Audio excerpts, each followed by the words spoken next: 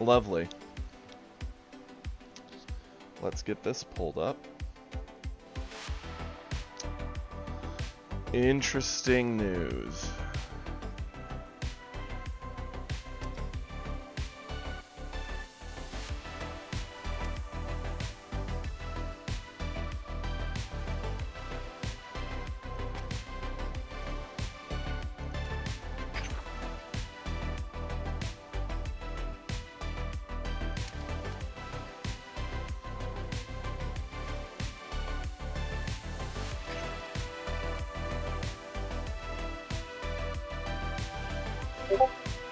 Hoo-wee.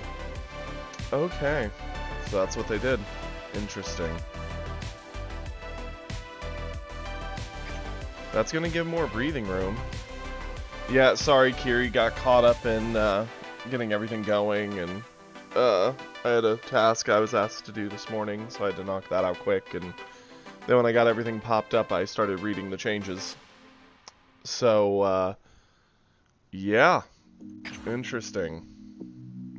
We now know what's going on. Did you read the notes yet, Kiri? And what up, superhero? Oh, gotta grab this. Yep, I just read it. So it looks as though Ribrianne and Roshi are just gone. No more of either. Hey, I know, right, dear? And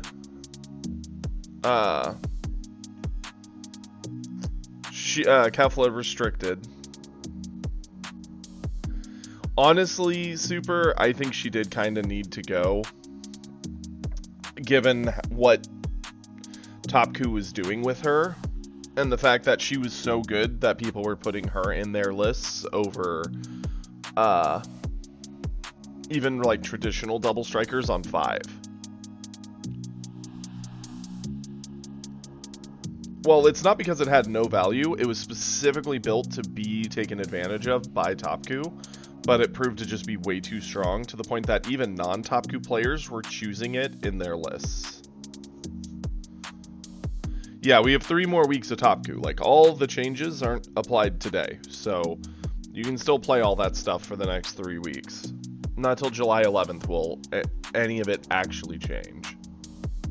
Also, for anyone who might not have noticed, Player 1 now draws a card, which I think is a good thing.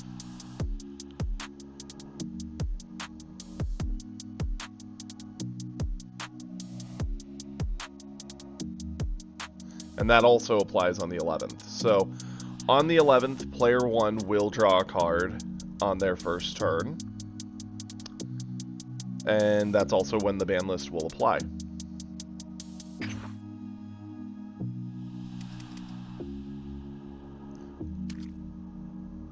Morning, Hippo. Morning, Bardock. Did you guys read the news yet?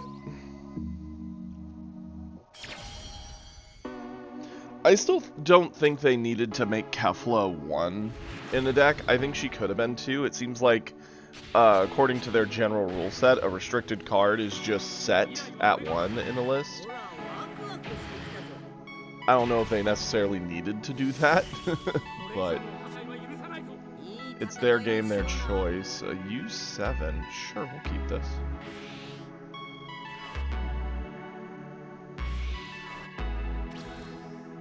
That is true, Hippo. At least we know what they're doing now. She did make red hyper aggro, but that's kind of what the color's meant to be in my mind, at least with how they've been handling it.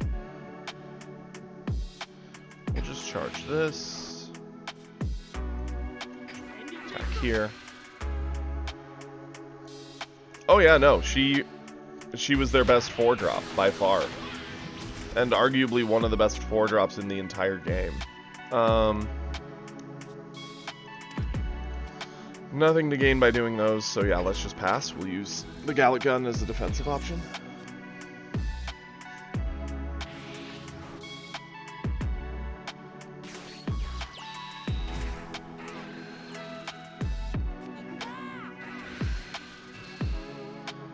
Green is going to be more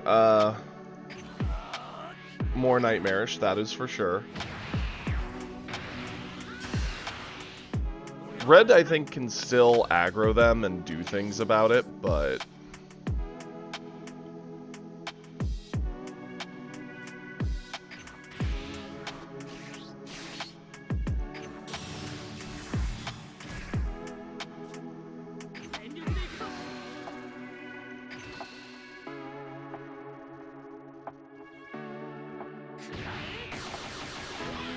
Blue lost a little power. Blue still can play into green.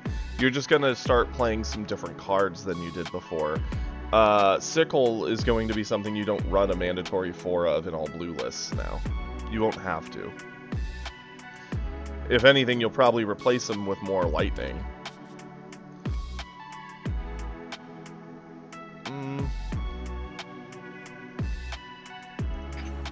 Yeah.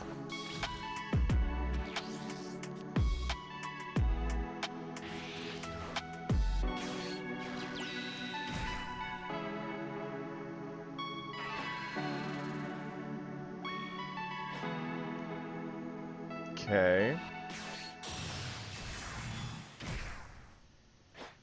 Interesting.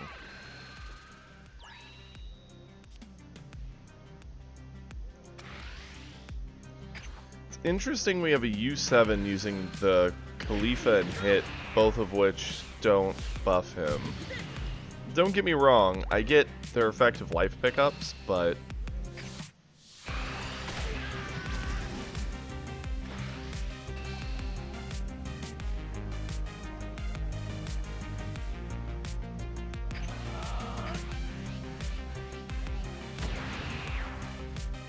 yeah, aggro Trunks will be a much better deck list, Hippo. You're not going to have to worry about getting out aggroed by other aggro lists as much.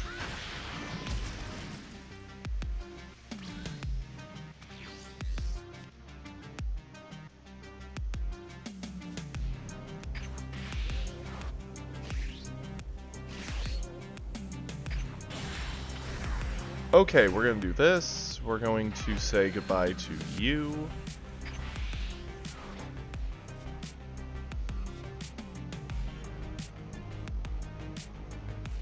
What up, Super? Yeah, we'll do your replay for sure. Which other news? Sorry, I did not get to look at the Discord much because I had to do a bunch of chores.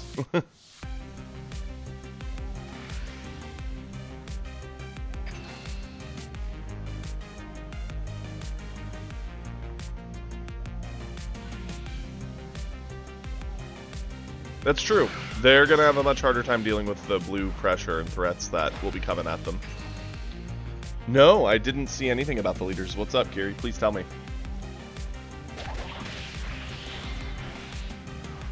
There we go. We'll attack here. I'm fine with comboing this to keep this threatening.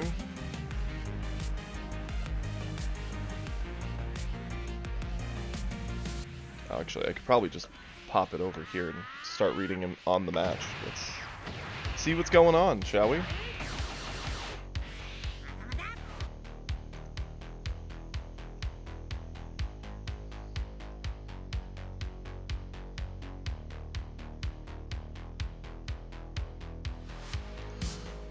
I am gonna use the coin. I'm getting rid of you. Oh, my sinuses. There we go.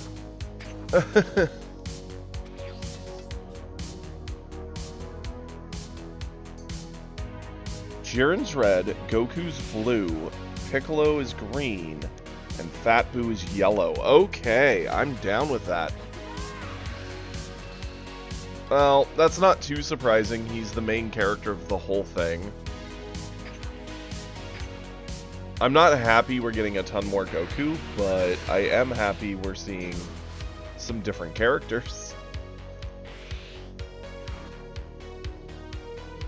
But I do think they have a big enough cast they could definitely afford to give some other characters love beyond just Goku.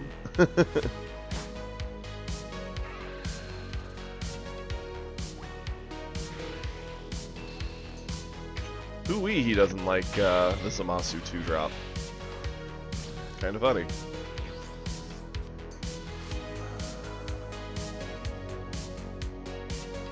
Sure.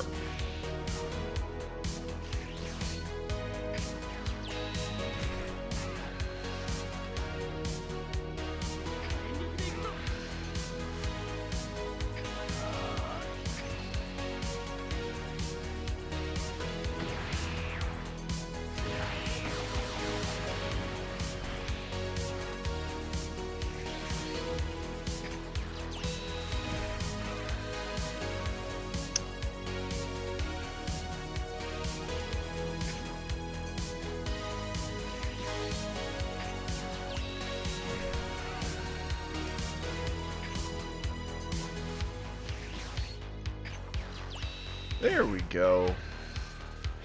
Oh, well. That's fine.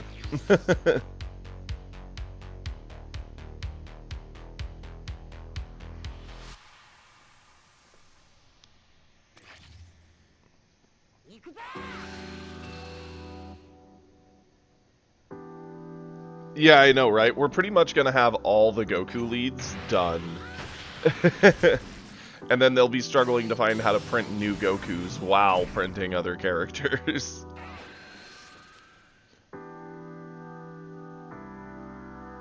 I mean, to be fair, Schmacky, with the red changes that are coming, if all that goes as they're currently planning, well, obviously they already announced it, so it's going to happen that way. But with that change, Yellow Ginyu might just be a better deck now, because you're going to have far more green, and Yellow Ginyu is actually a nightmare into green. How do I want to avoid this?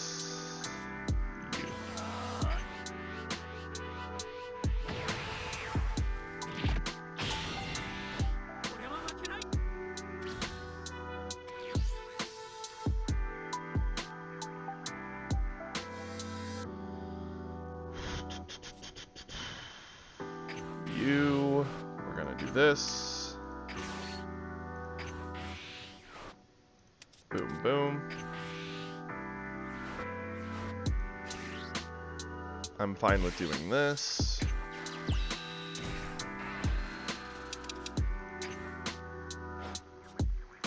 Pop this. Pick up you. Attack in.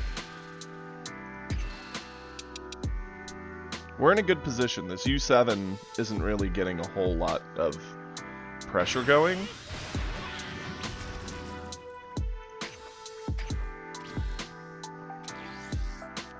I can, Schmacky. Honestly, I'm kind of sad about it, because while I think Topku in particular busted that card more than anyone, I think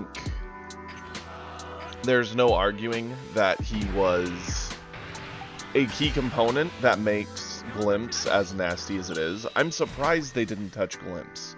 I would have almost rather they left Ribrianne, but got rid of Glimpse.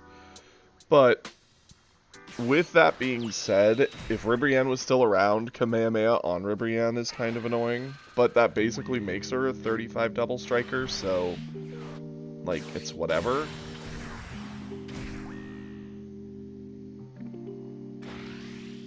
That's awesome, Bardock. Are you going to bring a list like the one I've been rocking?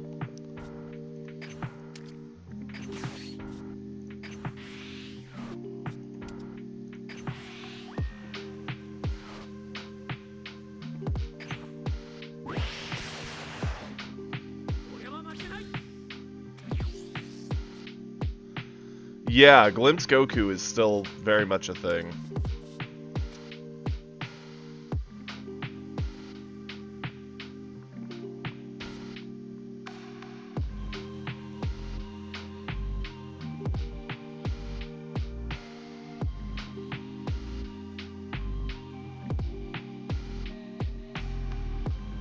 Trying to decide what I want to get rid of.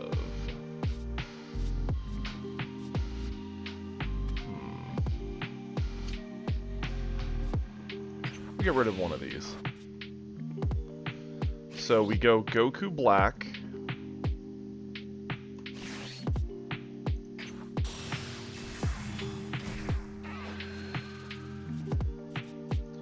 He's going to give us Sickle back.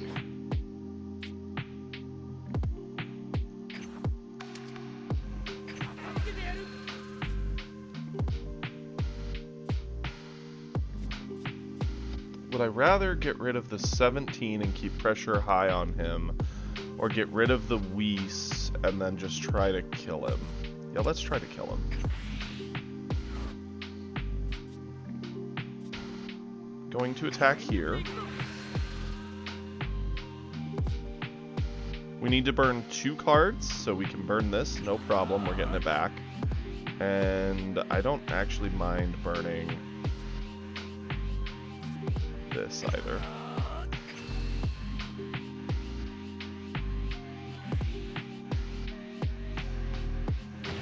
Okay. How he plans to save it through the Goku Black, I'm not sure. Unless he has another super or wants to burn a lot of his hand. We will go into you. Get both of these back.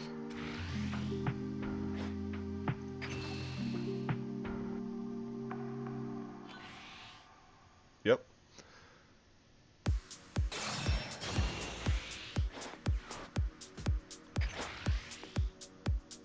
Go in here.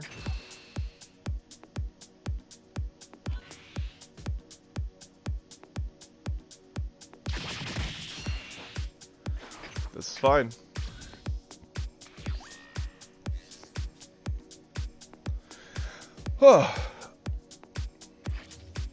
Yeah, Roshiban is going to do a lot of things to red. I think it actually really hurts poor Beerus, unfortunately, just because he has to wait till 2 to get a guaranteed life pickup,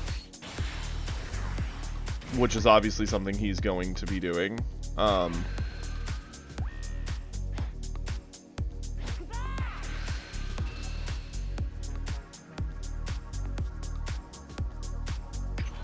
this. I mean, Schmacky, it could happen. It very well could happen.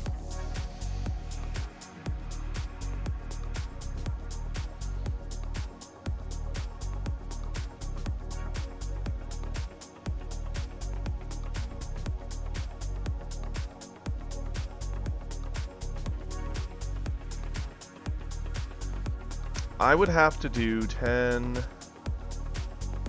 25 to save there. The amount of damage I'd be doing to my hand long term, he can have it.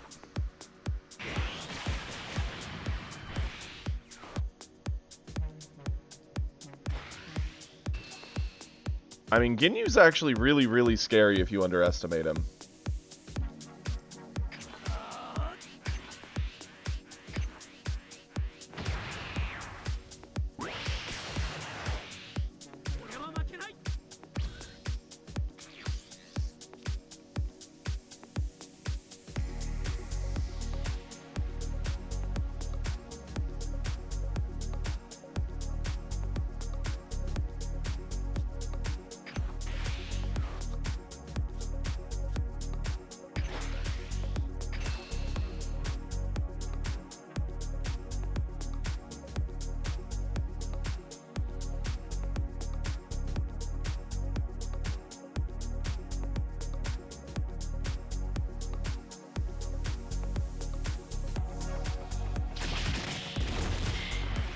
Interesting that he just let it go. Cool and all.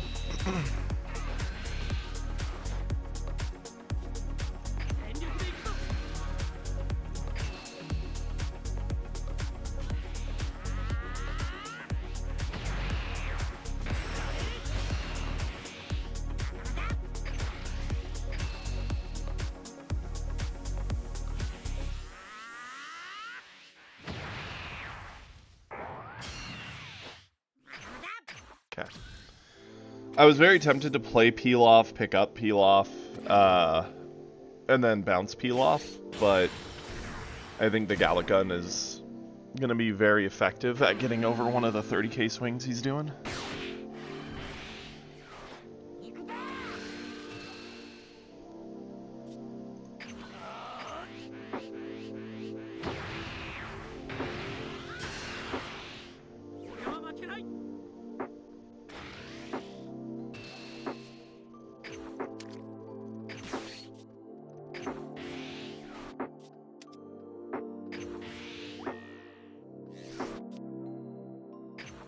Hey yo, let's go.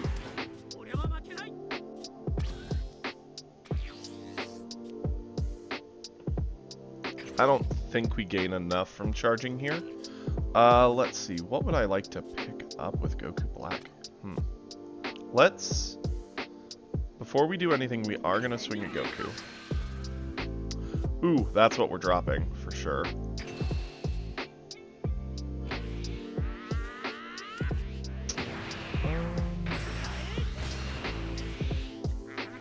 We could get a Gallic Gun for another easy defensive option with Piccolo.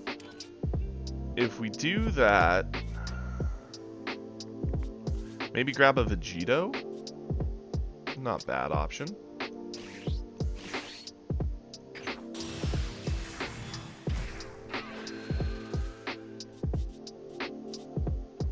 Yeah, we'll do Vegito.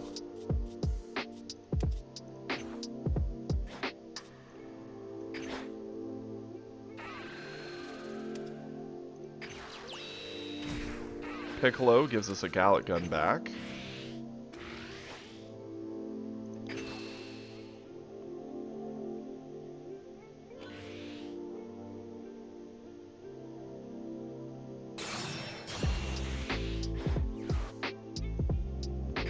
Piccolo can swing, and I will combo in you.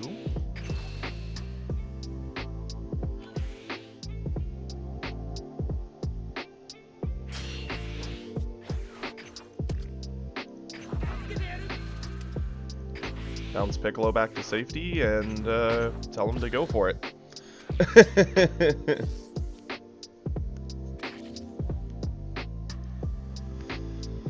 Okay, with that being said, we're in a decent spot.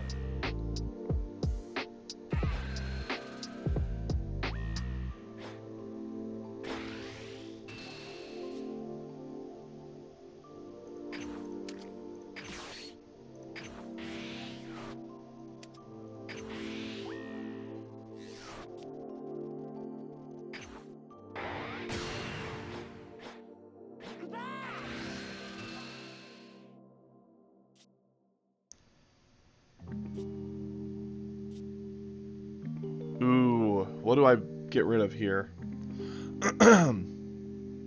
Piccolo gives us access to all of our extra cards, which is pretty powerful, but Vegito Sickle clears the board.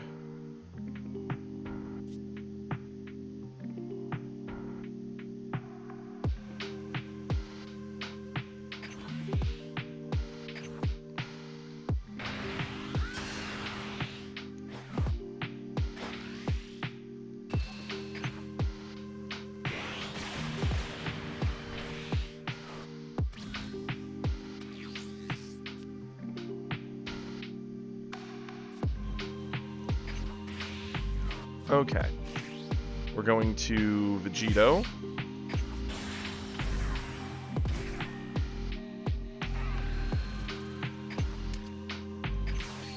Going to Sickle.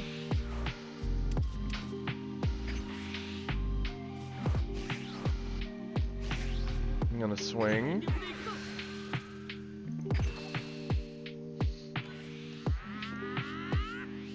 Oh, man's running the free drop TN, trying to go for the TN value play. Interesting.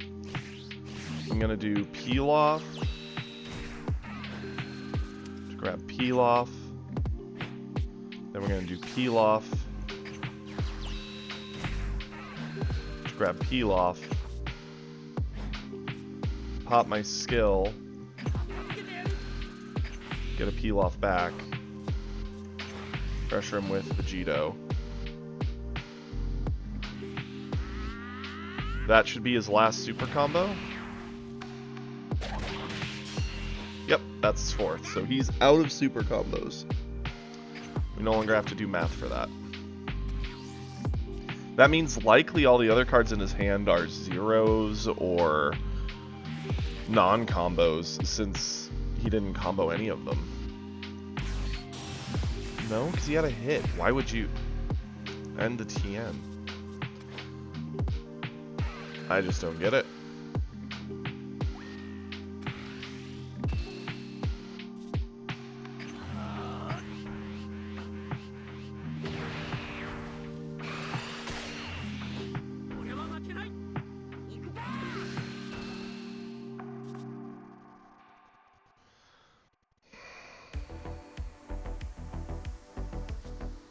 Yeah, we'll just do the peel off. We can get it back.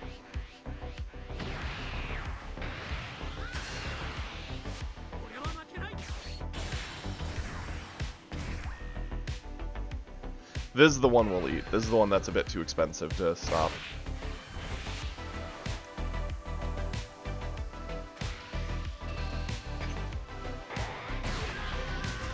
The main advantage we have over him right now is just that he can't really get a whole lot of ground done on us.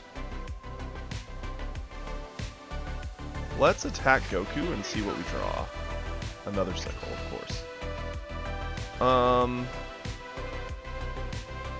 Yeah, we'll sickle. We're just gonna sickle, spam out a bunch of peel-offs, get a Trunks, get a card draw, go from there.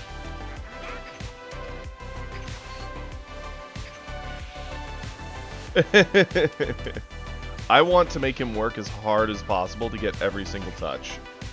Actually, we could really put in the pressure here with this. I mean, obviously we play a peel-off. Grab a peel-off. There's no questions about that. We have 5 energy. We could do the peel-off to peel-off to Kid Trunks to draw, bounce a peel-off to keep it safe in hand. But then we're not really pressuring him.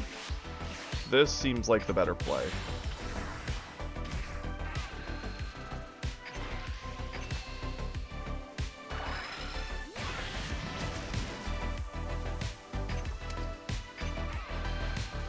Restand him. If he has a double striker, his play is to go to kill me with the double and a single hit.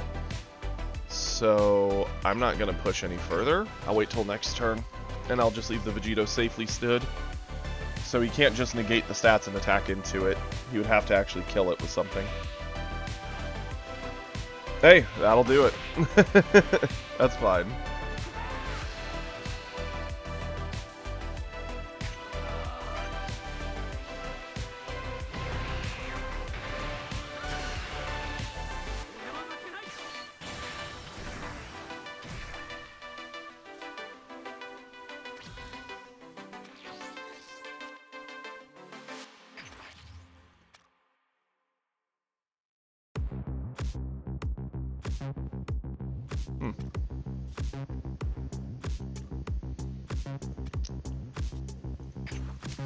Well, before we...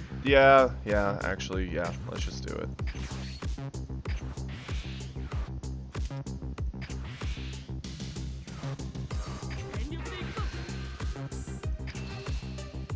He might be dead this turn now, depending on what he does with this swing. Okay. Yeah, he gave up. I was gonna say, we're just gonna drop the 2-drop swing, bounce it, loop all the peel-offs, full dump into it, game over. Oh, I need to change what our thing says and where we're doing it. Foolish me.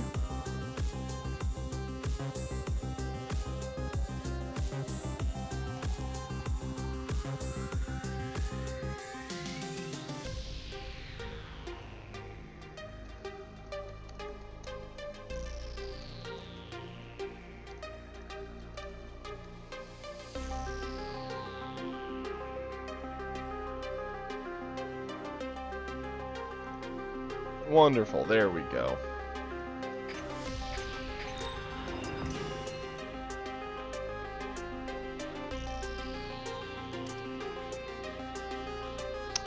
Whee! Very cool. We're happy with that. Let's keep the winning going, shall we, boys and girls? But yeah, no, with Red getting the hit that it's getting, Roshi being gone, I think, is actually a good thing for everyone except for Beerus. I think that's going to actually be a big, big sad thing for poor Beerus. But the rest of Red, there's plenty of life pickup. It's fine. It'll be fine. Sure. I'm not in love with the hand, but I can make it work. The thing I don't get is why they're delaying it to July 11th of all times. Like, I could see giving it, like, another week or a day, but 3 weeks, I just don't get why that time frame, unless there's, like, a big tournament I'm unaware of that people have been practicing for. Very likely.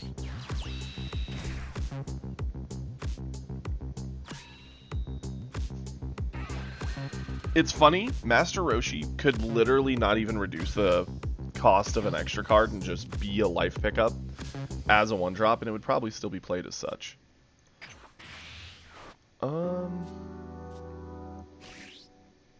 Yeah. Do this. Bounce him. Try and limit the impact.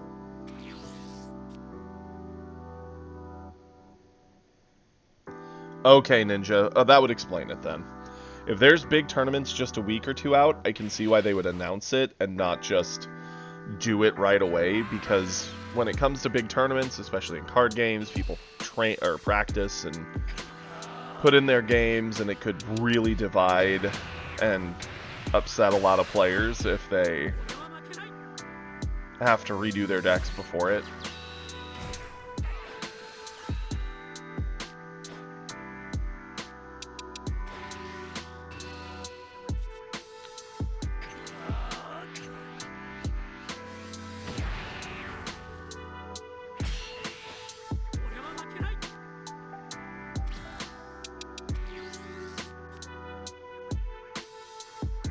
Oh, I did forget the replay. Oh, super, that's my bad.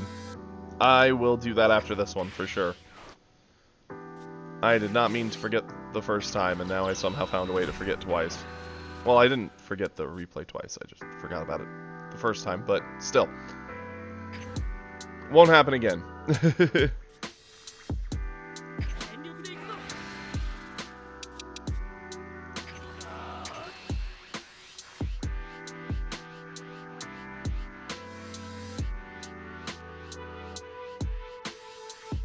It's not that I have a thing against Super, it's that I get caught up in my own head, and then just forget that there was something to do in between the matches. It's a bad habit.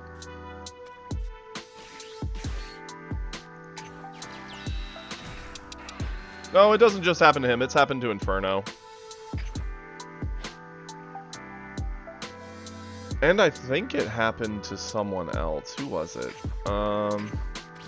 It's just Super does more replays than most, so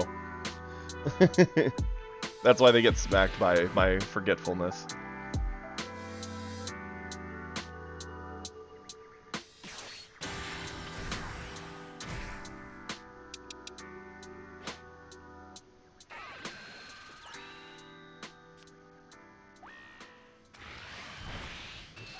Yep, this one we're eating because we actually get a card out of it. Hey yo, let's go.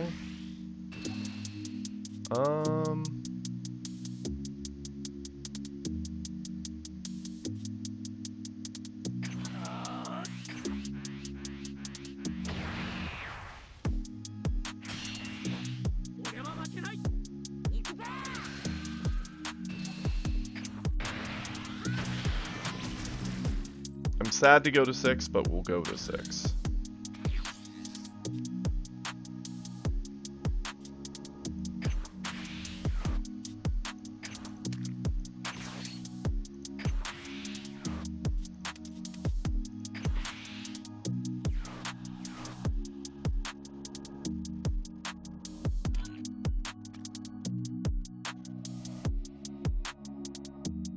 Oh, no, I should have swung at one of those first. That's a mistake on my part. We should have one more card in hand.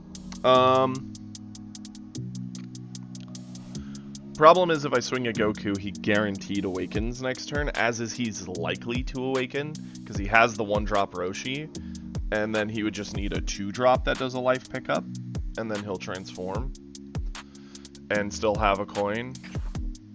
But it is what it is. I got a little too jumpy there to do the sickle.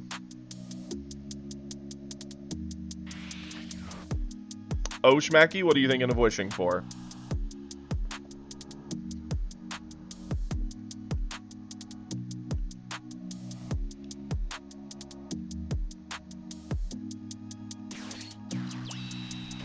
Yep, there's the Roshi. We saw that coming and we knew it was there. It was in his first turn.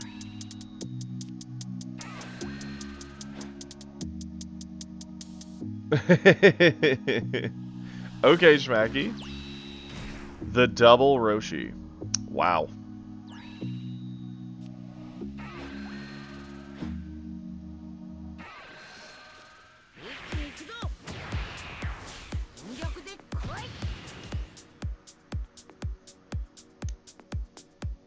Okay.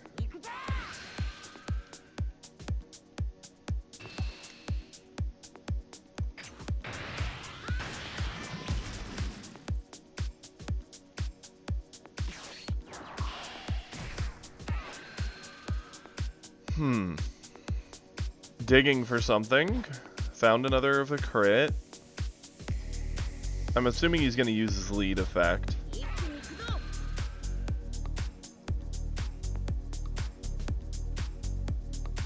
Kefla into 2-drop crit, maybe?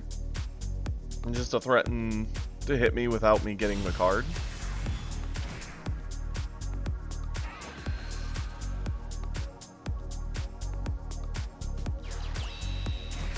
Yep.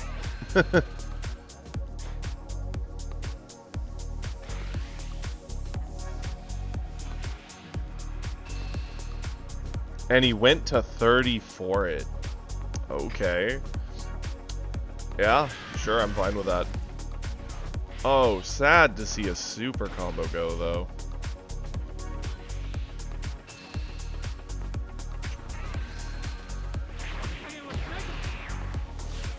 Yeah, the drawing on first turn is a big deal, Ash. And yeah, they massacred Topku.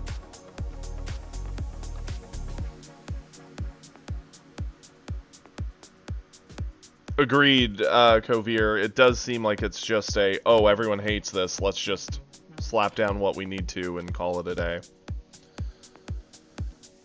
Need to avoid this. Combo...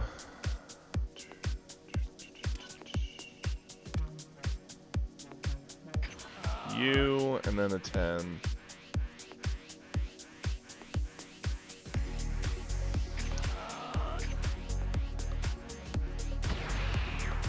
There was, yeah, Bardock. First player will now draw going on. Like, if you're the first turn player, you do still get the card draw for the turn. It's not into effect yet, but it's going to be.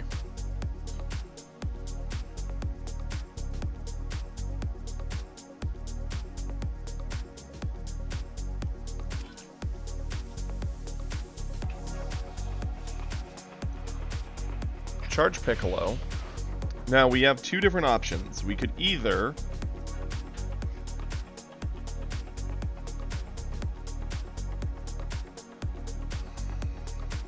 oh yeah, no, it's a big change, Bardock. It's a massive, massive change. We could go Gotenks, which will give us back a Goten, so it just gives us 10k combo. Gotenks could fight at board, Trunks could fight at board, bounce things, you know, all the fun stuff. Or we could bounce and then go Vegito bounce. Yeah, he can just replay him for 1, but if that's all he's doing with his turn, who cares? And then just pressure him. So we're still sitting at 4. Let's see if we can get him to...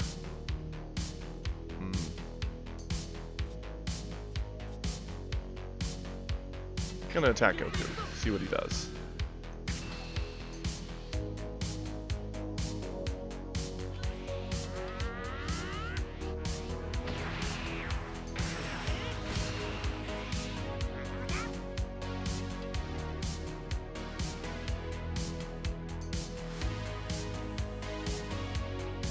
We could Absolute Lightning the 4-drop to the bottom, leaving us with 1. We could play Peel Off, get Peel Off, and then bounce the 2 away.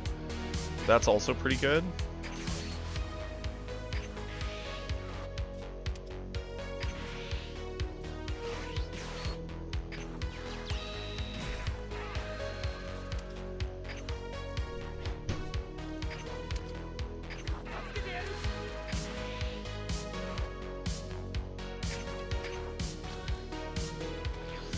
There we go. Oh yeah, no, the card draw on the first turn is a huge change. I think it's going to help a lot with making the first turn player feel better, because I do think the turn 2 player feels way better than turn 1. Or, well, being the second player.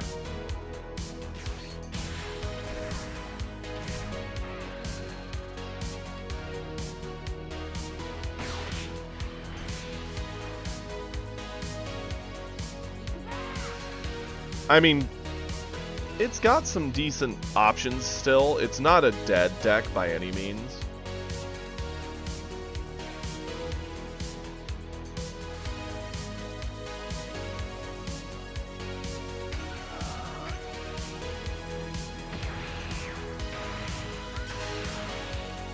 Green will, yellow will see a resurgence if green does, because yellow is actually a very, very strong counter to it.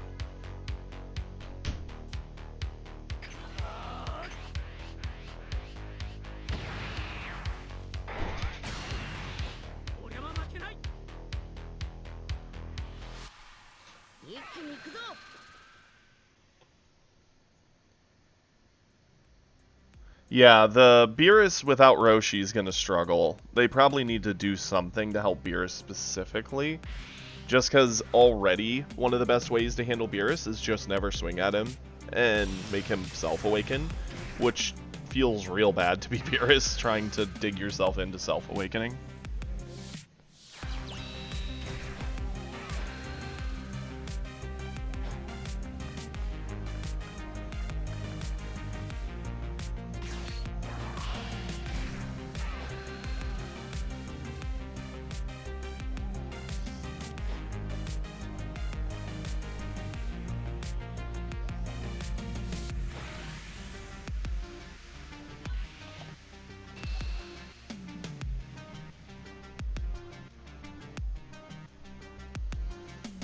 Oh, this feels bad.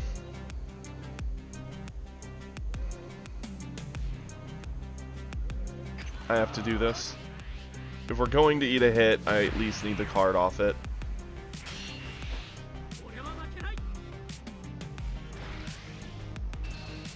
I'm sad to go to 3.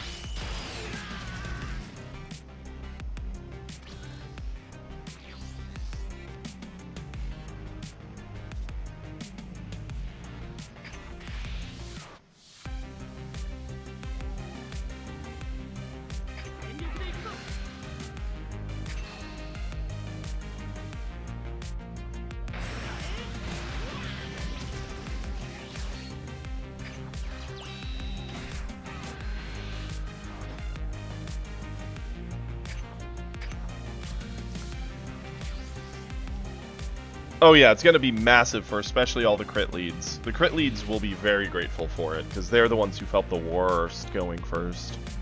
It felt like a straight up nerf to them. I think red will still be playable. I think like even Beerus will still be playable, but it's going to involve a lot more work in Awakening for poor Beerus.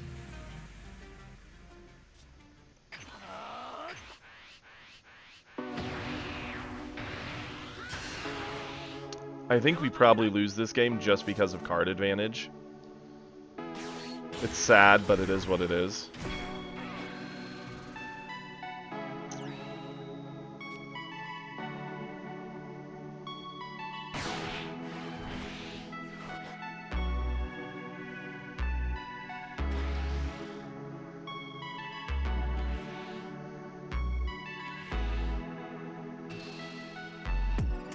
Yeah, there's no stopping this.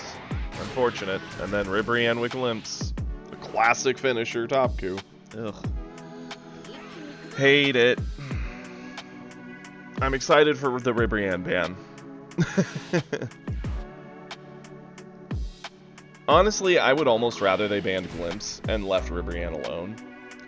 Her being a 20k 4-drop double striker with only the backup of, at best, a Kamehameha, which effectively just makes her a double striker 5-drop, I think would have been fine. Because the only person who could really abuse that exceptionally well is Goku, or Topku.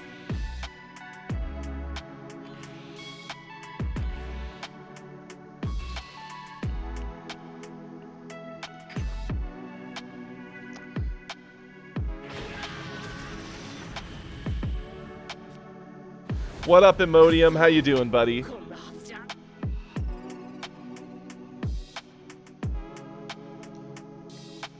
And I do remember we have the replay. Don't worry. I did not forget. Oh, why are you sad? I'm sorry to hear that. I have. I think a lot of it was fairly necessary. I think... because Kefla restricted to 1 and Roshi and Ribrianne gone, I think, are kind of necessary for the health of the game long term. I think the fact that they only hit red shows that they're not necessarily investigating what other things are going to happen as a result of this. But it is what it is. Super, which replay did you want me to do? Because you have a couple up. You have the pair from a day or two ago, and then you have the new one from today.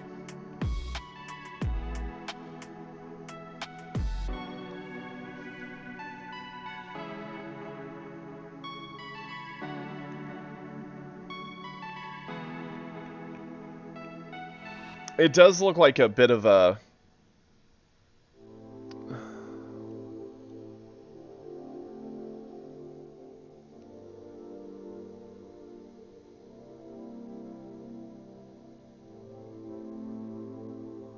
basically, Kovir. I mean, I'm a fan. Well, I'm not a fan, but I'm fine with things being restricted to one-ofs. In a lot of card games I've played, there were always really, really powerful cards printed that were a one-of, and so it was meant to sway the match when you saw it.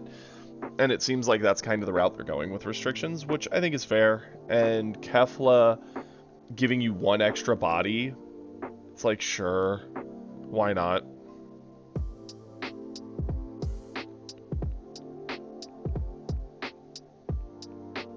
I personally am more of a fan of like a 2-of. That's just me. But I don't think restrictions should auto set something to 1. That's just my opinion.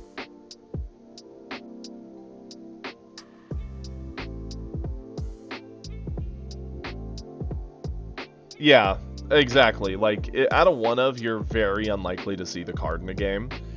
As at least a 2-of or more, your odds go up. Don't get me wrong, there's plenty of decks like my blue, right? How many games have we played in the past week? My Absolute Lightning is a 2-of. There's some games where I see them constantly, and there's other games I never see them. It's like they aren't even there. So, it just kind of depends on that. Hey, Super, which replay did you want, bud?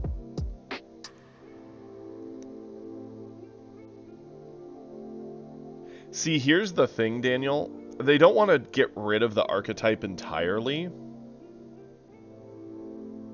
But even if they got rid of Topku, the other red leaders can do a lot of the same stuff, just not as oppressively. And they don't want to get rid of Topku because there might be some people who are just fans of that style of deck, and now they just need to rebalance it to be playable and not a tier 0 list. Hey, that's awesome, Kiri. Congrats, bud. Well, it seems like Super stepped away, so I don't want to just sit here indefinitely waiting for the answer. I'll give him another couple seconds, but then we'll just hop into another.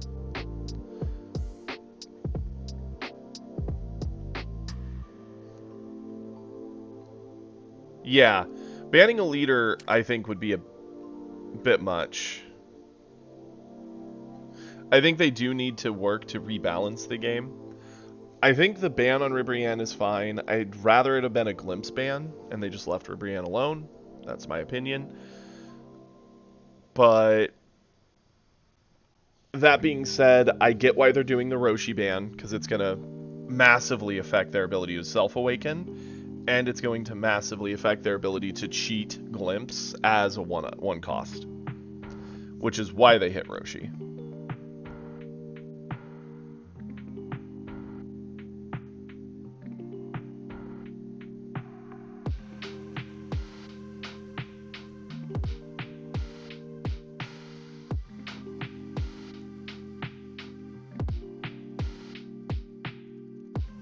I mean, the Kefla still does create some problems, so I see why they wanted to restrict her, but... Oh yeah, Peter, welcome, bud. Yeah, I guess we'll just rock forward with this as it is. Whenever Super gets back, we'll do his replay. Yeah, no, Green is probably going to see a resurgence to a good amount, because without Red around to be such an aggro tool, Green will start playing a lot greedier. But this also means Blue is going to shift a lot, because Blue isn't going to need all the sickles, it's not going to need all the other things, and they can start optimizing to play more of an early game. Sure.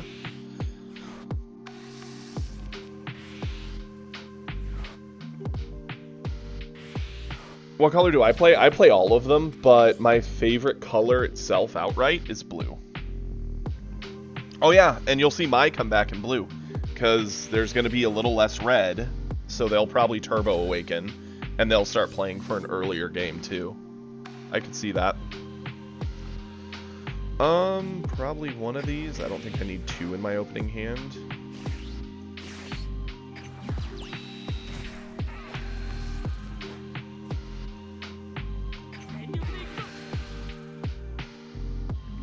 Oh yeah, red will still be playable. It'll just look different.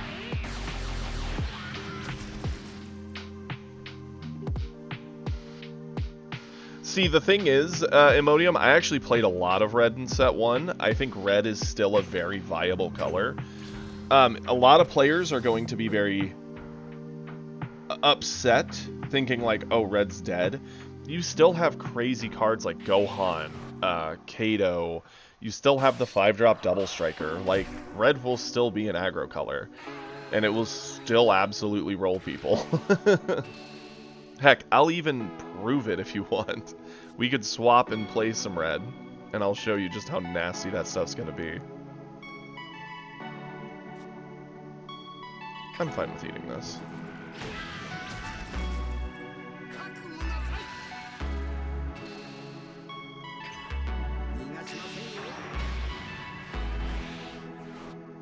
What up, Fort? So the changes are Ribrianne banned. Why am I blanking? Master Roshi 1-drop banned. The life pickup 1. Kefla banned or restricted to 1 per deck.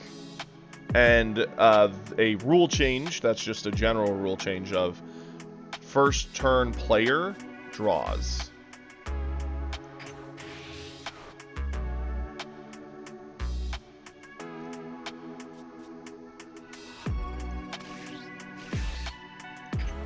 Yeah, I think this is worth the coin.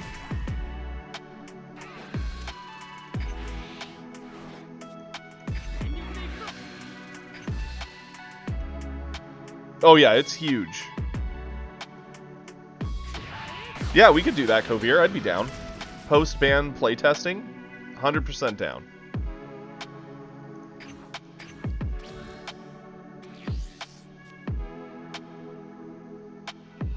I mean, blue is sort of meant to be the counter color to red, so blue should be the hard matchup for red, which it already is. Yellow will still suffer into red, and I think red will still be fast enough to make green have a miserable time. Yeah, we'll eat it.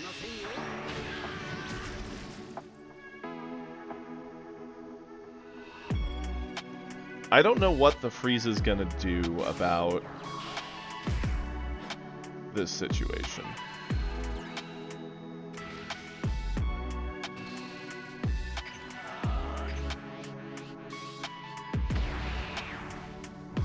Hey, Schmacky, with these changes, if green does pop up, your Ginyu and yellow is going to do a lot more. My favorite color is yellow.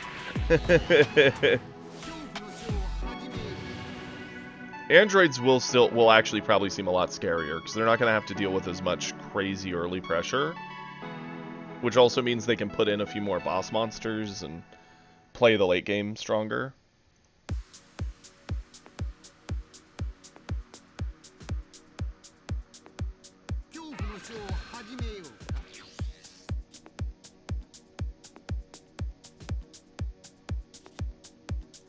I'm fine with charging this. We could sickle all of it away. Not a bad option.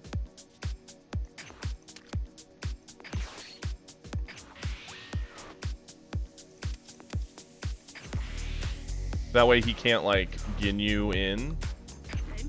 Go for this. Make this a threat. The patch, they're not implementing any of these changes until July 11th. You're good, Schmacky.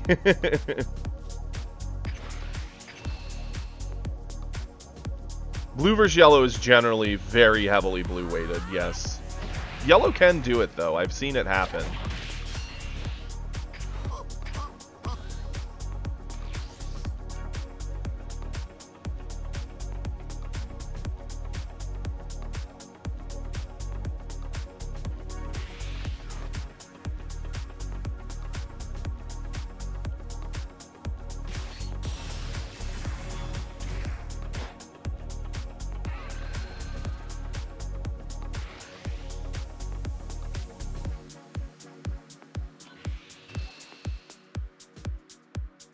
$35?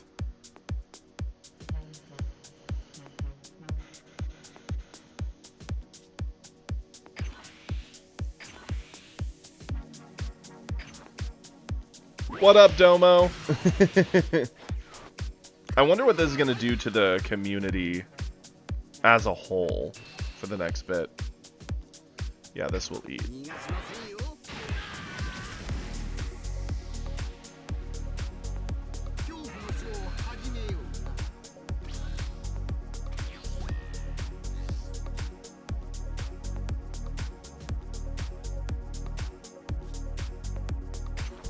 Fine with charging that. Let's swing here, see if he actually uses the cooler.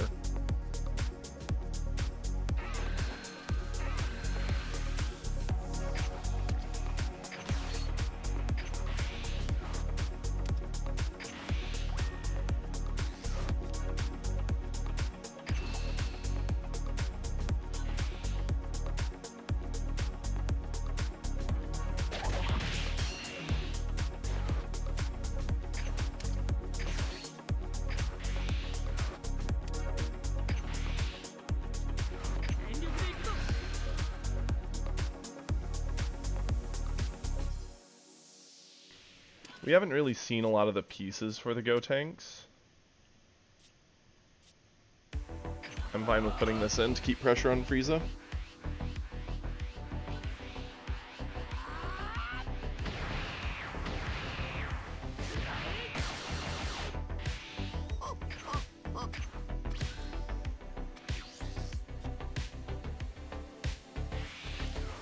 Both was definitely ridiculous in set 1. I think set 2, the fact they're getting to 8 and 9 is a little more understandable why it works how it does.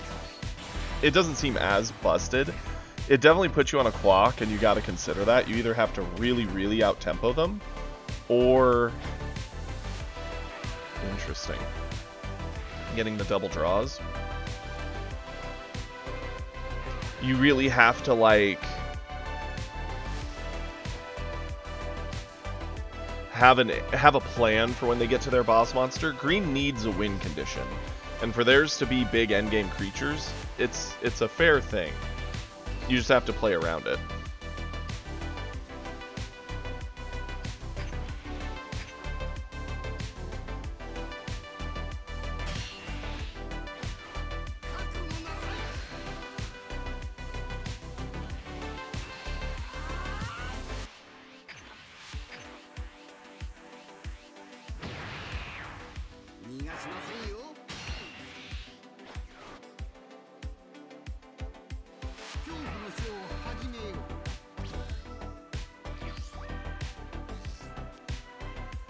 That's funny. We're gonna charge it, though.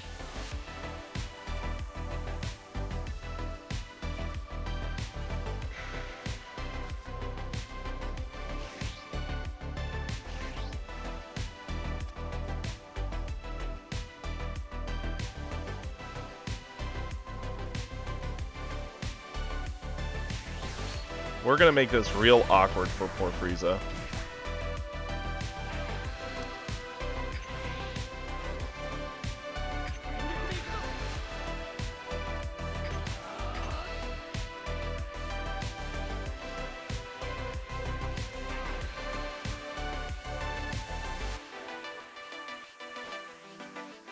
Yeah, their effects don't work if you don't have the 3-drop. Other than the rest down, which is fine.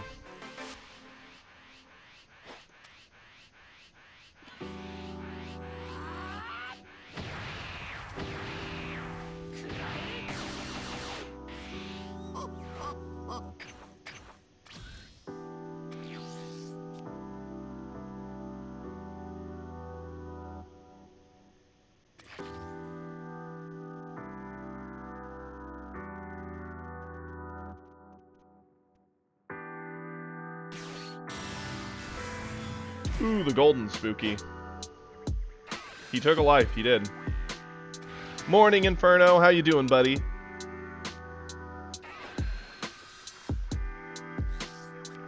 The big problem is he's actually getting the card draw off these now again.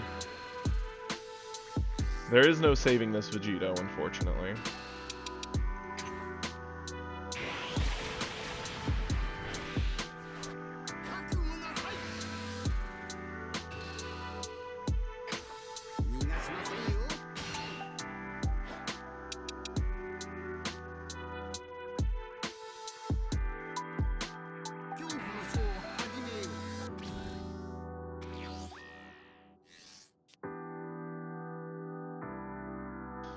We don't really gain enough off charging right now. No, we'll skip it.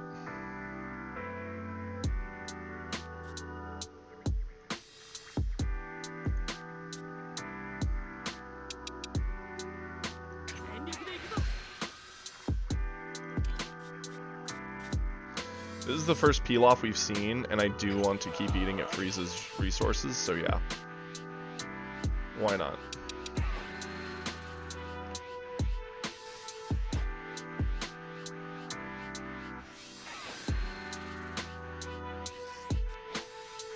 A Zeno would have gone pretty hard here, but we didn't see one.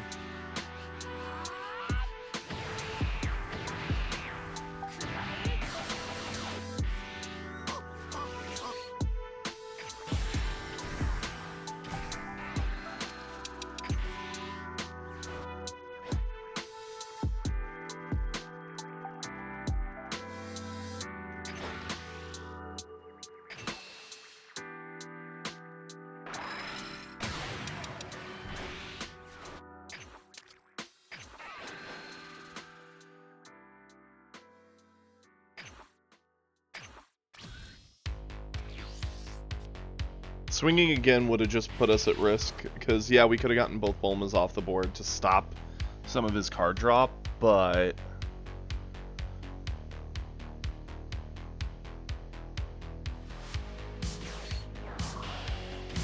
Ah, the 1-drop. That'll do it. Now the golden comes down, kills the Vegito, freezes the 5-drop.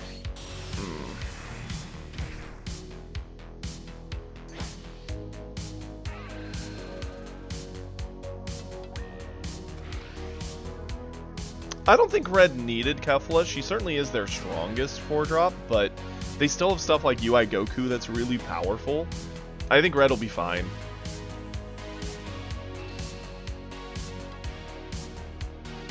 $45? Well, we can't save it. We only have 10 at best.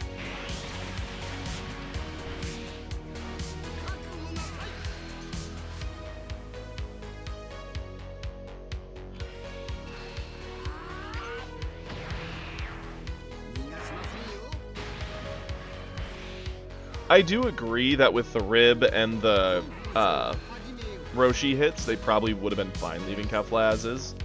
I don't think they needed to do that.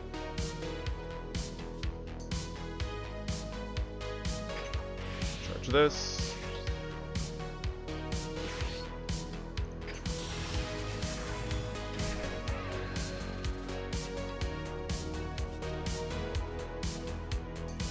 I mean, it's got to be Gotenks.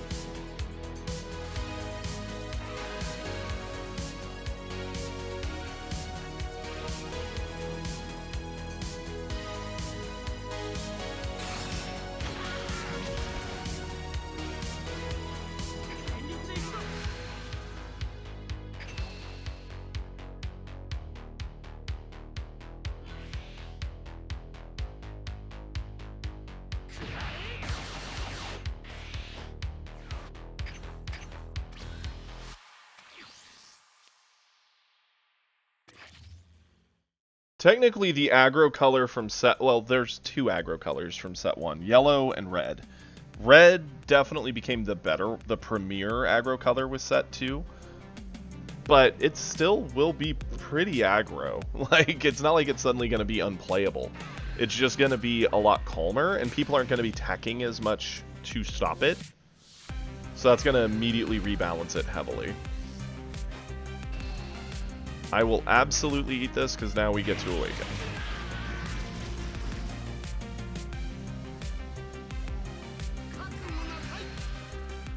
Frieza may think he has enough of a hand advantage at this point to just go for it, maybe?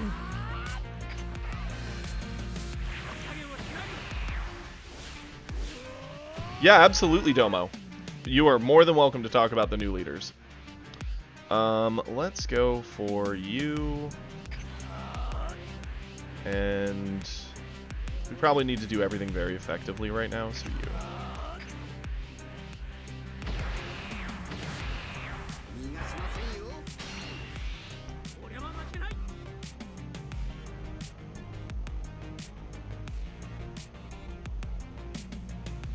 Yeah, pretty much. It's some people. Well, to be fair, there was a lot of people who were like, they don't need to change anything, but I think it's pretty obvious a change was needed.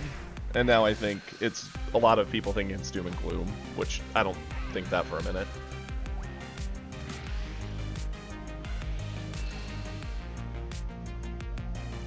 Boom, boom, boom.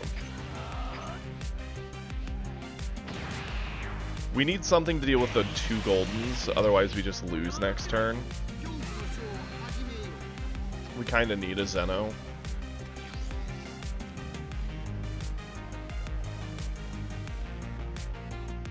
That is not a Zeno. And we've already seen the majority of our Vegito, so the odds of seeing another 3-drop pretty low.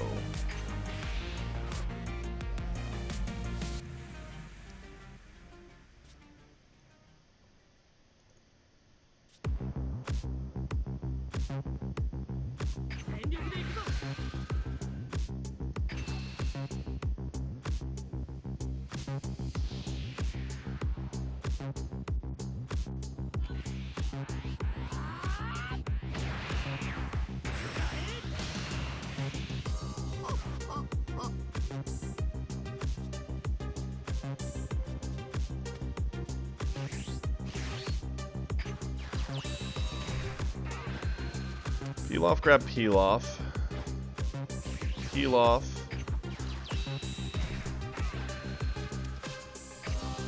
Kid Trunks.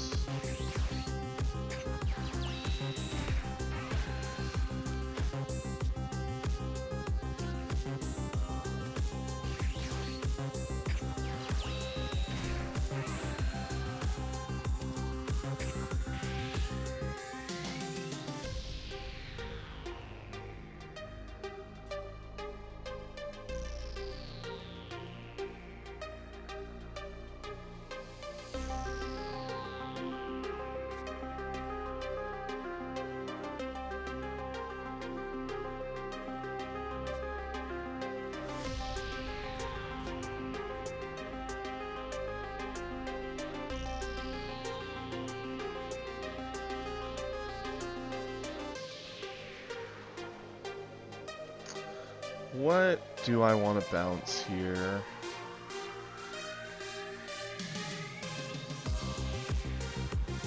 Like, if I bounce the Bulma, they're just going to do the Bulma again.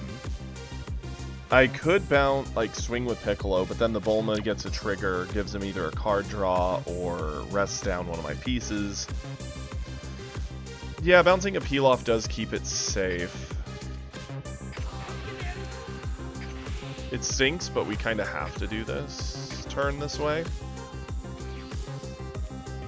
Not having an answer for double golden is a problem.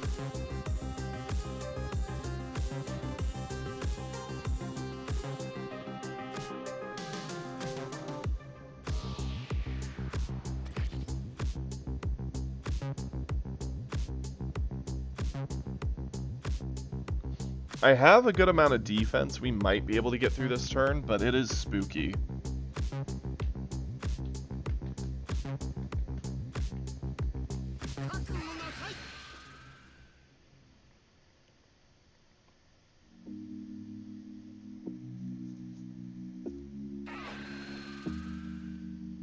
Assuming they're going to either do a card draw or rest down probably the Pilaf since it's the best combo piece on the board.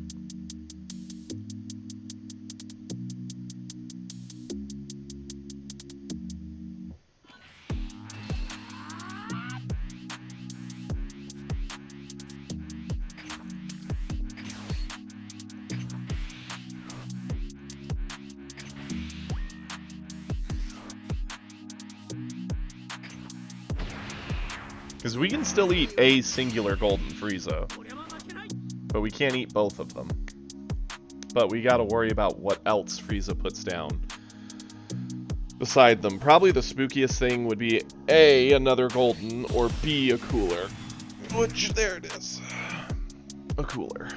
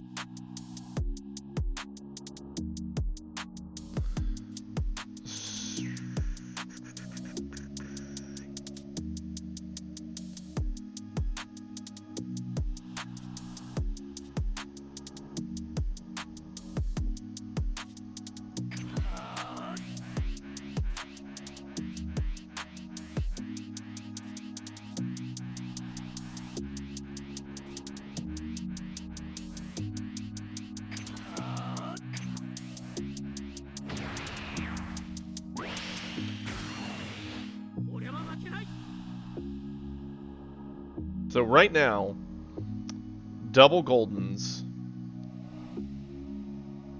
I can get over the first one. I just need to not get hit by both. If one does hit me, I do get 2 cards. I'd rather it be the second swing, not the first swing. Because if the first swing touches, the second swing finishes. Although getting all that card draw was really good.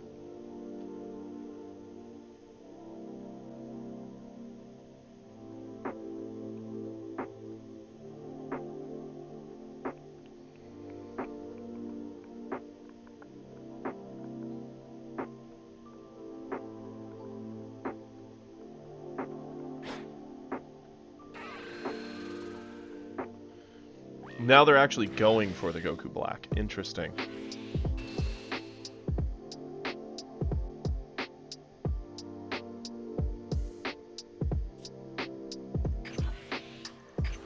It's worth eating the Piccolo for it, I think. He's gonna freeze it down with this next swing, guaranteed.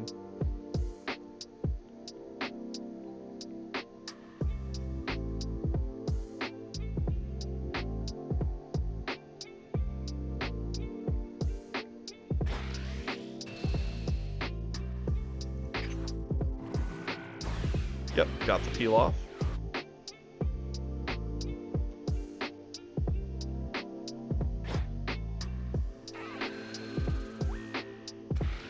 I think this Frieza just really messed up this turn.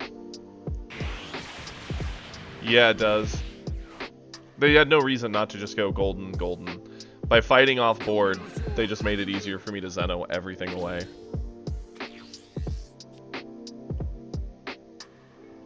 What do I gain by charging this? I can Zeno with peel off once.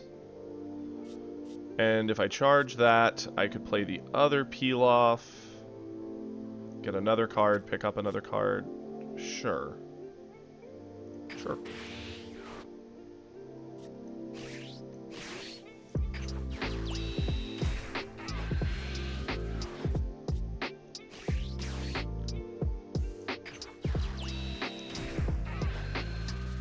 Peel off to get peel off. Let's attack in.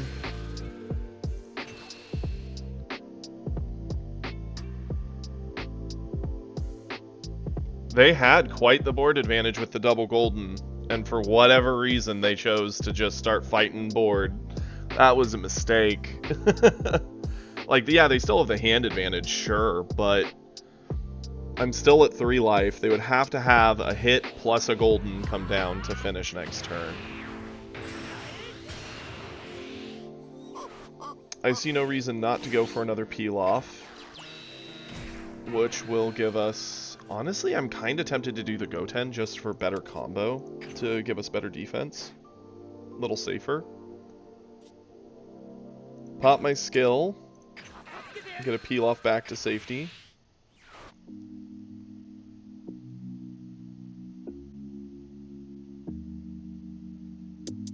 Yeah, I really have no clue, Hippo. They were probably just scared that if they went for it and I lived, because I'd been playing like I would, that the Goku Black and my board would just kill them, because, I mean, it is a spooky board.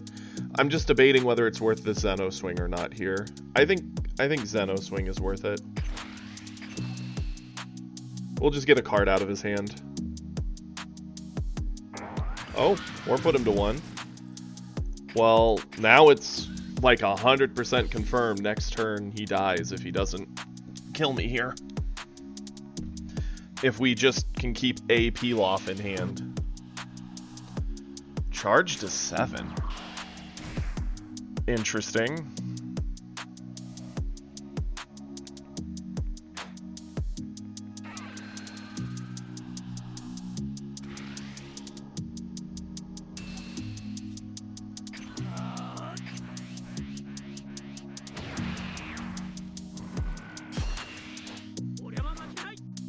Okay. So if they're going for the double striker, they would have to hit me with this, which they're not going to.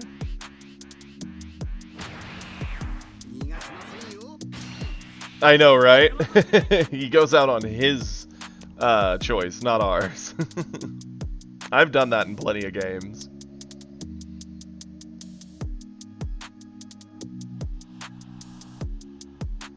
With him having 5 up, I would probably guess he has the other double striker. And he was just hoping to get a chip hit in. Ah, the 40k. Sure.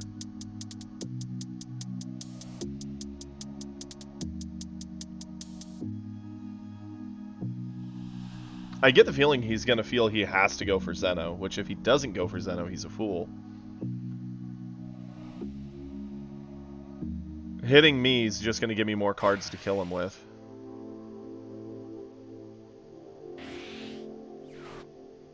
Nova-ing to freeze the peel off?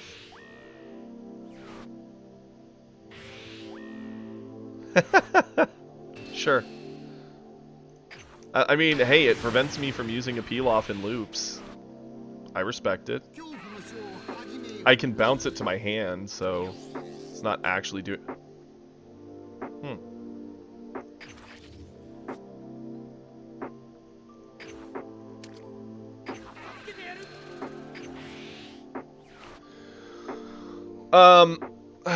I see no reason to not do this, Zeno. So sure, because it's denying him combo from defending him. And now we're gonna peel off.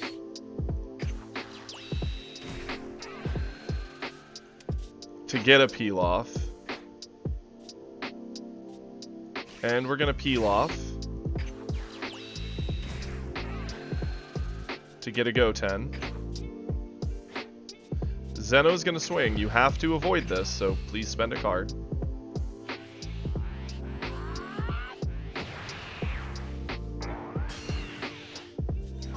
How many super combos has he used?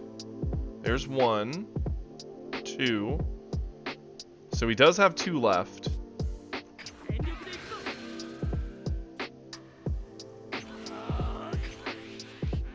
So at best, it could be 2 of those and like a 10. We win.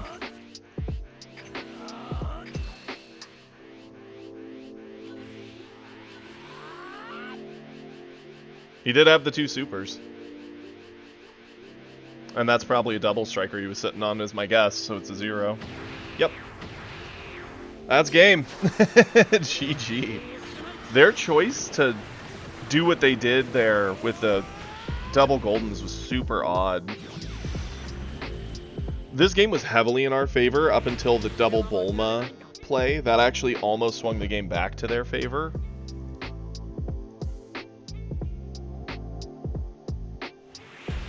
Very cool.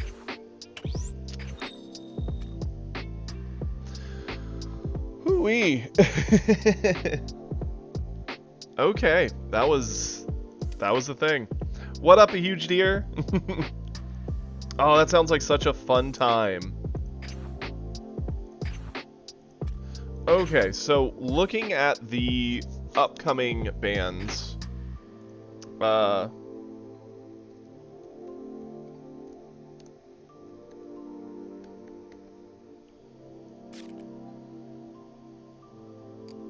what would I do with a red nerfed Topku? Let's see. Obviously you run the Basils. Obviously you run the Piccolos.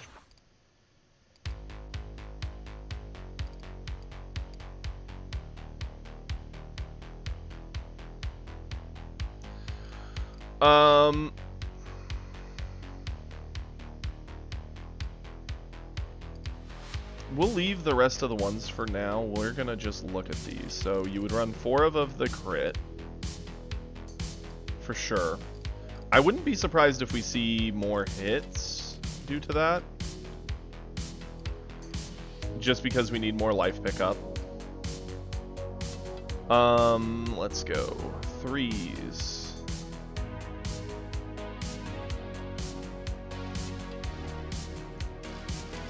Four of Gohan is, like, obvious.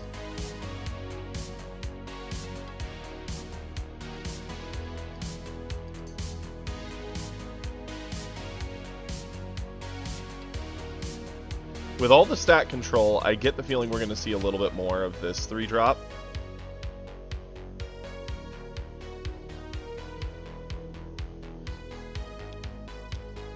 It's probably going to be draw Kefla. She feels a lot worse now, but again, they're cheating her down for 1, so she'll probably still see a lot of play. I wouldn't be surprised if they still give a 17 or 2 a shot, but it does feel very slow if you're not getting him out for good value. You get 1 Kefla.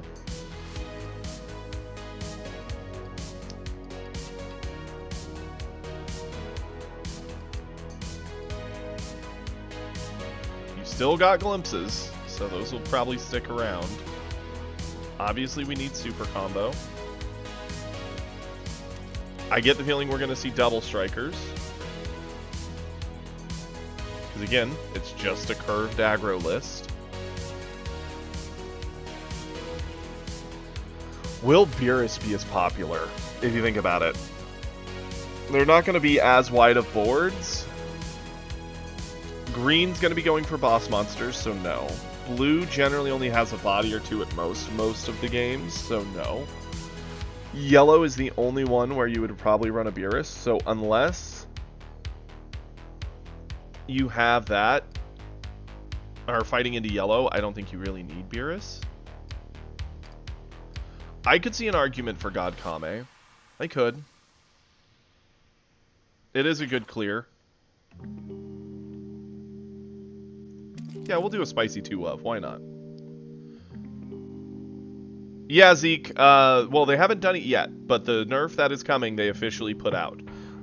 There is a ban. Ribrianne will be banned from the game, so she will not be playable. One Drop Life Roshi is banned from the game, will not be playable. And Kefla will be limited to 1, or restricted to 1 now.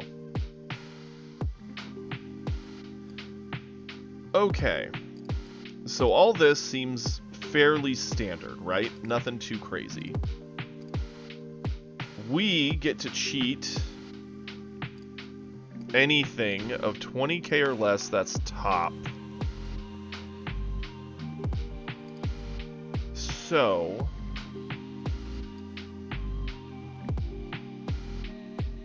honestly, 17 might just be dead, thinking about it.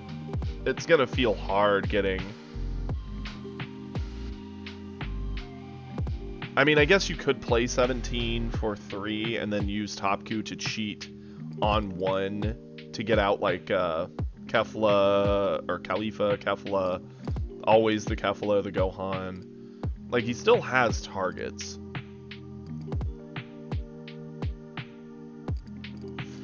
I don't think 4-drop Gohan's a finisher. You'll probably see more UI Gokus, because they guaranteed do 1.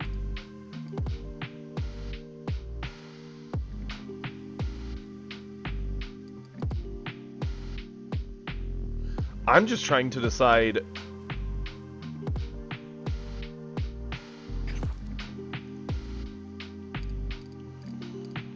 what in the world else we would want.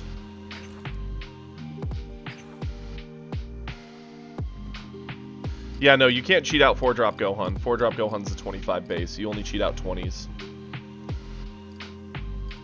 And Tournament of Power keyword, so you have to fit both.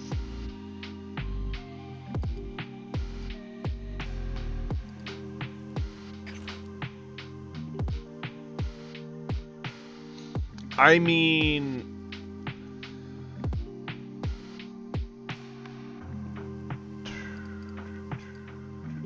Oh, this one. Oh yeah, no, he's definitely able to be dropped. Yes, this guy, for sure. I thought this Gohan. Duh, this one, yes.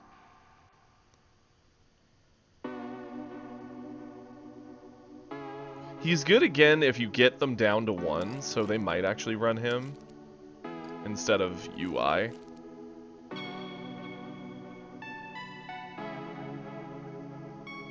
And then you can glimpse it. So instead of trying to get people to 2, he'll be trying to get players to 1.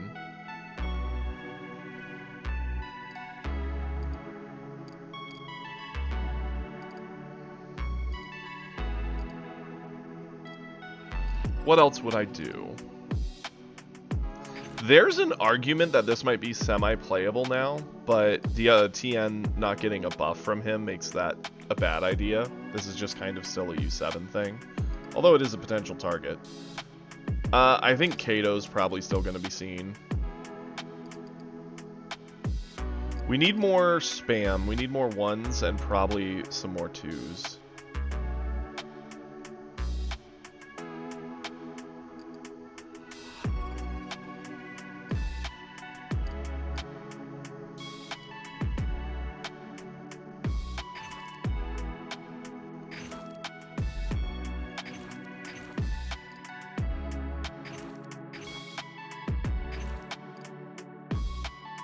I mean, Rosie might be playable in like a legit way.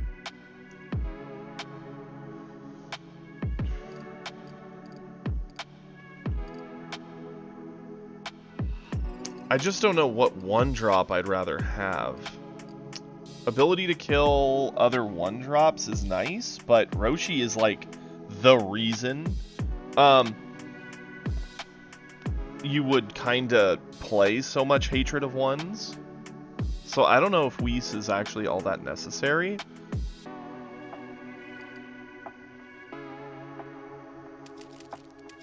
Just probably spam Roshi, because it's just more card draw.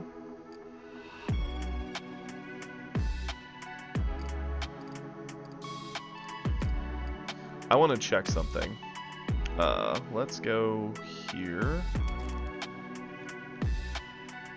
Tournament of Power is what we're looking for.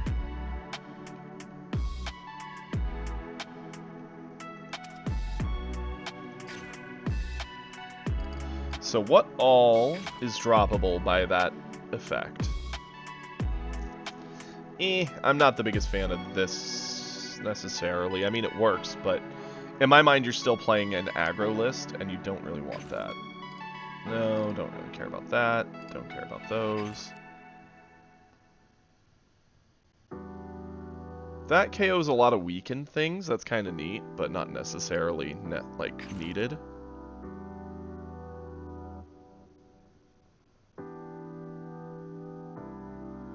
I mean, this could certainly work as another form of Ribrianne, right? It just does it over 2 different swings. Yeah, I don't think there's going to be a ton of Goku Black. I don't think you tech to fight Goku Black. And green cantrips are a thing, but I think just general card draw is better.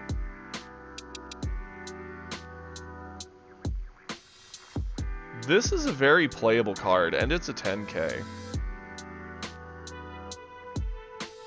So it's no different than Ribrianne. It really comes down to, does Glimpse work for one, or would it keep the Glimpse buff on both attacks? It would keep it for both, right?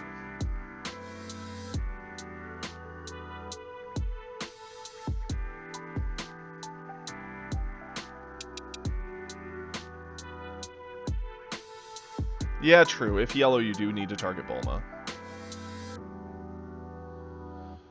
Yeah, exactly, Kovir. Like, we're working to build this. Like, it's not just a no-brainer.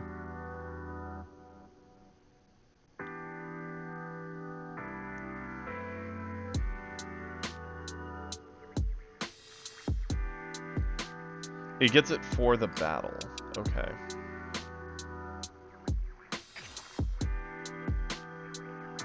For the turn.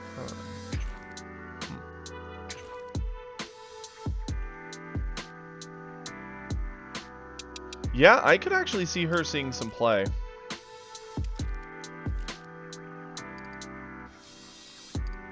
I'm still not set if 17 actually sees play now. A part of me almost feels like it doesn't. Maybe something like this? Sure. We're gonna give it a try. Yeah, no, I put in the other Roshi. Just card draw.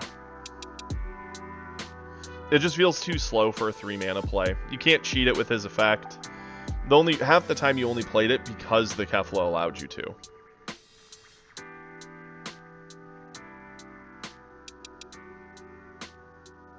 Well, you can't play it for free anyway. It's a 25. So with this, Top Q can still cheat out this 2-drop, this 3-drop, this 3-drop, this 3-drop, this 4-drop, and this 4-drop. And this 4-drop. So he's still got plenty of targets to cheat. He's still got a double striker option. Yeah, let's give it a try. We will play a Top Q.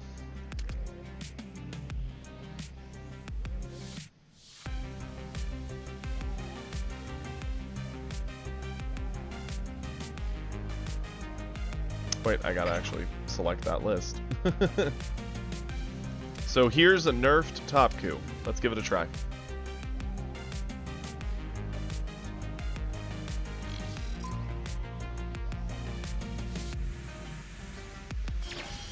Yeah, Peter, I think that might be the case. We might need to put another 1 or 2 in here.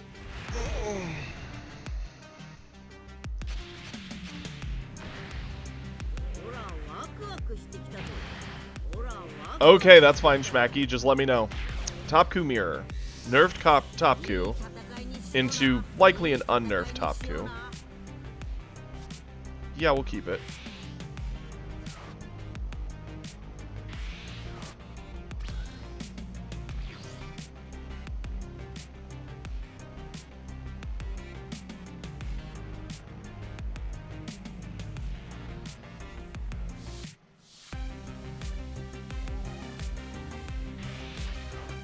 Yeah, pretty much, Hippo. I mean, they're running UI Goku, so their list is certainly not the traditional list to some degree.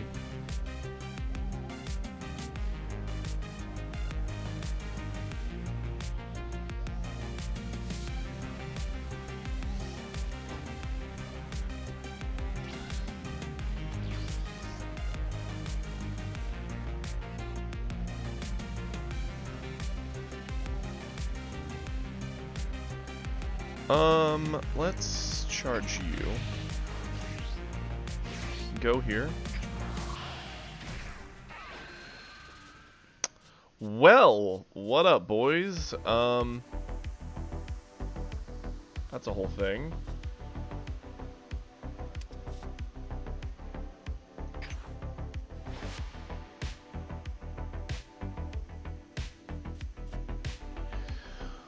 I've not done Topku v Topku mirrors. Do we actually punch at each other? I mean, I would assume they will after Roshi's gone, but will they actually punch at each other right now? Probably not, because if I punch him and he has Roshi, he just kind of wins, right?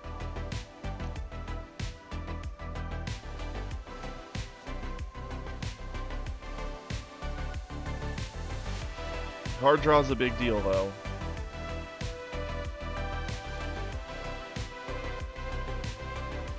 We'll pass swinging this turn. If he swings at us, then we'll swing.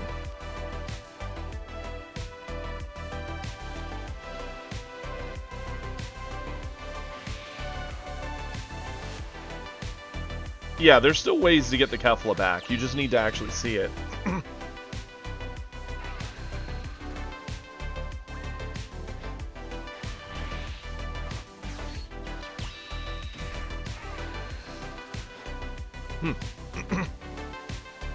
Interesting.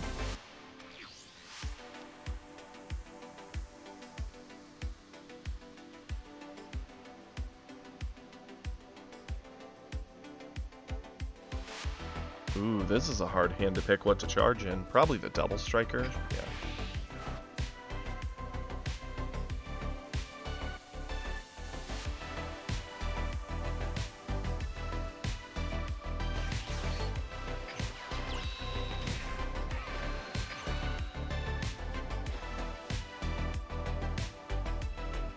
What up, Yak?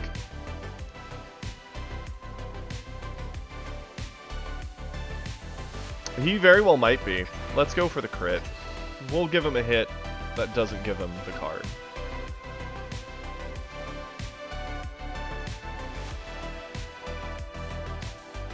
I mean, yes and no, Alchemist. The thing is, it's kind of a problem that created itself. The fact that Kefla existed meant Blue had to run a lot of Sickle.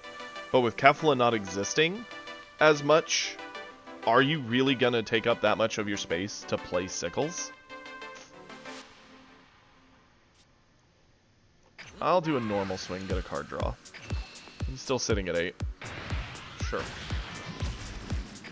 Pass it over. I actually think the bans are okay. I think the part I would change is I would have banned Glimpse and kept Ribrianne, but I'm okay with it. I think Topku will still be playable, he just won't be busted.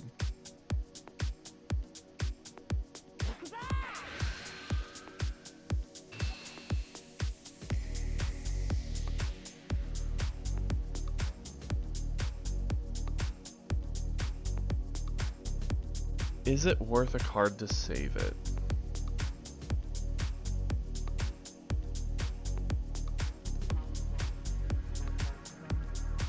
Well, yeah, you're probably going to keep one or two, but generally speaking, if you don't see a yellow or red player, you're going to just start getting rid of them, which means you're not going to see them as much, meaning the Kefla has a better shot of actually working.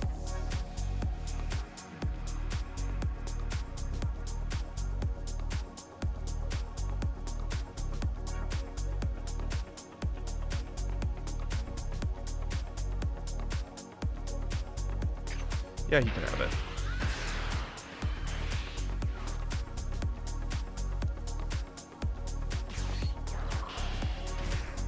I think the Kefla ban's fine. I think it'll still be playable.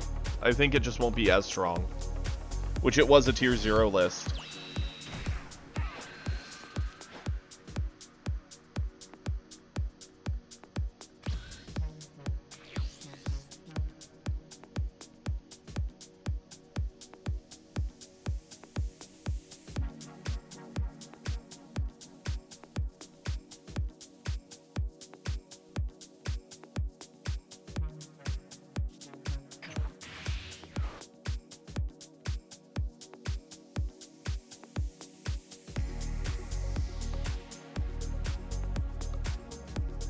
What's my play here?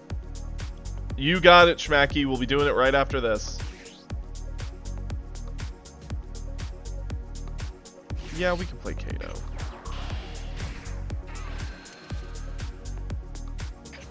Sure.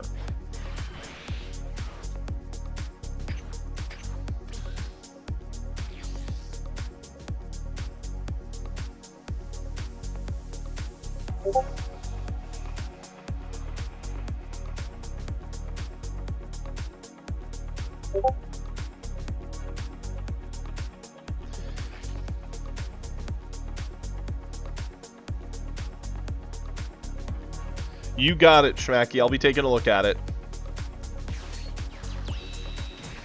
Honestly, Nerdy, I think it's okay. The Ribrianne ban, I do think is a decent thing.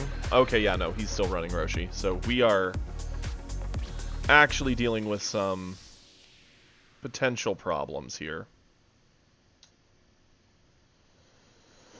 I'll say more in a moment. Let's...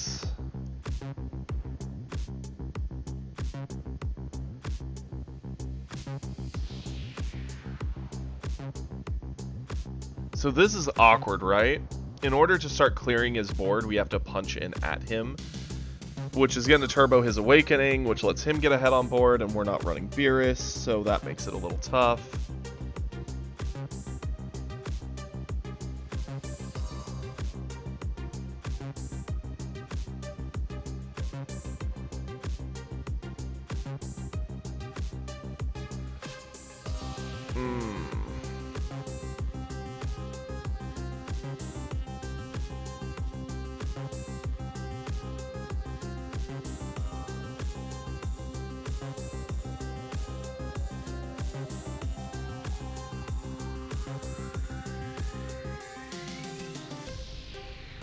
Mostly I'm just gun shy to charge here. I don't like it.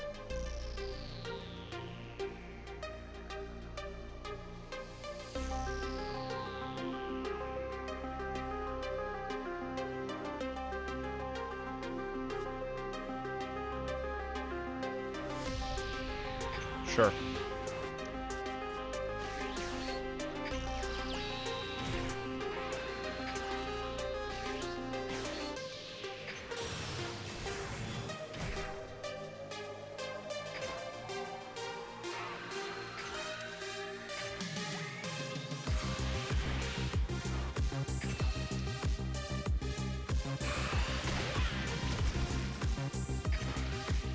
Continue pressuring with the crits.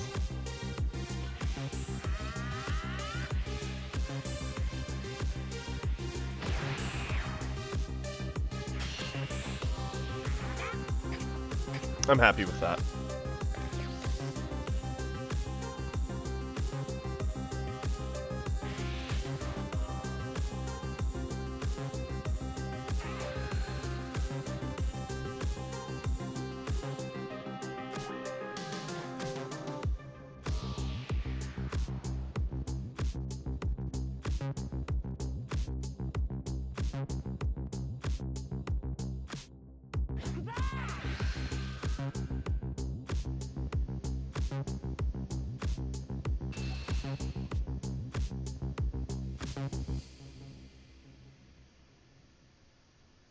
Hit gives us a life pickup next turn. Yeah.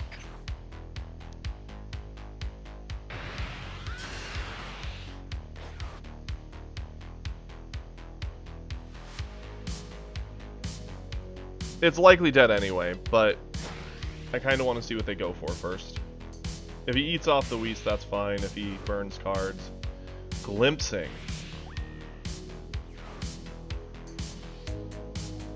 What's he getting back?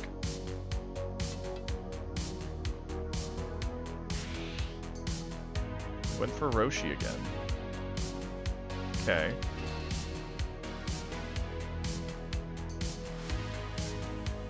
So I'm thinking here, right? We keep hit up through this. He has to do another. I think we could save. I thought I fixed that. Bardock, did it not save? Let me fix that.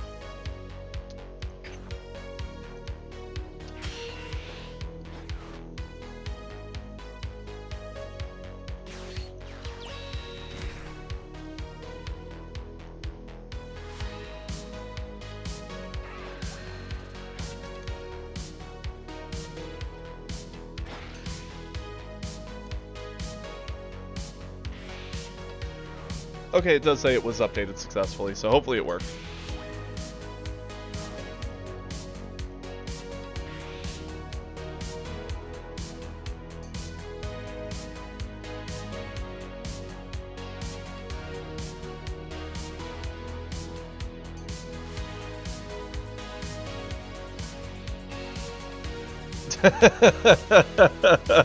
We actually forced the multi-glimpse and a 10k combo on top.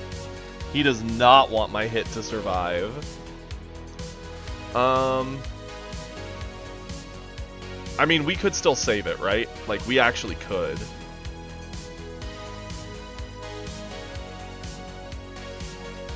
We'd go 35 and then 10 would make it 45. So we actually do save. Well, we have Glimpse. We can get things back. Like, it's not like we're completely spent. We're pretty close to it, but we also have a massive life lead. Hit would go in.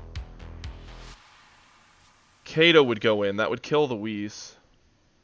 Yeah, that's true, Alchemist. But, I mean, no matter what, this is awkward, right?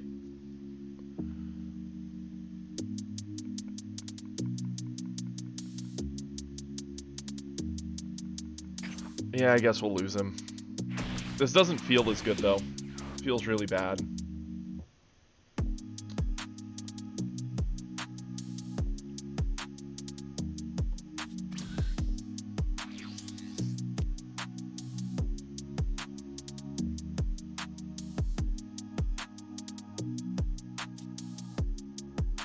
Sure, we'll charge.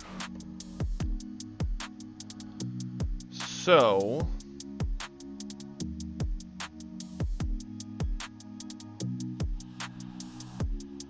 Yep, we're trying it, Kage.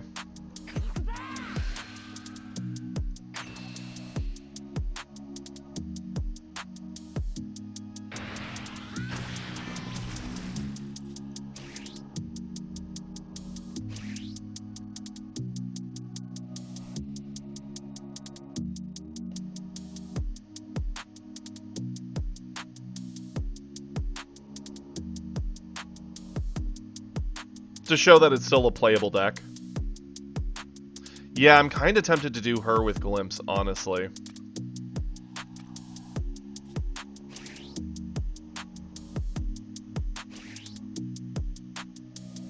I mean, this is our first game with it, and it's awkward. Yeah, let's go. I need to start using my time and going.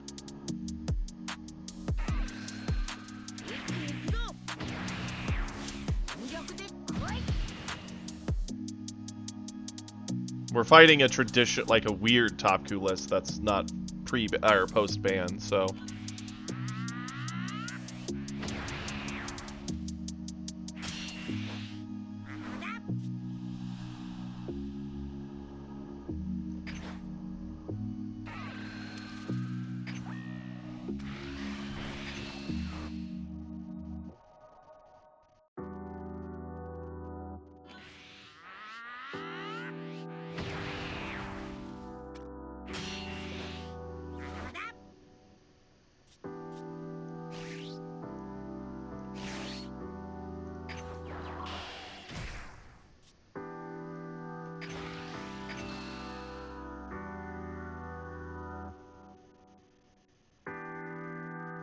I know, but could you imagine if we beat an old Topku with a band or nerf Topku?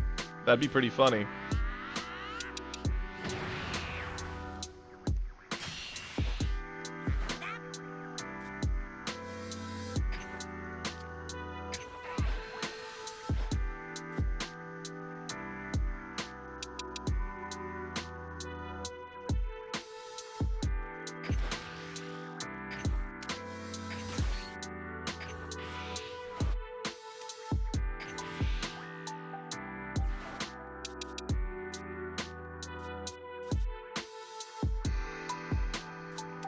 You.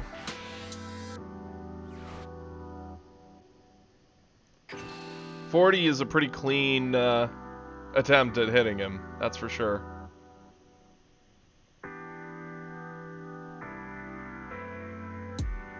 Nope, no 10k, everything was 5, so I'd rather get a searcher.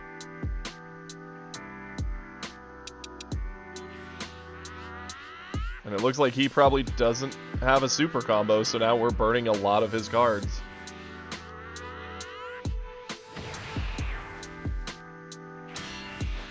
Awesome. Go for it, bud.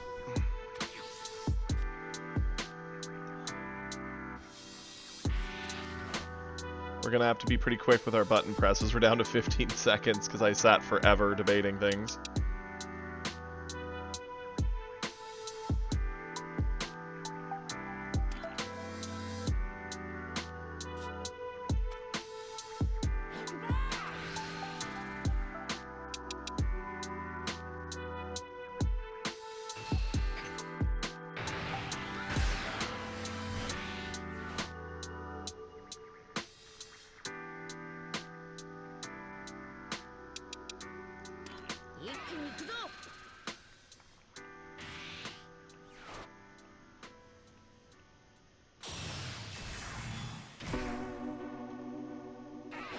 I don't even know if he's going to attack me. He's probably going to be fighting off my board, which is what I expect. Okay.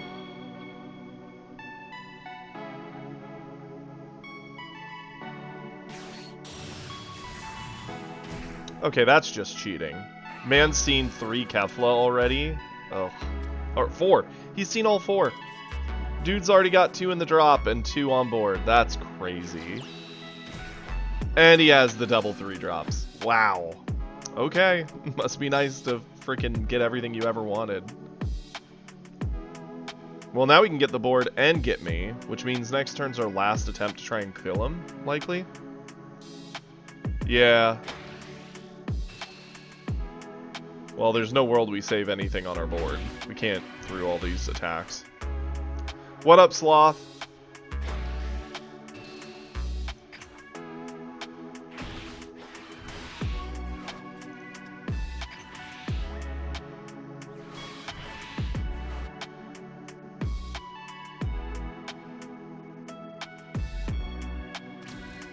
And he didn't awaken me. Not surprising.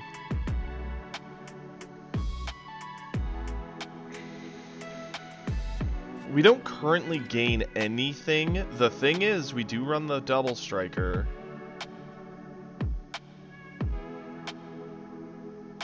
Mostly, we have 2 different 4-drops. Mostly, Kokosuna or the 4-drop Gohan.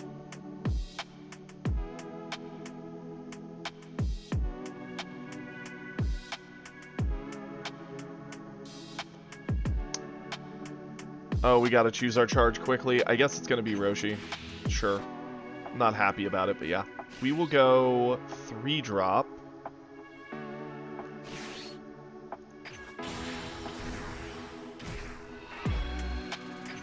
Add the life, blow up one of those.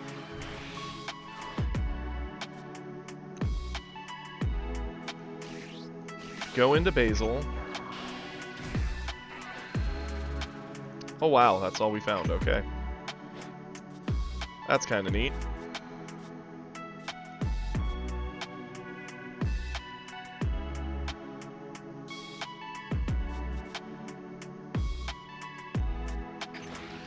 Let's try and get cards out of his hand.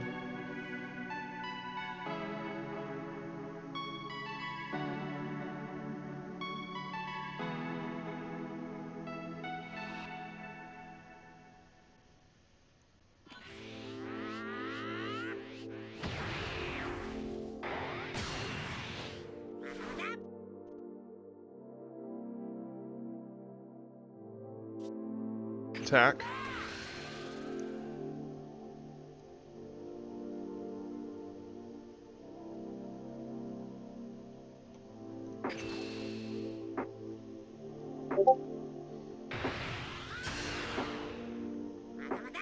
If I glimpse, I can get something from the discard.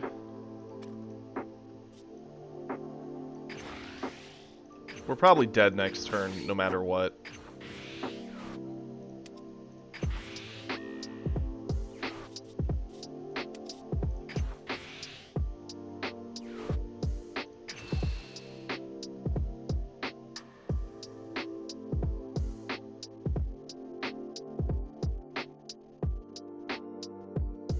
Surviving this next turn is going to be the tough one, because we can't really do a whole lot.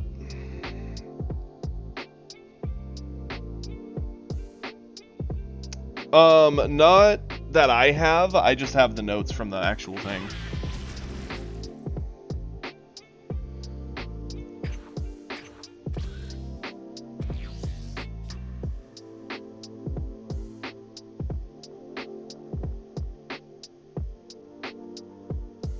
The reason I mainly took the life was if we saw something else that gives us a life pickup, we could actually flip and used our lead ability this turn and gotten a lot more pressure.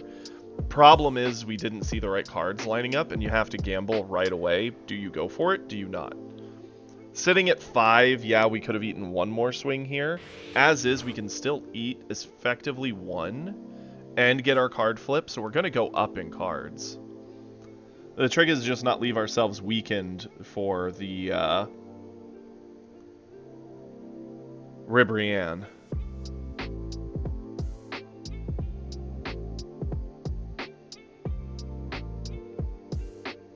I get the feeling it'll still be seen, Kovir. I don't know if it's a like auto include, but I think it'll still be seen. It helps you find your Kalfla and other stuff. Yeah, thank you, Imodium.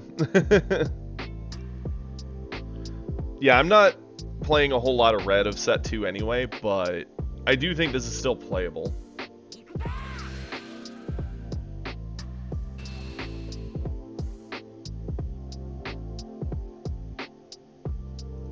Sure.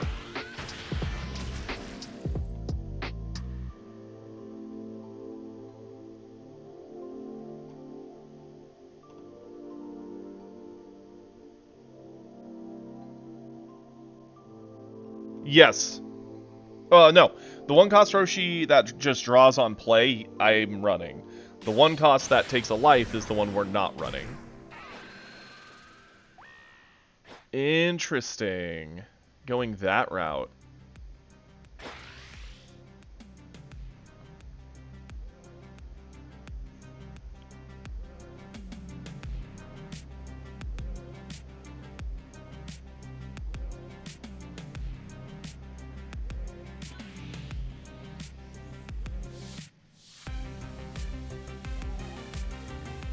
I mean, he can't glimpse a Ribrianne now.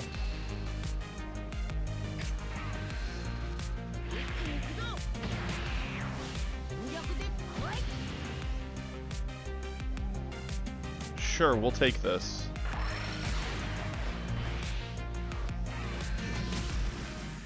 We have a lot of combo, and he can't glimpse Ribrianne.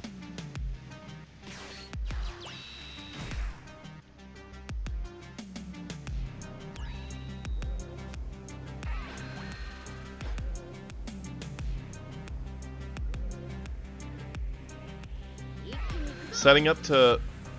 Huh? I don't know, Alchemist.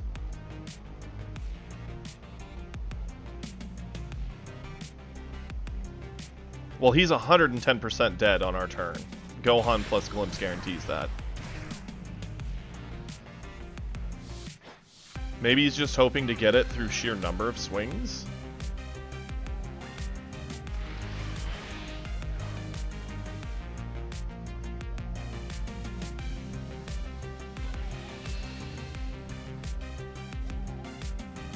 $30, that's fine. 10 and 5.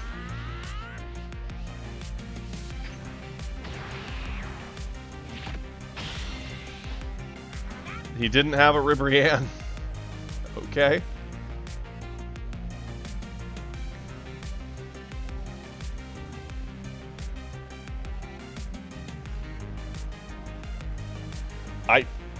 This is an odd one for sure.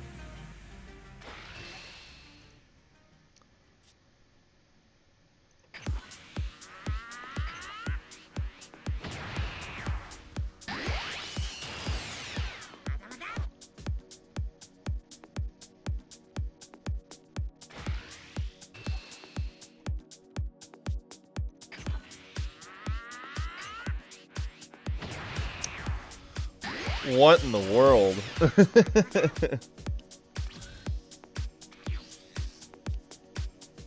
Okay, that's already 1, 2, 3, 4, 5, 6, so no need to charge.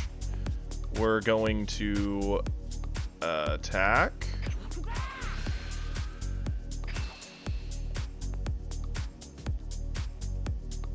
And he just gives up. I was gonna be like, it's pretty simple. We'll just play the 3-drop Kefla to get a card draw, dump the Gohan, put a glimpse on it, and the game's over.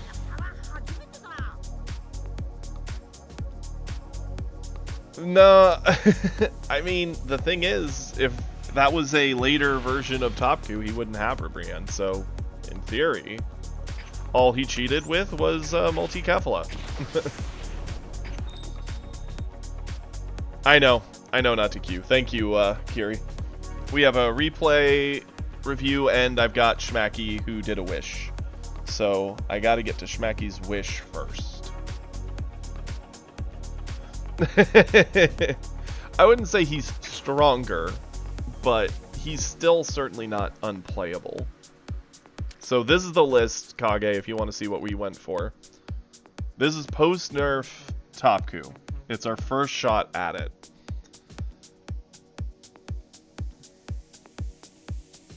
Yes, and check if Super's back.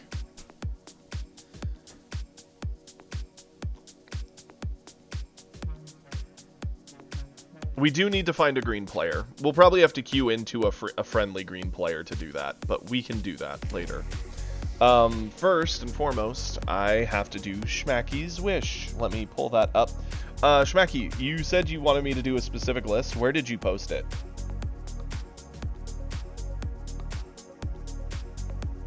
Oh, there it is. I found it. Oh, goodness me. Okay, let me pull this up and we will get going on it. Interesting.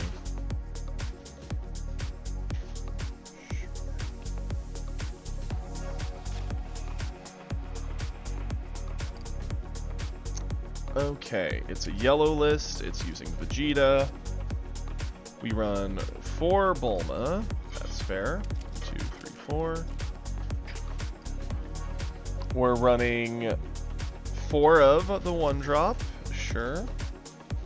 4 of Cocooned Frieza. Where are you, Cocooned Frieza? Am I blind? Have I not pulled that? No shot.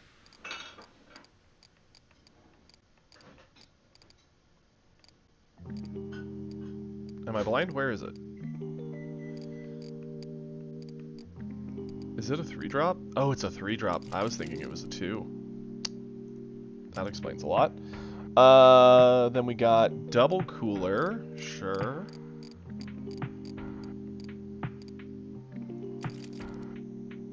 Triple 40k. 4 of the 5-drop that lets you play something. 5, let's see, 4 Whis. 4 golden. Oh wait, we have 2 foil, so we'll do the 2.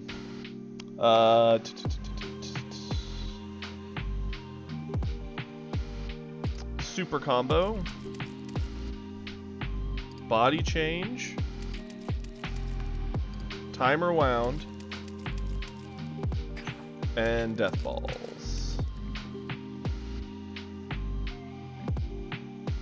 Oh, and the 4-drop Goku. I'm blind. It's cool.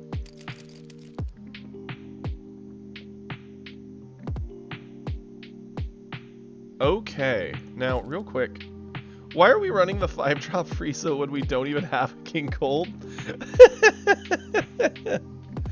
I'm assuming for 10k combo, I hope. You're just making me play like an oops all 4-drop and higher late game.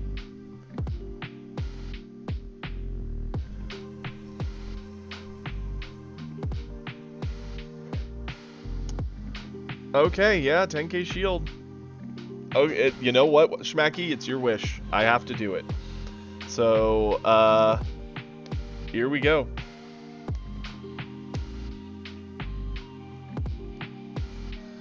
This is gonna be an interesting game.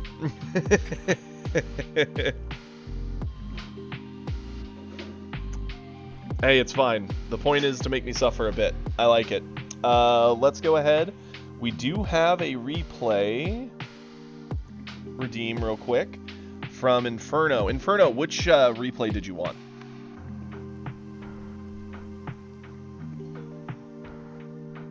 A late draw deck to fight into like Broly. Gotcha. The newest for a reason. You got it, buddy. I'm gonna give you the good old thumbs up. Also, while we're waiting, Super, are you here, bud? I know you redeemed it, and we checked in with you earlier, and you had to step away, I'm guessing. I don't know if you're back yet or not, but we do owe Super a replay. Oh, if he's napping, let him rest. I can always refund his points. I forgot to do it in between one game, and then we checked in right after, and he was just gone. So let him rest. It's fine. I can refund his points. Okay, so we'll do this replay, then we'll hop to some games with Schmacky's list.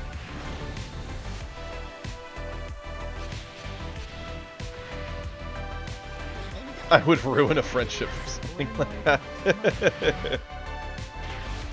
Gohan into 17. Okay.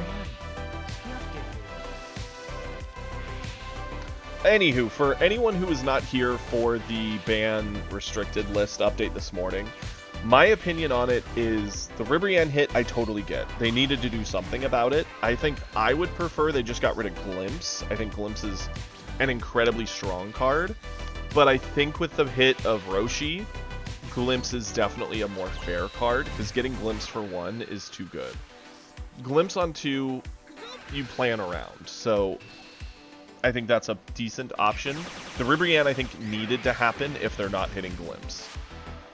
And I think the Kefla restriction is okay. It does nerf all Red universally, but Red has such a vast amount of really good cards. I think they'll be fine. They are going to be worse, but they are currently some of, at least Topku is the tier 0, and they had to hit him, and those are like the biggest cards in that list. Also, I think we're going to see a lot less decks running like Kami, right? Because a lot of the reason you run that is to stop the Roshi, to slow their awakening. So now stuff like Kami, not really all that needed.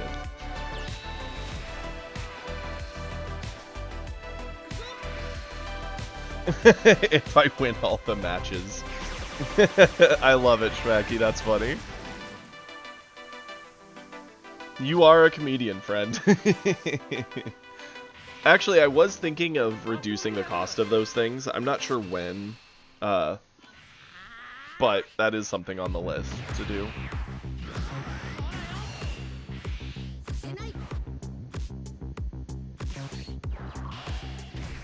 Yeah, I do think if they were debating banning or restricting, I'd rather they restrict her than ban her.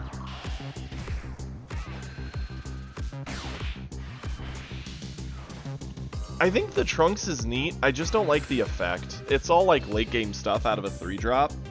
And I get the idea, right? The idea is you get an early body that can fight that does stuff in late. I get it, but...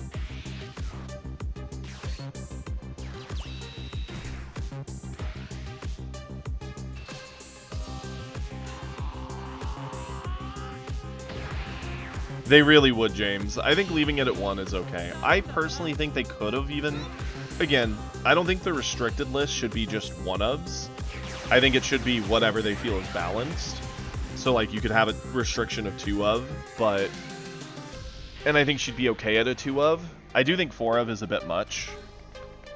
And we're going to see some major changes coming to all lists once this all goes into effect.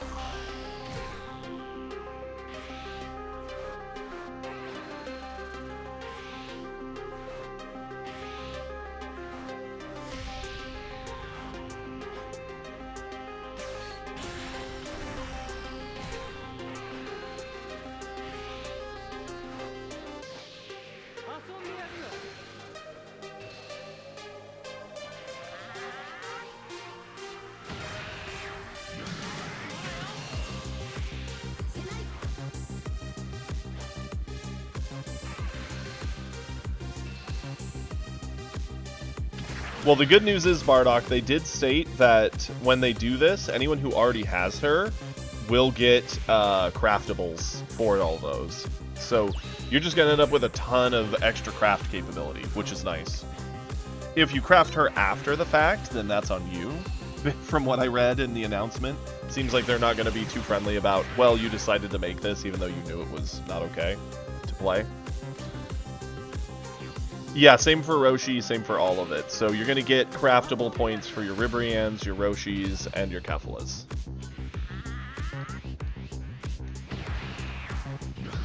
Yeah, the SRs will be nice. Because now we're actually just getting straight 1-to-1s, which... That's really nice. Oh, you actually own the physical card. Gotcha. I mean, that might be worth holding on to. I don't know how Bandai will handle it moving forward. But if given more time, we may see it come off of the restricted list one day. Boy, howdy, this Droids player has a board. And they have ramped a lot, so this is kind of spooky.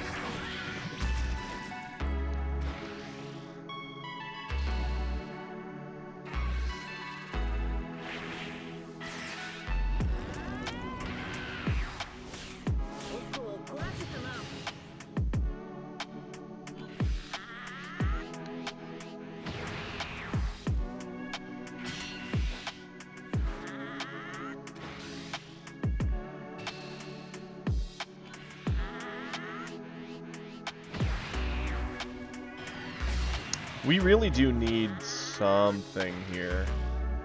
Yeah, the 7-drop would go absolutely bonkers.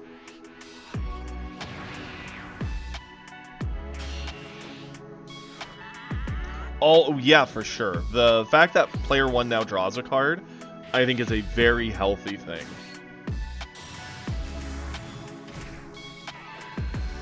That would be neat, Alchemist. I would appreciate that if they did that. Broly is decent here, right? We get a card draw, some more combo, and we're getting to clear the board a bunch. Wait. He's actually meteoring. I don't know if that's worth it.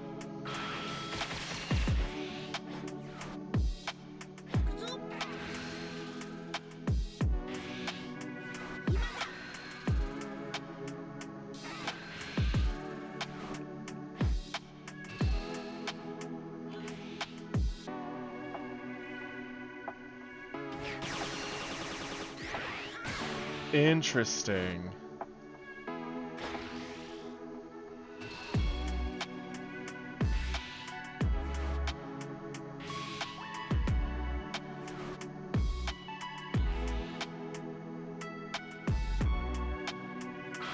My guess is he just thinks it's worth keeping them on board to try and get more cards out of like our Gohan player, as well as like card draw out of them.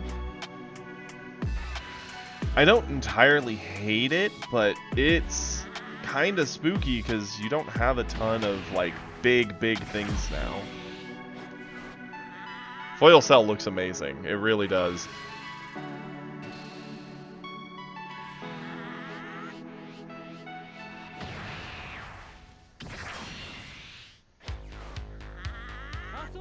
Honestly, I've thought ever since I kind of started that getting coin and a card draw for player 2 versus no card draw for player 1 made player 2 feel too strong. Now the fact that both players draw means that the advantage player 2 gets is the coin, and I think that's enough. Like, they get to cheat the turn once a game. That alone changes the dynamic of a lot of games.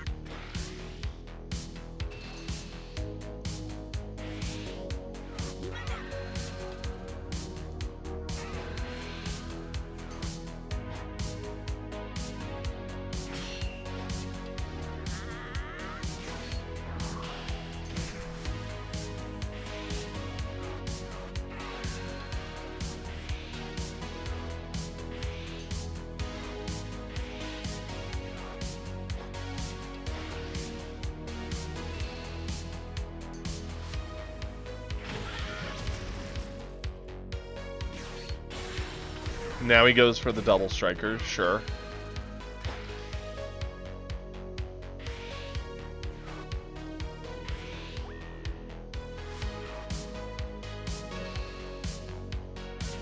I mean, this is a pretty easy save. There's no shot we let him just get the Broly. I missed the thing at the start too, Hippo. I'm not sure who wins, but I'm watching with anticipation. We have two different really strong options. We could go for the Broly, blow up the 6-drop, swing out the board, clear it all out, and be sitting in a good spot. There is an argument that Cell's good here too, because he also does pop 2 bodies and gives us a heal.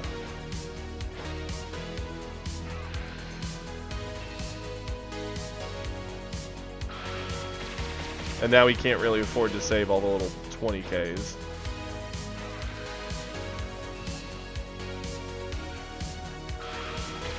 Oof, Peter, I'm sorry.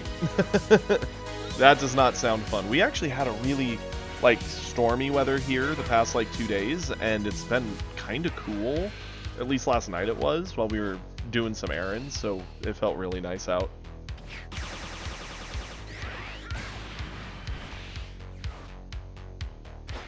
You know the 17's sad that he's not awakened right now. Because that would have also been a big difference maker.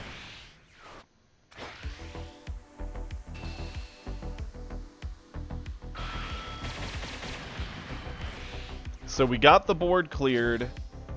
Hands are about even. He isn't even awakened.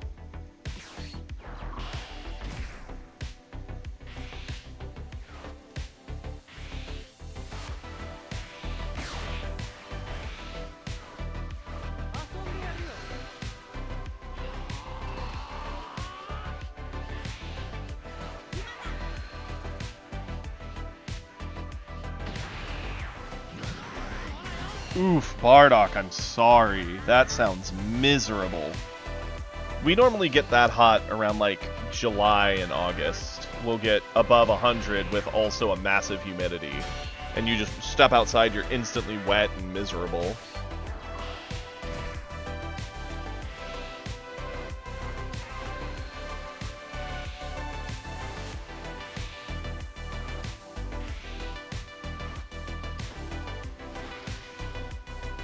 Interesting.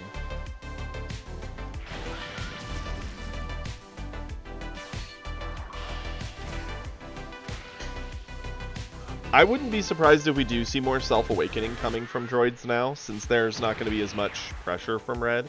There's still going to be pressure, but not as much. So they can't just rely on the opponent to awaken them.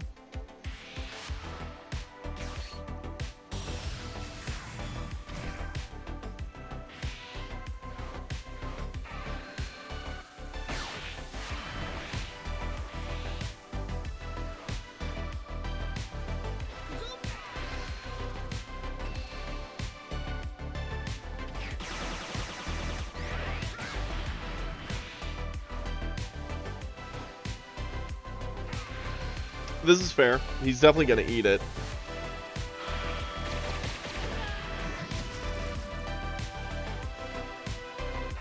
So now it's just a question of how many swings do we do? Do we full send into him?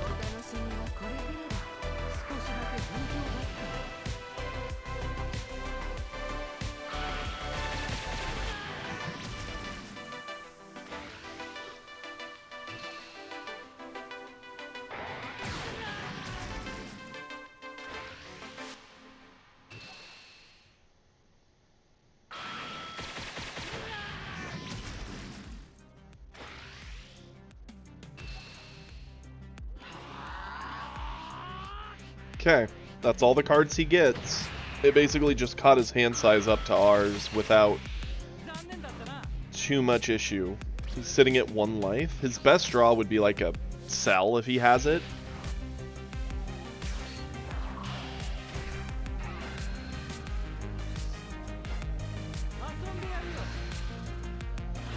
Broly does go pretty hard here, though.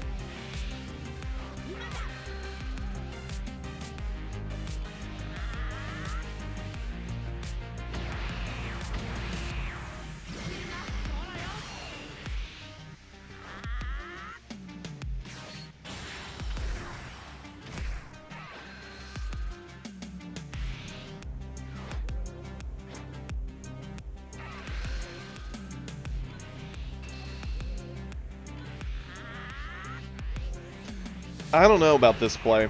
I get it, like if it lands the hit, you get your double striker and the double striker could win. But had you instead of gone, or had he gone to Broly, he could have blown up a Broly, swung into a Broly, seen if you defended, swung into a Broly again, potentially buff it, like... I don't know if I like that last turn from him, but that was a good game.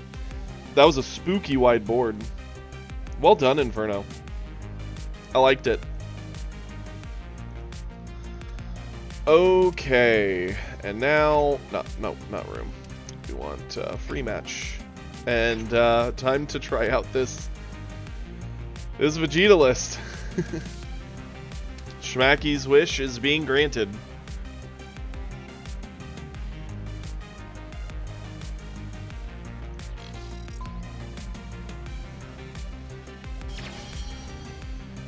You know, green's actually like. Set 1, I didn't like green because it was such a legit, you could predict every move they did because it was so optimal and set in stone.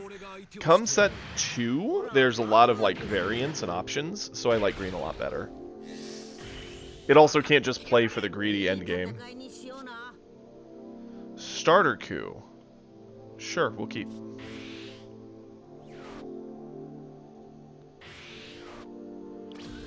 No, that was a good game, Inferno. You were doing a good job.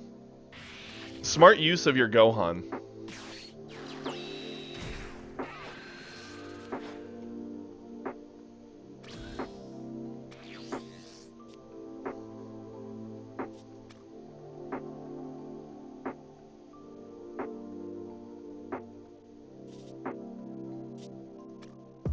Okay. Gonna charge that. I will swing.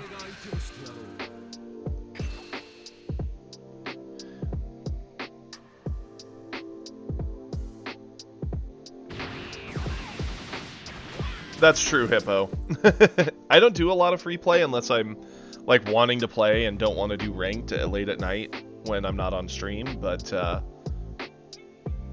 it is nice to see other things.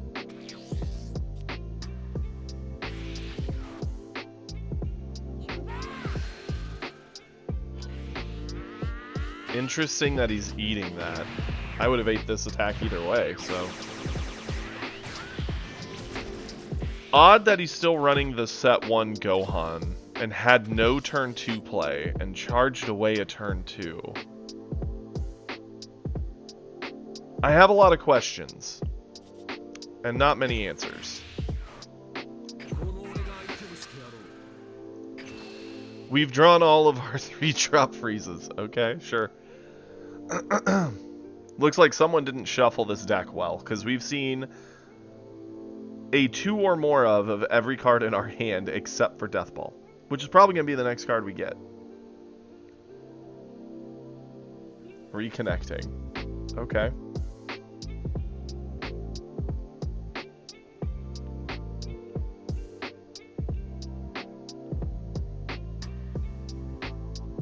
So, here's the thing, right?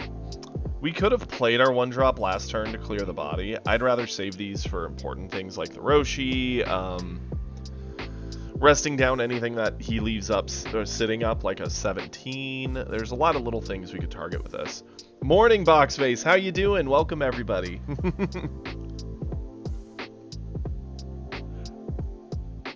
What do you think of the ban restrictions and the first player getting card draw? I definitely love the first player getting card draw. That's something I've said should be a thing for a while. I think the bans are perfectly fine. I think Top Coup will still be playable, just won't be busted.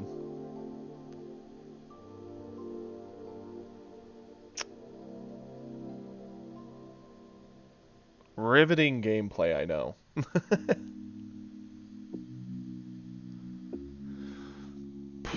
Okay. If we get a win from a disconnect, I'm not going to count it, Schmacky. I feel that's unfair to what you want out of this challenge from me.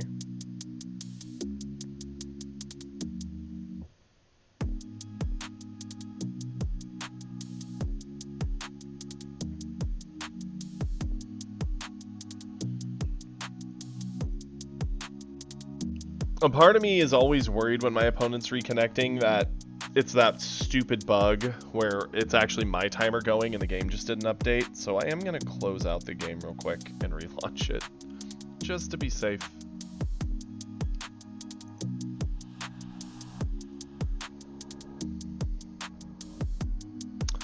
Yeah, like, I get it.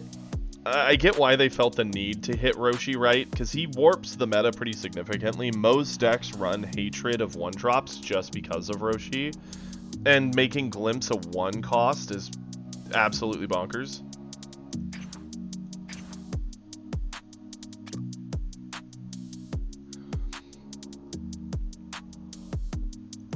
Nope, he was actually just reconnecting. That's crazy.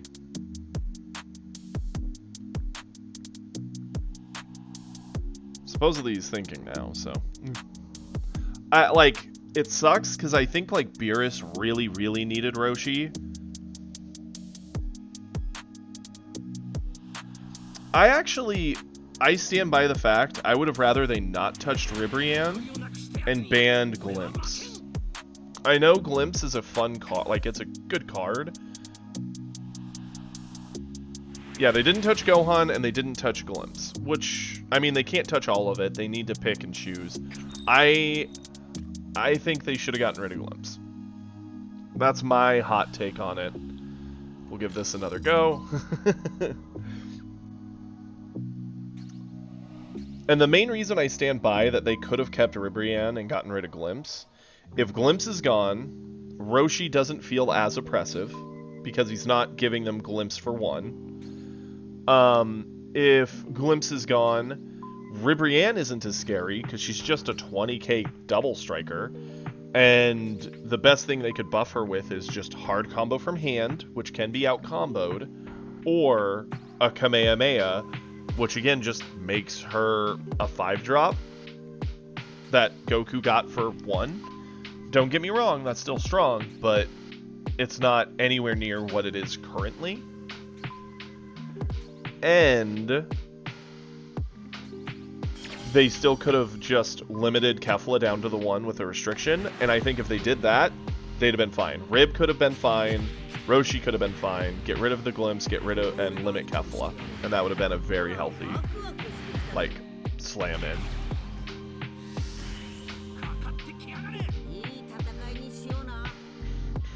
Second player, sure.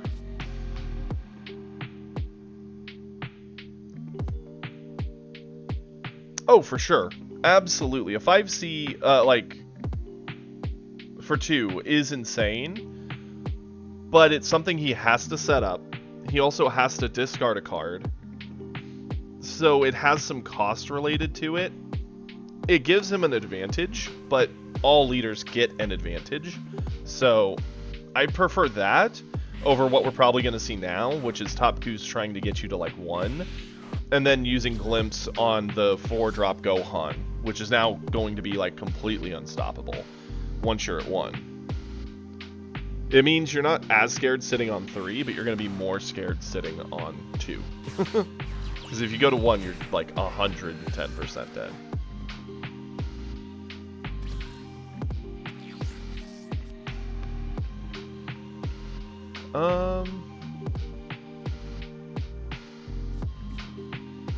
Charge that, because we're never playing it.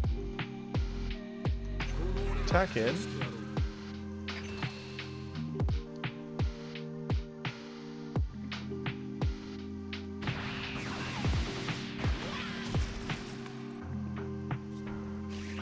I guess I don't see a reason not to just set her down. Pass it over. Ooh, yeah, that'll do it. Box face, that'll do it every time. We actually, it's funny, we built a list for Topku on stream a moment ago before we did this to see what we would do with Topku after the bans hit. And we tested it on ladder, and we got another Topku, and we actually did beat him. He did some weird things, and he definitely didn't see the Ribrianne glimpse properly. But we beat a Topku who was running Roshi and 4 Kefla and saw all the Kefla. I don't think it's worth coin. Yeah, we'll just eat this.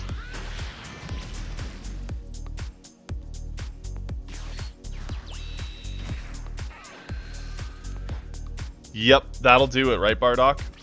And without Roshi, that can't happen. So, that is a pretty big difference maker.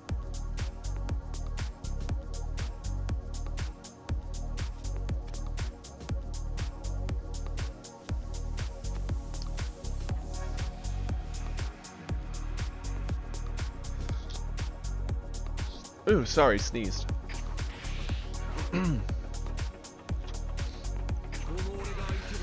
Where's my tissue box? I don't even know. Let's go there.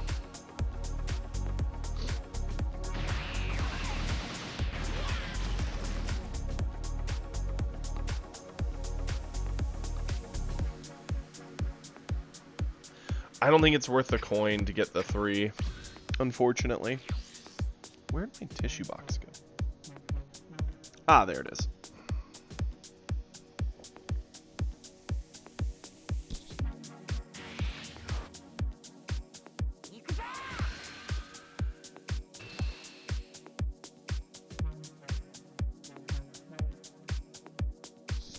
I mean, right?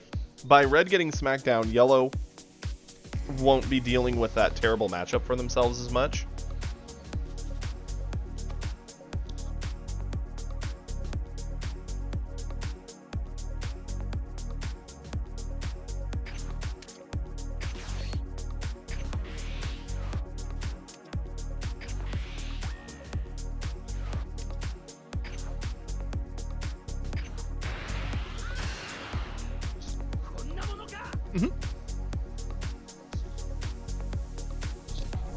Sorry about that.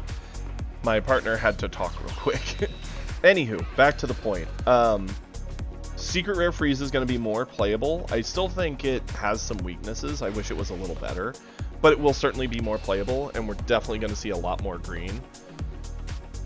This we want to avoid as well. Sure.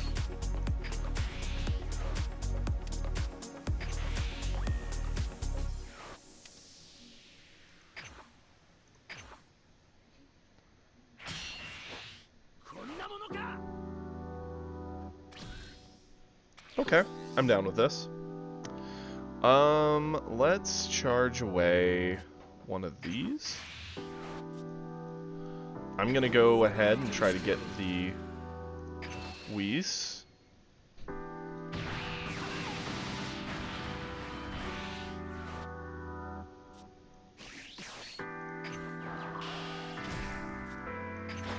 Go in for the crit.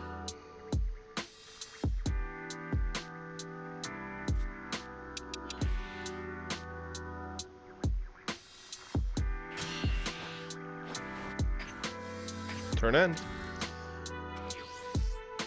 We're not in terrible shape, and we're getting to the point that the deck actually gets to play a lot of what it wants to play, so that's good.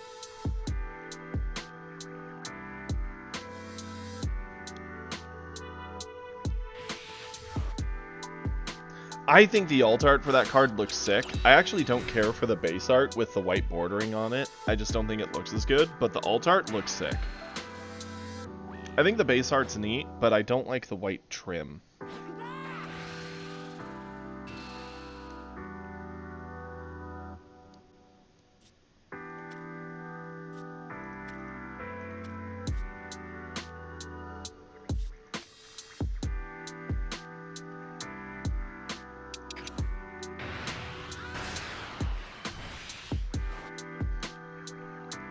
I still think my favorite of secret rares is Vegito 5-drop with the Goku and Vegeta on it. I think that one just looks sick.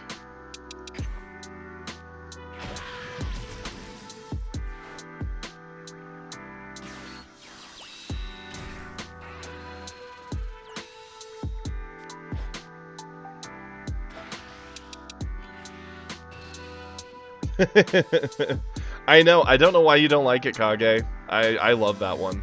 I think it's so good.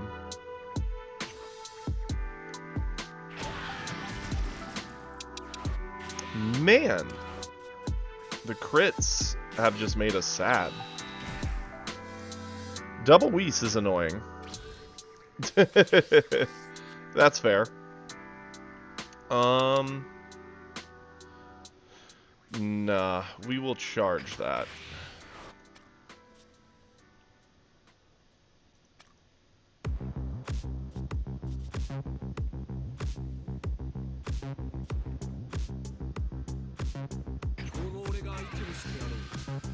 Do this, combo this.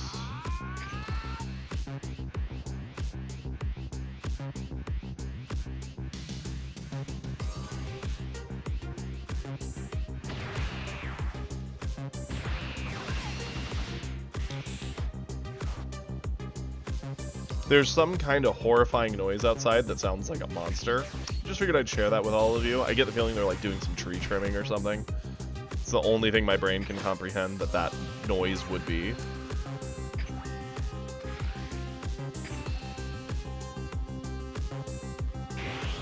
But it does sound like a full-grown, like, T-Rex is outside roaring. So that's kind of interesting.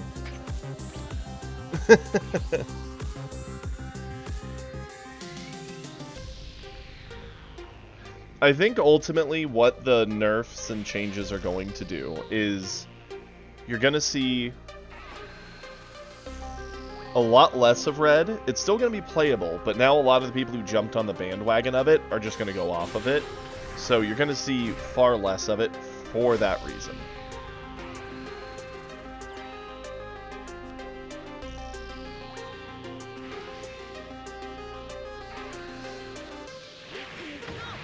You're going to see a lot more yellow because there's going to be less red, meaning yellow gets to feel better. And there's going to be less, or there's going to be more green, which yellow has a good matchup into. Blue is still going to be very playable. Blue will still be great into yellow, great into red, especially now that it's not getting nerfed, but I don't think it will be as bad for red in some ways, because I think they're going to start taking away some of the tech cards that they're using currently to stop red. So that way they can start using that against others. And green will probably be the most common color, I get the feeling.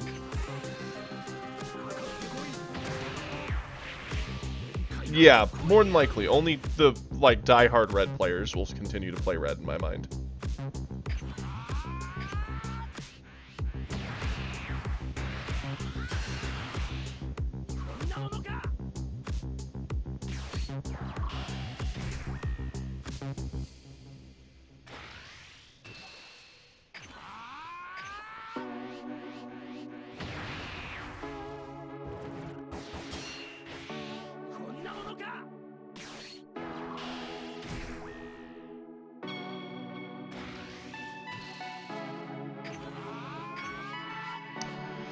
Hooey!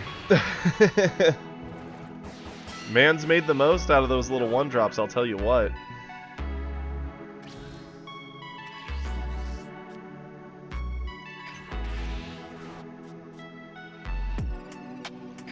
Attack in to clear this.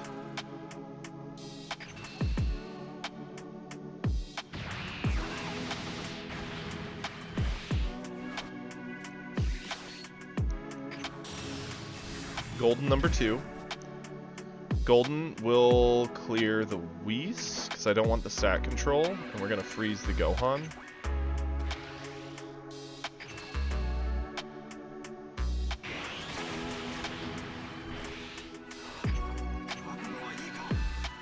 Bring both of these back. We're getting pretty gassed, so that's a problem, but we're doing what we can. There's an argument I could have gone for the Frieza instead of the Whis, but I'm very worried about the -5.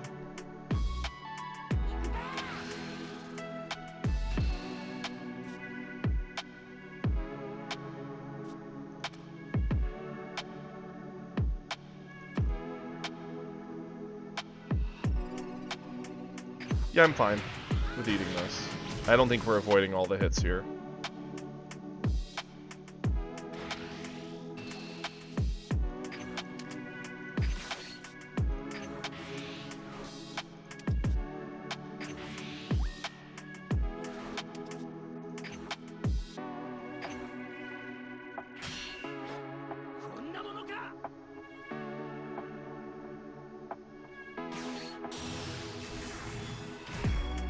Oh, that's sad to hear, Sloth, but I totally get it.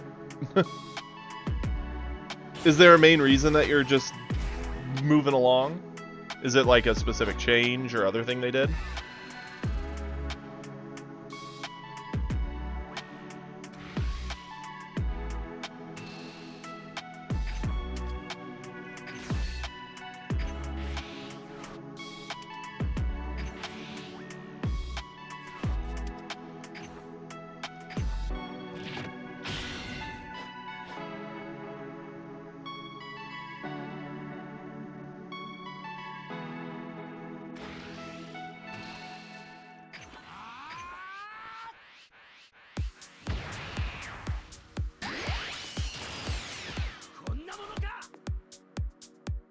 That's a fair thing, Dr. Boxface. Honestly, I get the feeling we're going to see a lot more Yellow Vegeta. He'll be much more playable.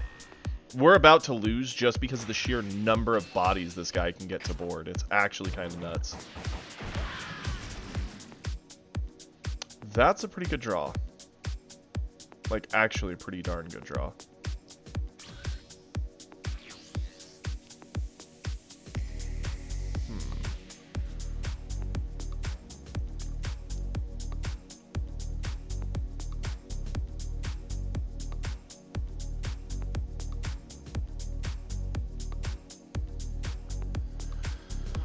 This protects us if he does go for the double striker. I wouldn't be surprised if it's in his list. If we play this, we blow up one body, probably a Gohan. We attack and clear another body, probably a Gohan. We attack and clear Kefla or one of the Frieza, freeze down one thing. And we'll have effectively answered those, plus we'll swing with Vegeta. So 1, 2, 3, 4, 5 bodies gone, and he has 6, so 1 lives. If we go into these Gokus, we can freeze more of the board down and keep ourselves safer, but if he has the double striker, he just wins.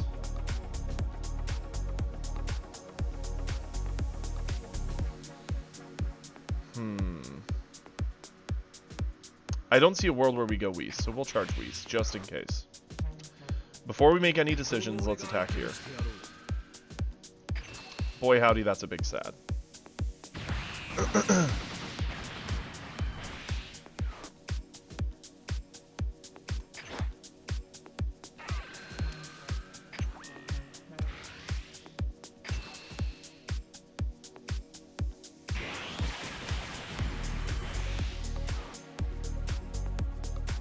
Well, I mean, to be fair, the set 1, or red's gonna fall off a bit. So long as you have a good amount of green, yellow, or blue, you could still definitely play. But if you still want to walk away, I totally get it. I'm gonna play the dangerous game. We're gonna go into the 6-drop.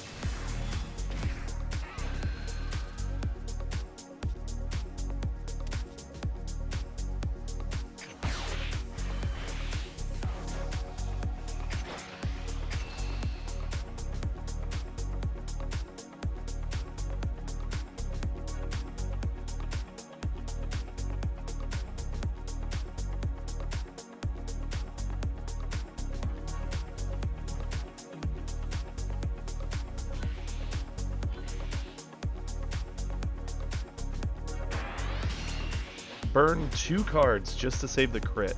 Maybe he doesn't have the double striker. We're probably dead anyway, but We did what we had to.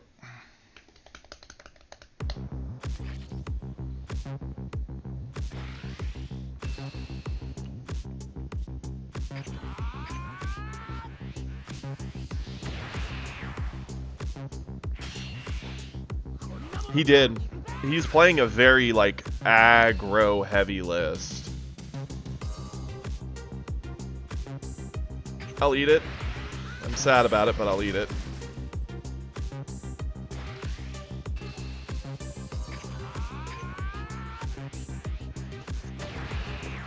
Like, we could just never get out ahead of him.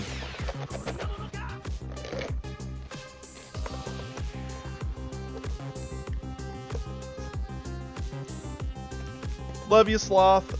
Sorry to hear that. But glad you're gonna stop in.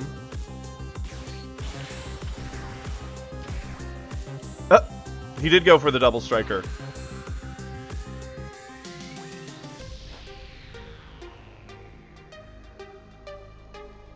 That's wild.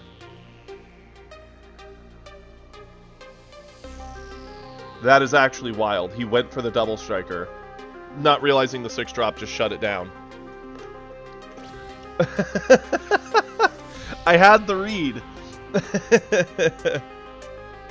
We have nothing to gain from charging. Nothing to gain. We're going to attack him. See what he does.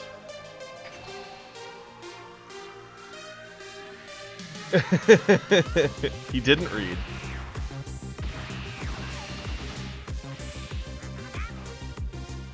I'm spooked to give him another turn, but I don't think I have any other choice.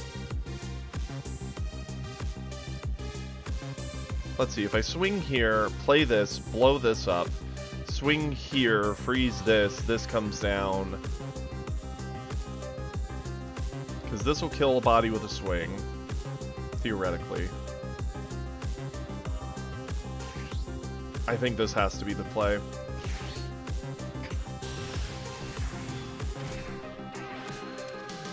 Pop that.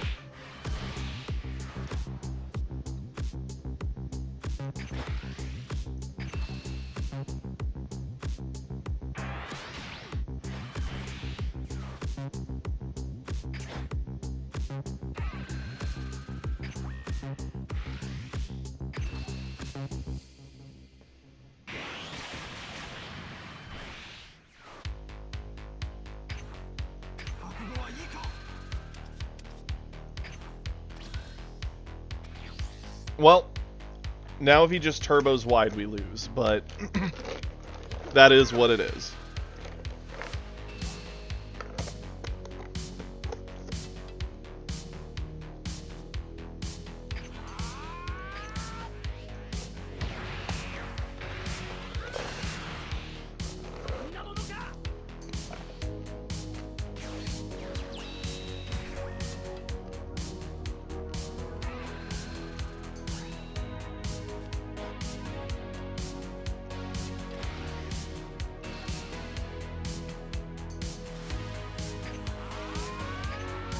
It's sad, but I think we're dead here anyway.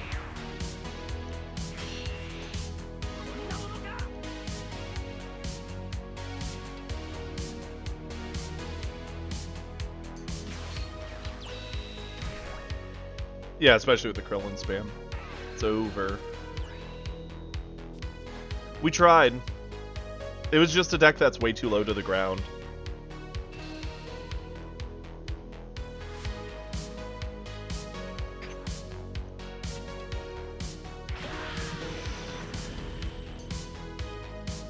Yeah. Too many high drops, not enough low to the ground things to stop what's happening.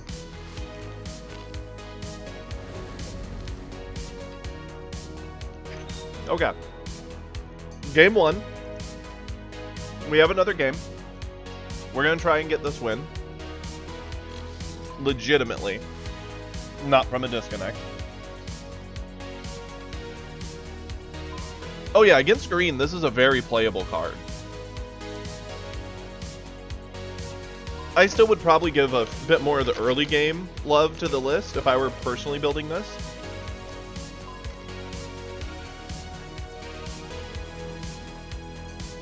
And what are you wanting to see played, Inferno?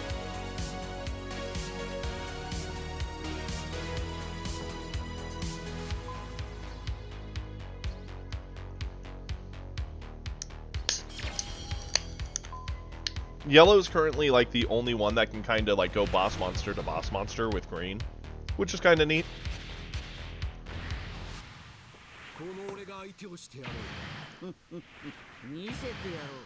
A Goku Black. Okay. Sure.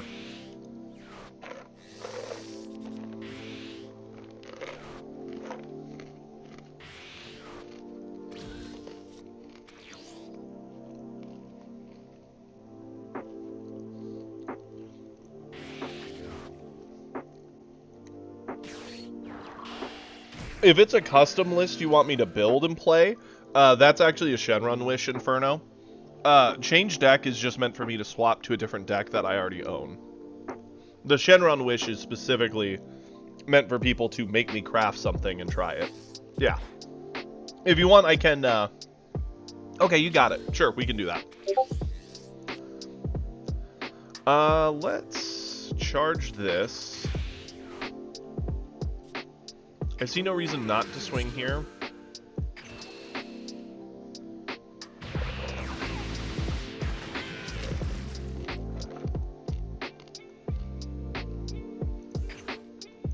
Pass it over.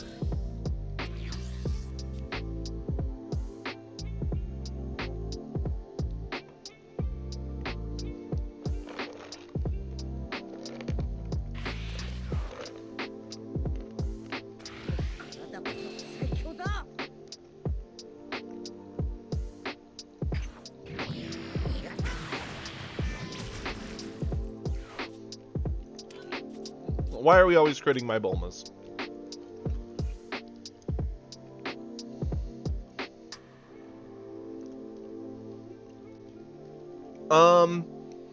Today I have some plans after the stream, so I'm pretty busy today. Tomorrow is very up in the air, so I'm undecided what's all going on with tomorrow. And then Saturday I've got stuff going on all day. But tomorrow is a potential day, Kiri. I don't know what you're needing, but just let me know.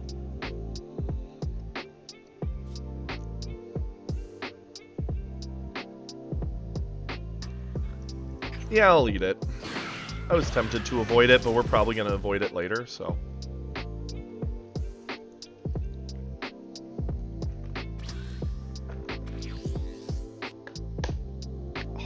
Here we go.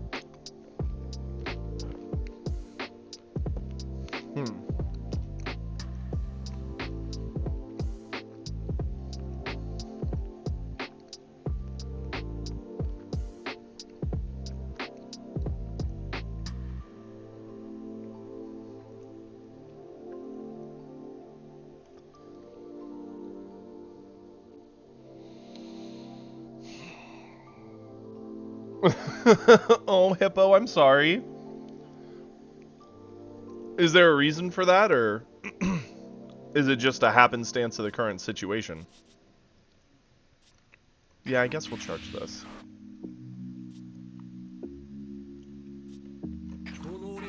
Attack here.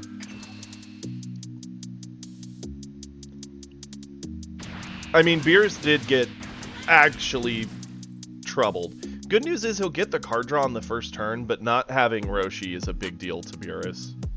Like, that actually matters.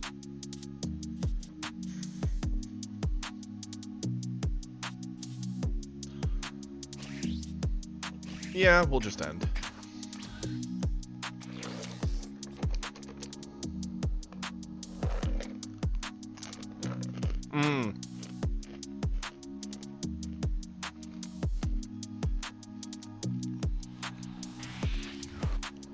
I've been there.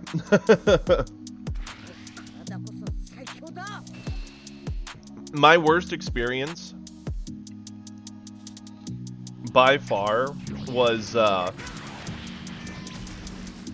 we had corporate coming, and I worked like, oh shoot, what was it? 6 to 2? 6 to 3. Went home, took a nap, did whatever I wanted, and then me and my boss came back in at like 11 at night and worked until noon the next day to make sure everything looked perfect because there was this big corporate celebration happening at our work.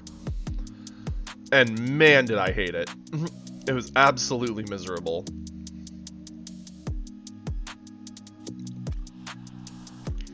Interesting that he's swinging with this before the 2-drop because it can't be targeted by a death ball.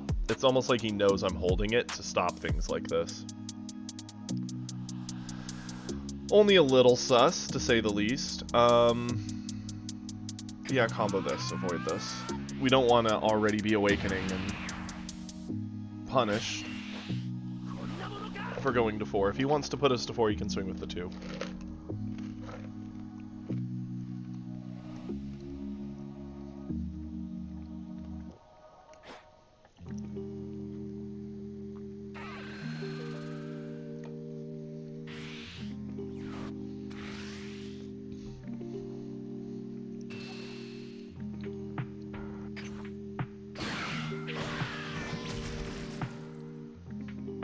Okay.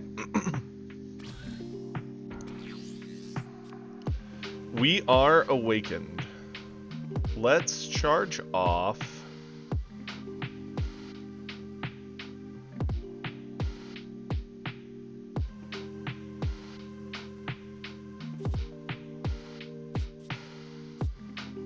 This. Now, I'm gonna flip. This is an interesting list, Bardock. It's not been easy. It really does ruin a lot of Goku Black's fun. Attack here. See what we get.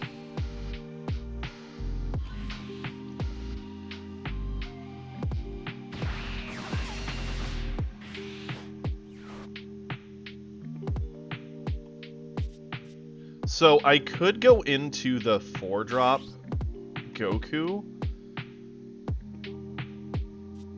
It alleviates a lot of pressure here. Yeah, I'm a fan of this.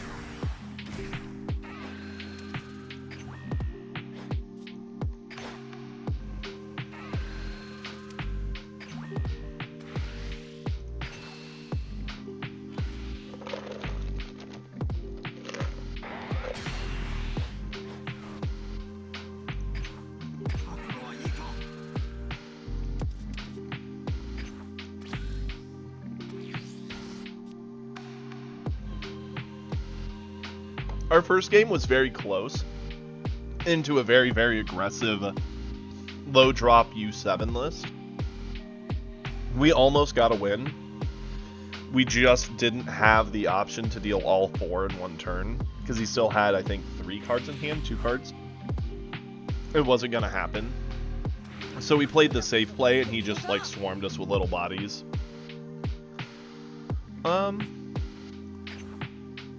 Yeah. Protect myself. Protect my card. Call it a day. That's true. Technically, our first game was a win. The guy literally surrendered, so...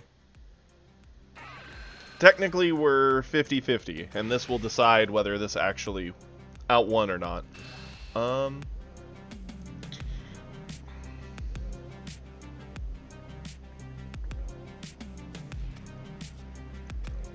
I kind of want to keep the Bulma. It's a nice little counter to Goku Black, as is our 6-drop. Sure.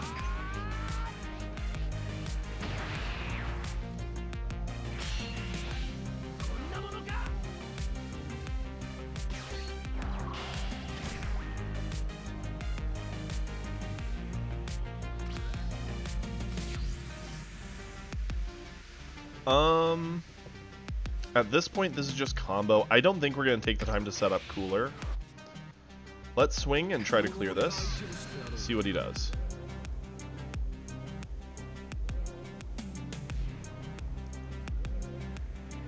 I'm streaming till 2, so I've got another 3 hours to go, Imodium, so I'll be around for 3 more hours. So I hope to see ya.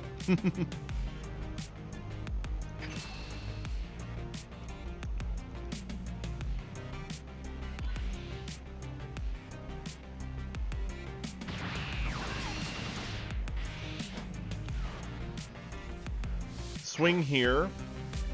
Effect freeze that down.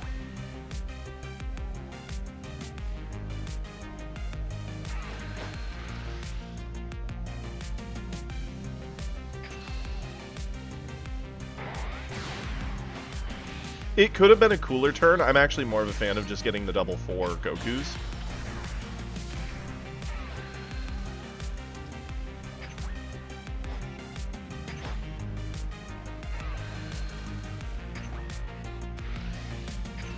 Again, unless he has Mai and Goku Black, he's not going to be able to do anything here. We're just slowly strangling him out of resources. Because we actually get card draw. Yeah, like, his board can't pressure cards out of our hand quick enough. He only pressures 1. We get energy back, so we're just kind of golden. Yeah, we'll combo this. Do we just Death Ball? Yeah, let's Death Ball.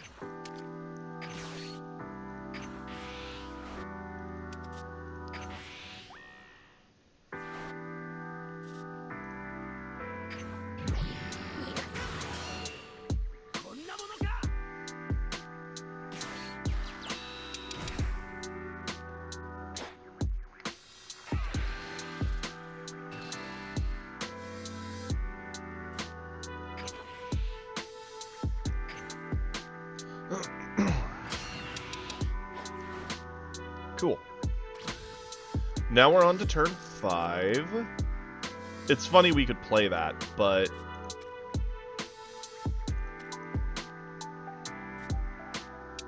Charge this. Clear this. That's a funny card to draw.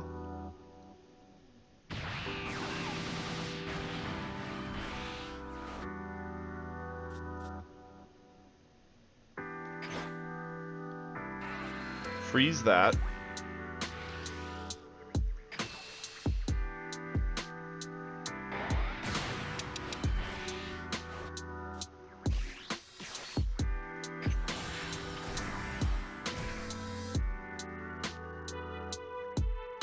He's a crit lead. He can't draw a card, so he only gets card draw on turn, and he has to keep charging up.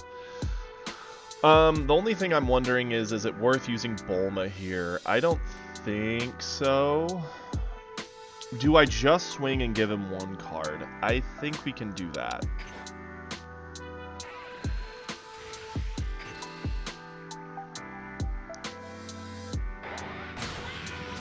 Like, he's in a lot of trouble.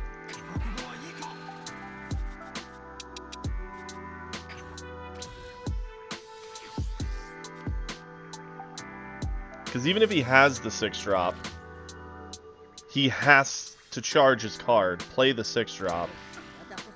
Like, we're in good shape.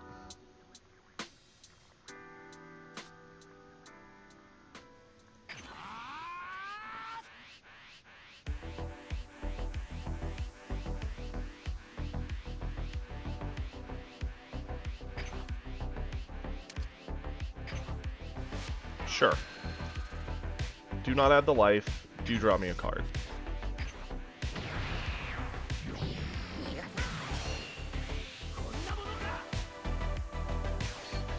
This is a Shenron wish from Schmacky to build this list that he himself created. It's interesting, to say the least.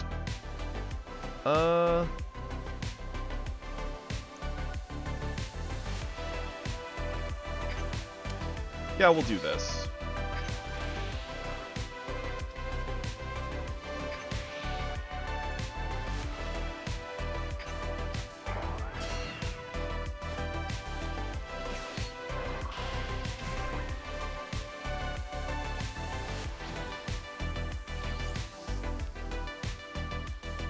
Charge this. Okay. We, at this point, are going to actually start going in on Goku Black.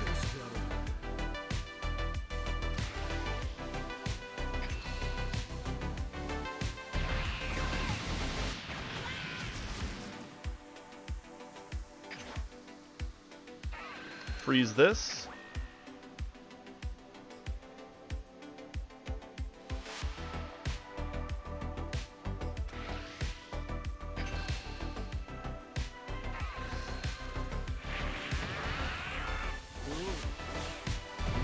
Once we play the 6-drop, I don't know what he's going to do. With his turn, that's gonna matter.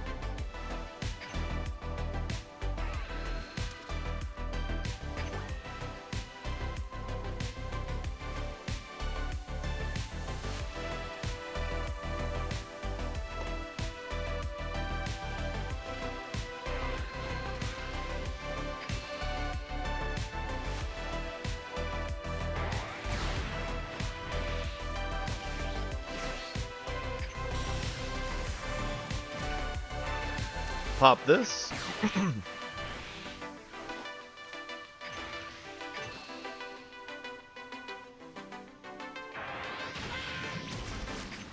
Go for it.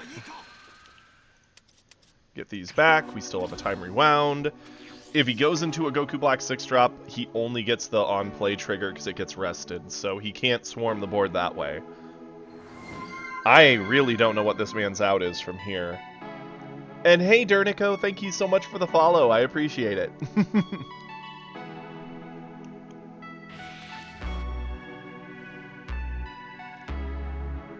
He did charge it to 6. This has actually been surprisingly easy and smooth. He has a 6-drop. Doesn't do him a whole lot of good, though. Honestly, it's kind of a toss-up between the two. Frieza's restand is very, very valuable, but at the same time, Vegeta gets a lot of defensive options that most yellow decks would have to play their turn off by 1 or 2 energy to get. So they both have their unique little advantages. Like, Vegeta's gimmick is like timer wound, right? He can always have access to this. So you can give a 20k buff and restand something protecting it. But Frieza gets advantage out of stuff like Cooler, where you swing, you pop a body, you pressure a hit, then you restand him and you still get his defensive effects. It's actually kind of insane. Honestly, we could afford to just burn the Goku. We don't need a third Goku here. Yeah, this is really bad for him.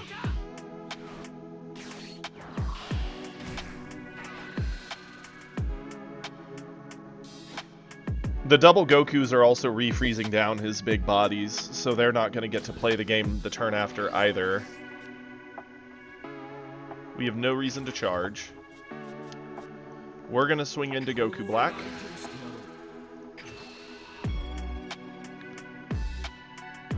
See, and that's the thing. Yellow can get gassed.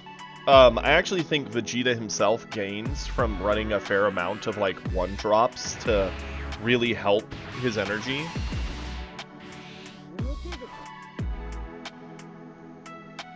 Honestly, I think we get him anyway either way, because what we'll do, we're going to swing here.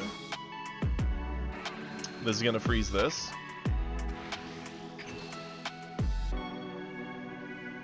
I mean, yeah, we could have done the timer wound. I'm just not too concerned with needing to Death Ball here. He has to stop all these as soon as he eats one of them. This becomes a threat to kill him, so he doesn't want that to be a threat.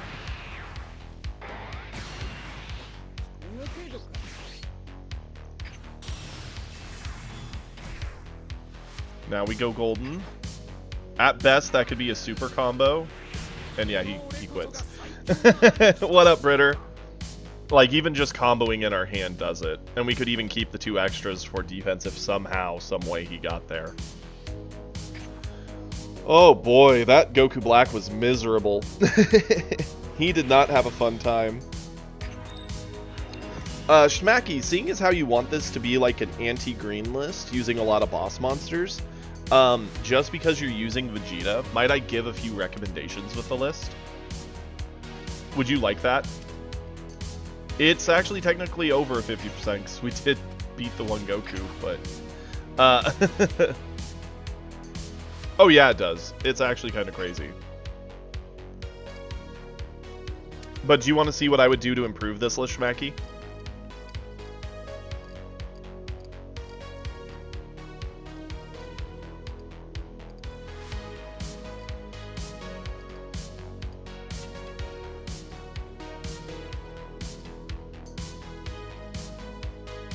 Yeah, no, that's fine. So first off, I would take out the 40Ks. I think they're bad combo and very weak in the early. I think we need more card draw, so 1, 2, 3, 4 for sure. I would take out the Frieza. Yeah, it's a 10K combo, but we could do better. Let's see.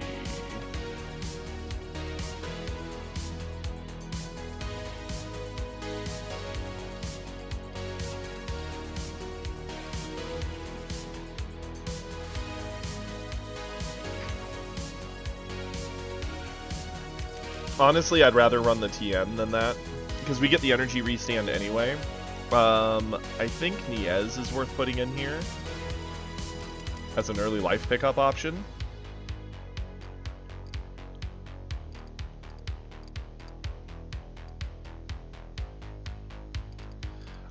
We do not need this mecha. I'm fine with this, fine with this. I don't hate the body change. The problem is we need more little babies to make body change worth it. Because the idea is you like rest down your 1-drop to let your 4-drop swing again. So that's how I would do that. I'm fine with this. I'm fine with this. I'm even okay with the 5-drop.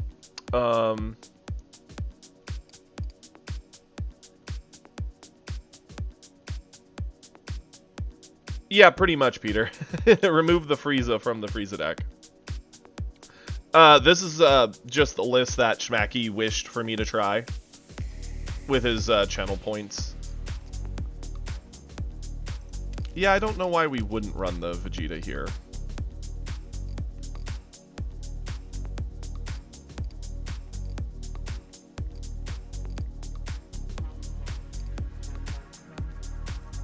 I don't think we need Cooler, honestly. It's a 0 combo, and the only way to really restand it is Timer Wound.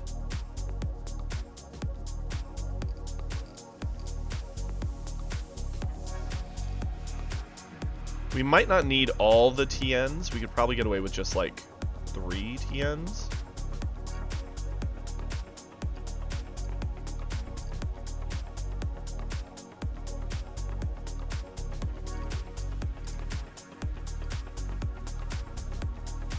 Yeah, I was debating doing like 3 and 3. Because these still have combo. They're decent. I don't know if I would... if I find that there is necessary, though. But I want to keep the essence of what Schmacky was going for, which is a boss monster yellow list. So I get it. I want to keep that essence of what he was going for.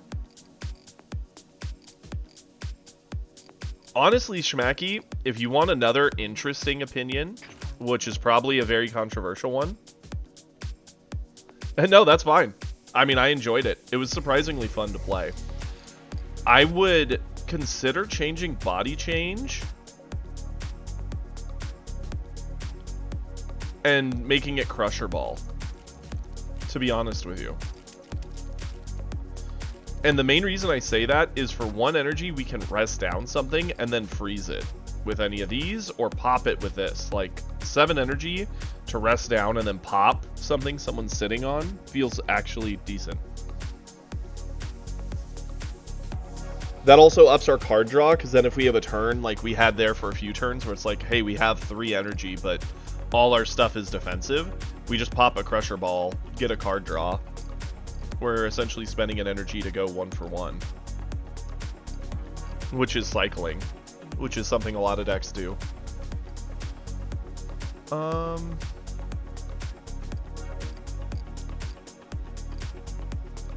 Would I do anything else? 52, we probably should.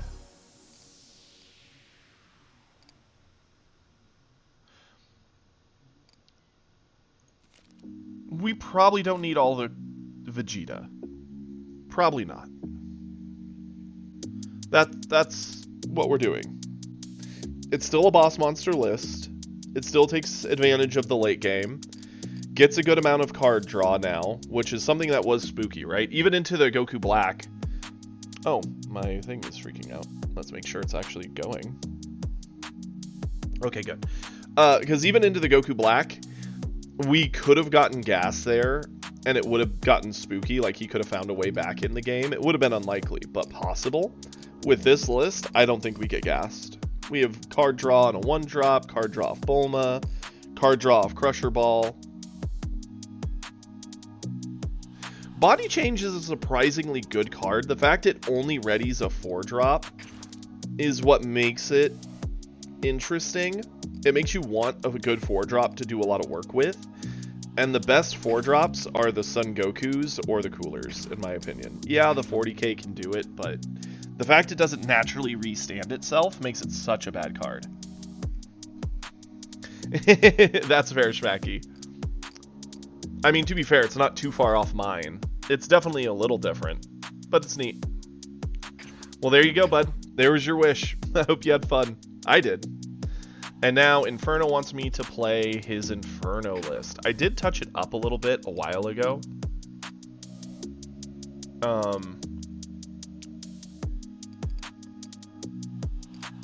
I don't remember what all I changed. I know I put in the extra Kefla. Anywho, let's go.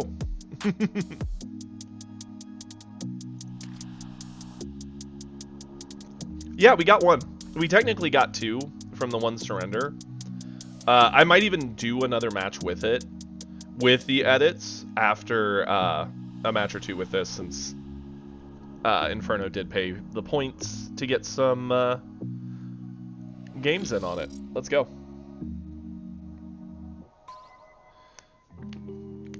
I do think the updates will shift the meta a fair amount in an interesting and healthy way.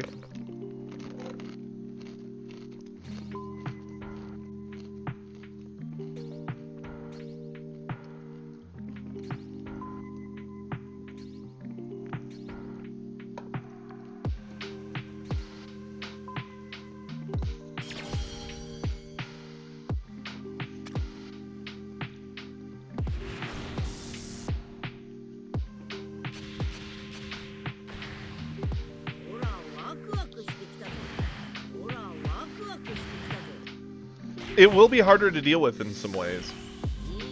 Top 2.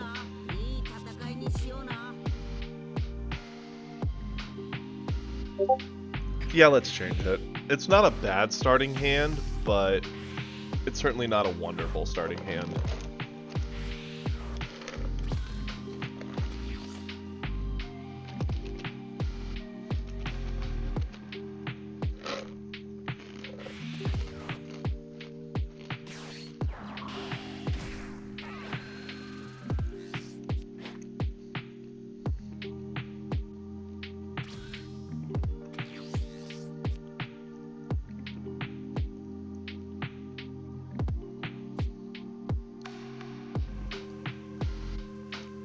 Yeah, charge this.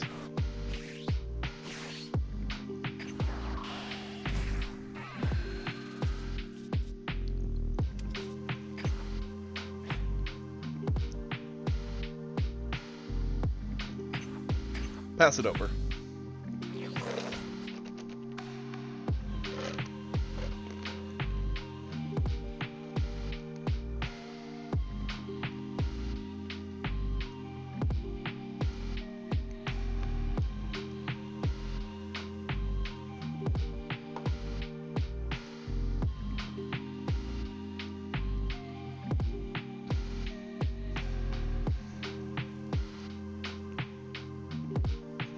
Ultimately, we want both of us to awaken around the same speed. And then we're going to want to use our Roshi to get extra value.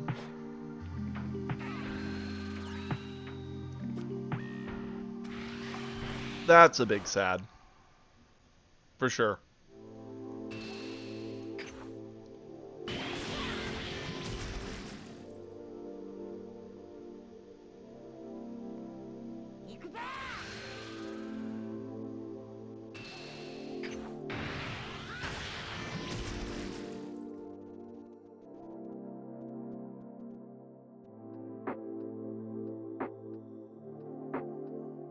What do we want to do about the hit? The hit is actually really annoying for our list. We could go into Kefla, or Khalifa, to try and clear the hit. He'll probably just sack off the Basil.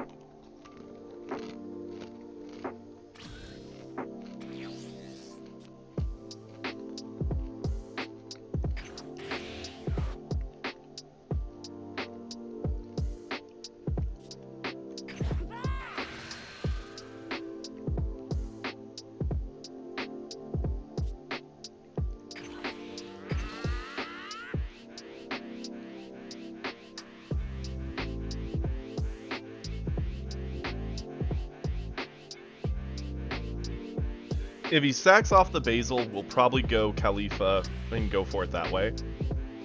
If he comboed from hand, I'd probably go Rosie and go for it.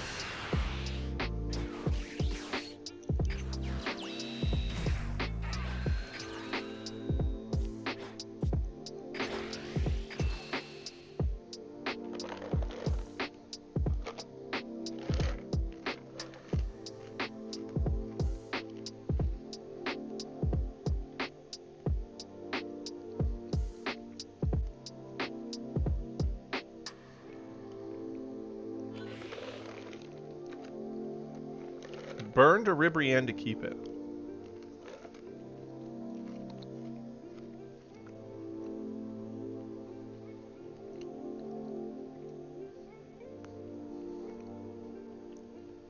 Don't know what he's thinking about now. He already comboed it, but sure.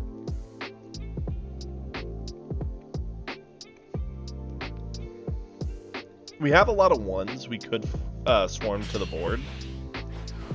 Problem is, that's like a one-turn trick, then they're gonna be heavily disadvantaged into stuff like a Beerus or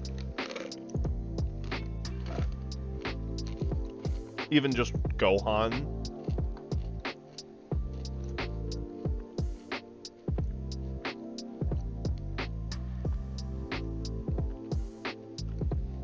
Because Gohan swings at one, drops 15k on another, and that's two of them gone instantly.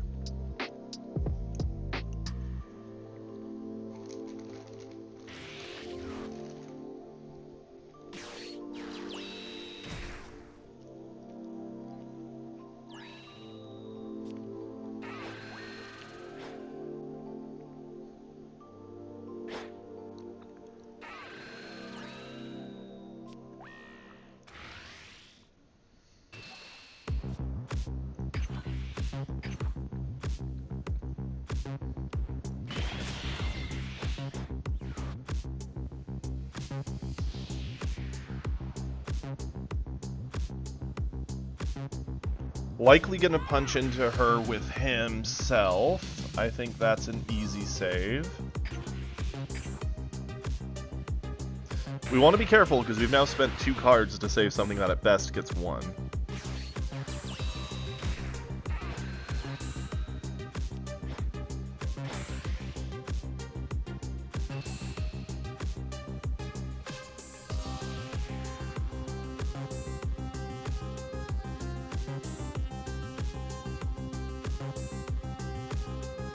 Okay, we gotta stop and think. He's at 4. If we save this, we have to either get rid of Roshi or Rosie. Rosie can actually get quite big with this kind of a board to pressure him, meaning if we just get him to 3, she likely puts him to 2. Because she's basically a 30. Well, she won't put him to 2. She'll just force a lot out of his hand. So, yeah, I guess we'll do that.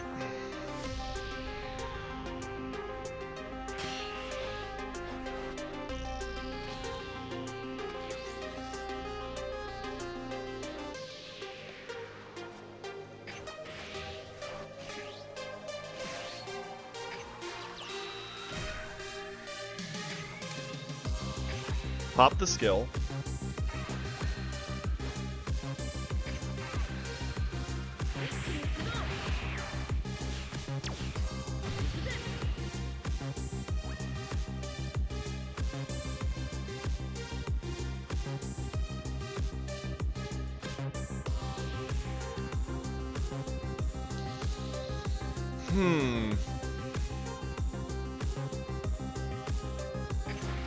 crit at him.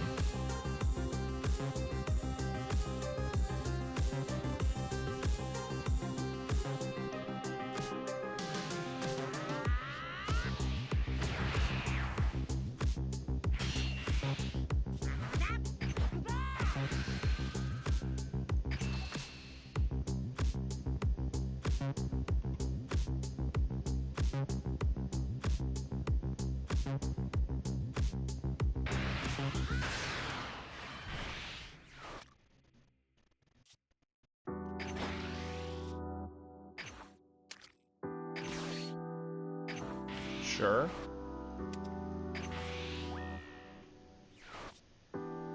What do I want back?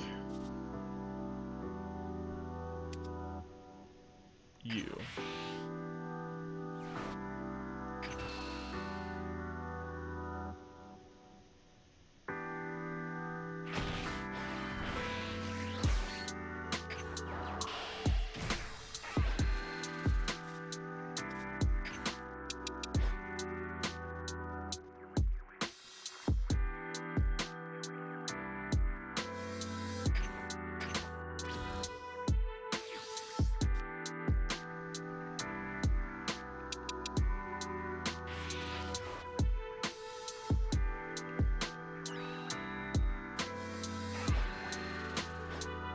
So in theory, he's on 4. Glimpse costs him 1 currently because of the Roshi life pickup. Means he has 3 energy to play with. He'll use 1 for his lead ability, so at best he has 2 energy outside of that, so maybe just another of the crit body, maybe a hit, maybe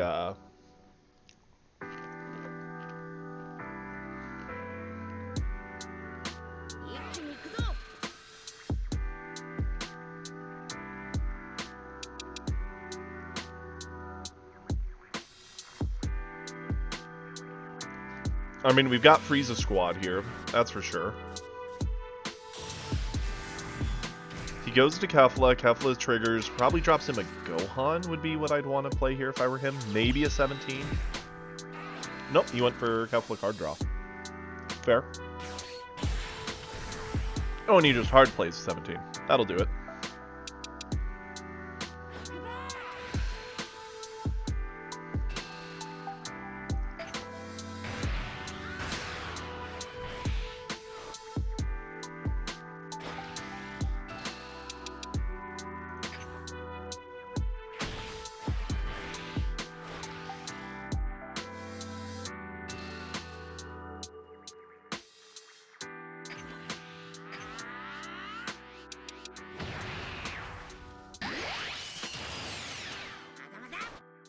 Ooh, that sounds miserable, Bardock. I'm so sorry.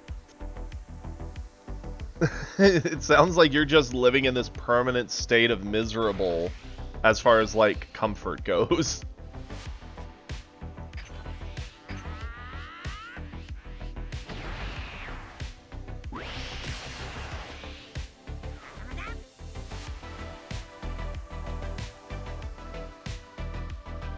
We're on 4 life, so we actually still have a good amount of life to play with.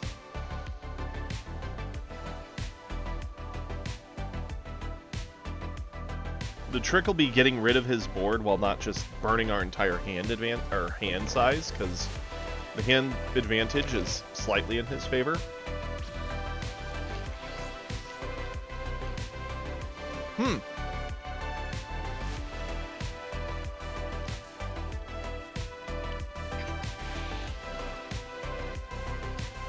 I mean,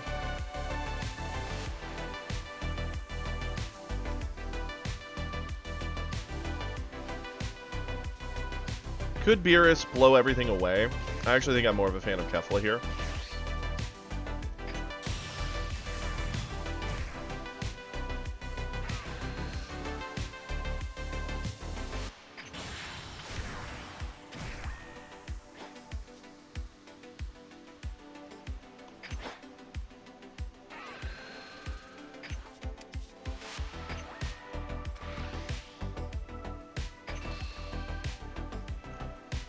So this is a Super Combo Plus.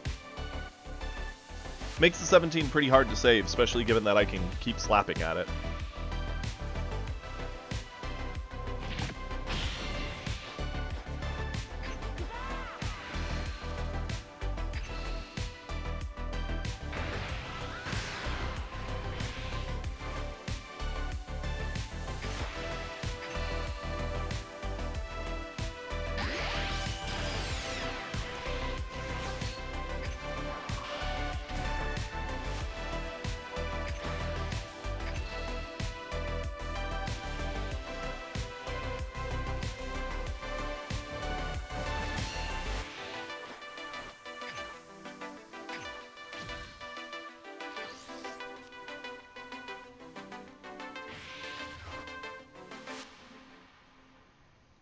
Oof, that sucks, Bardock. I'm so sorry.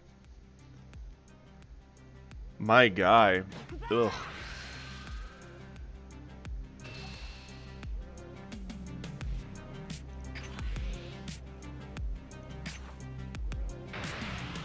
Definitely should have done the Basil off board, not the Frieza from hand, but, you know.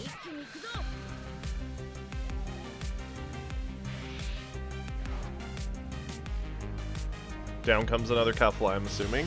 Yep. Hopefully it doesn't give him a Gohan. Kato, also not great, because now he gets the Basil. No, he's going for the Frieza. Interesting. Oh, of course, double Kefla. Beerus goes hard here. Assuming we don't just die this turn.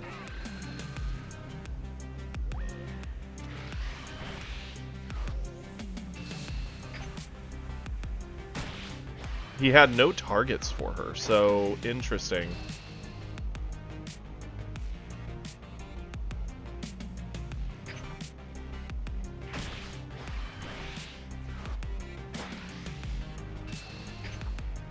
Yeah, I can't afford to keep anything.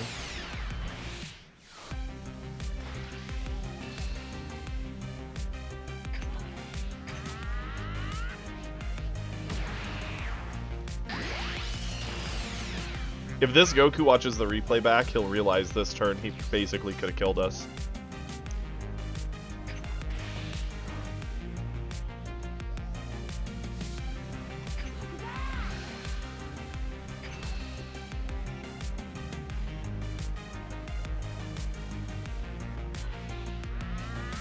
Awesome. We need to keep Rosie. She's our best combo piece in hand. Why did the Beerus change art? What in the world? It changed from my alt art to a basic? Huh.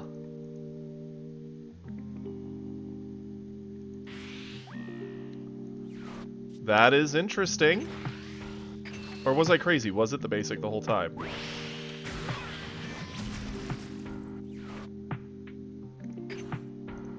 Am I just nuts? I don't think I run the basic in this. Use in disguise as his alt art self. Am I on crazy pills? Someone help me. Interesting that he's just wasting an attack. That's a really odd choice to do when I have the life lead.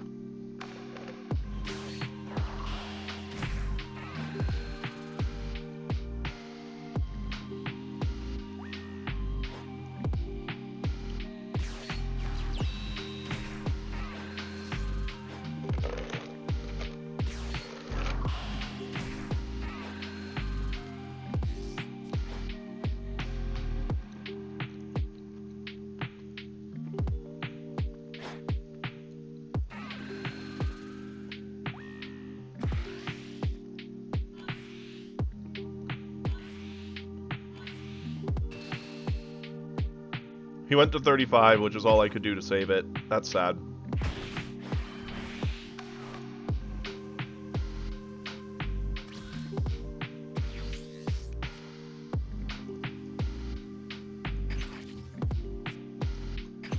We have no reason not to swing.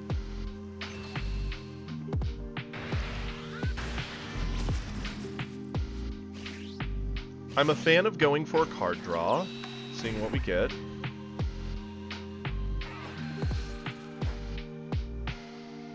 Roshi with a life pickup. Interesting option.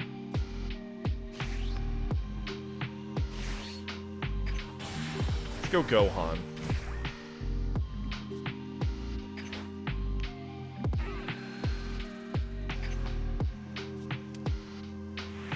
He gave up. His hand probably had like glimpses. Wonder what else was in it. But I'm not crazy, right? That was my alt art? That would it be a brand new bug for sure. Changing everything.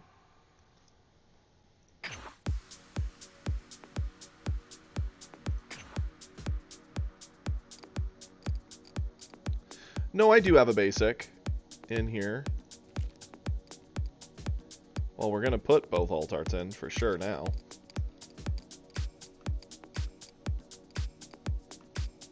I'm starting to question my sanity.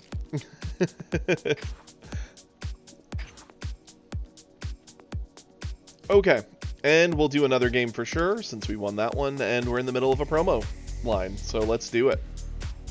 In fact, we have not done a prediction yet. Let's do it.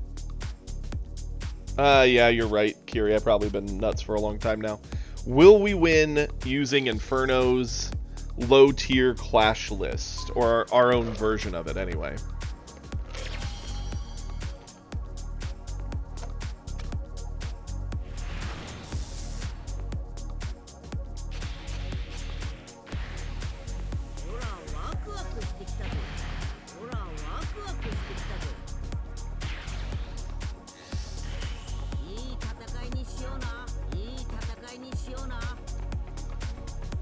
Another top Q, change this.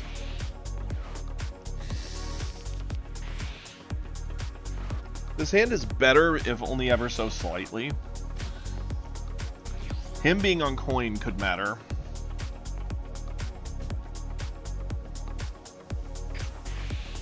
Charge that. Go for the search. I mean, I think Kefla is kind of the safe pick. 10 times out of 10.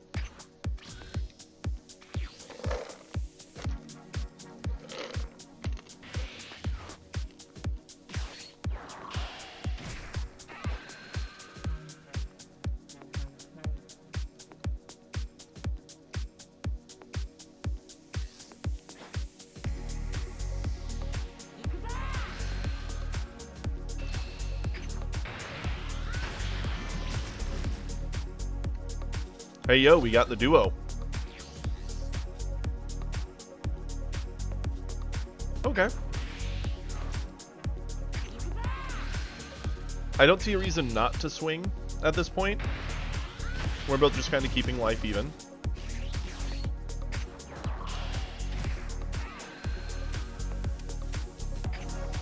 We got the 17.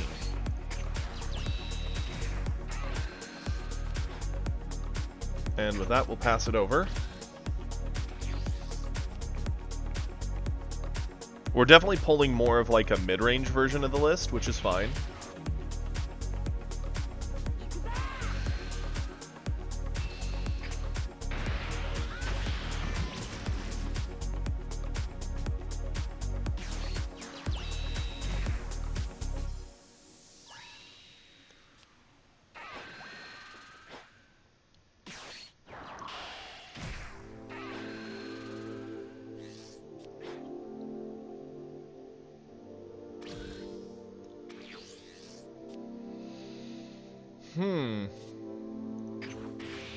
This is a good question. Is it more worth just going Gohan, swinging, giving the minus?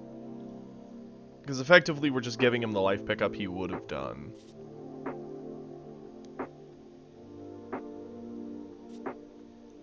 I kind of like setting up 17 here. I think this is a pretty safe 17 turn.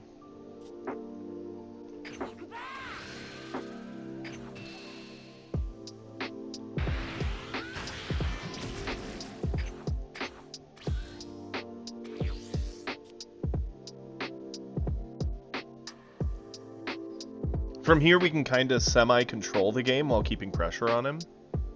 Because 17 is hard to answer.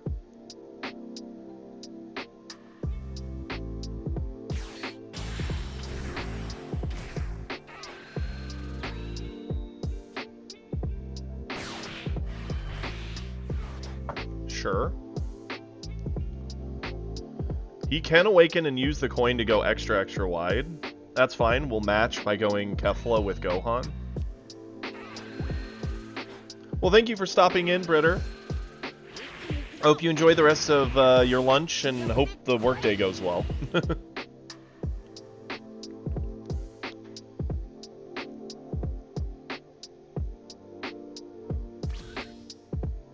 Interesting, they didn't do any attacks or anything.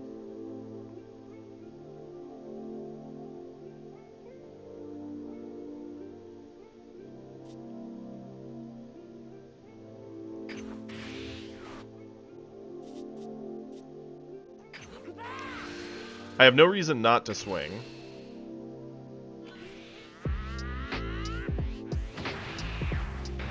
Rosie goes kinda hard here, not gonna lie. She can get real big.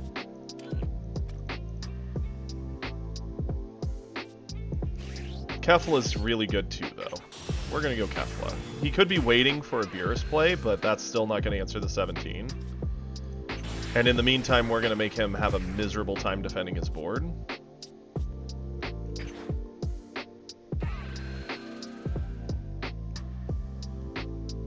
I don't think we need to add the life, but we are going to kill off the Roshi.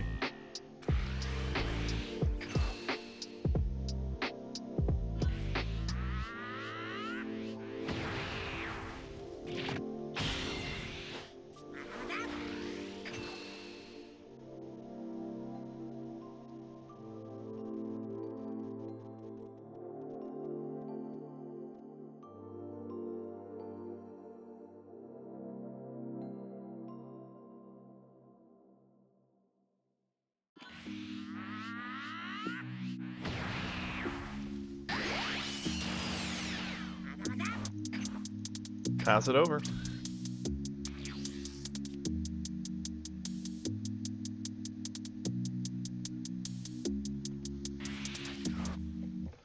Is it a Beerus?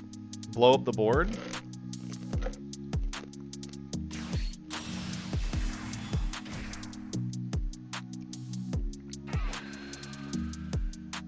Well, I'm not awakened, so I'm not safe from it. Duh. I'm a fool. I forgot, he's only safe when awakened. I should have done my life pickups. Well, that sucks.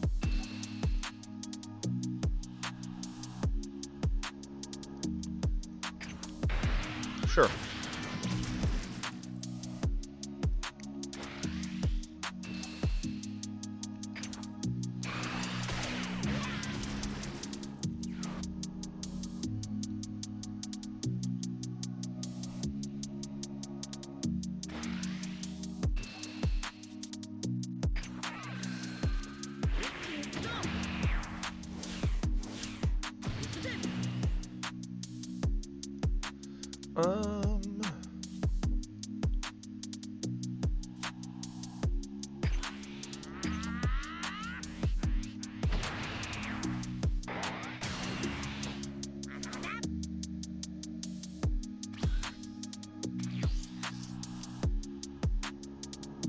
Let's charge away.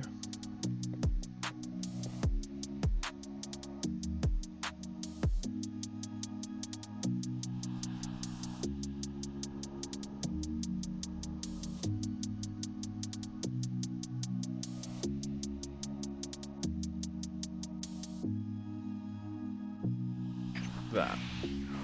Before we do anything, we are going to swing.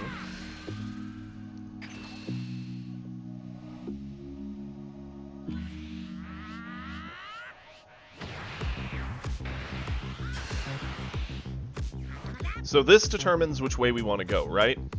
We could go Basil, dig to find something decent, and go from there. I actually don't mind that.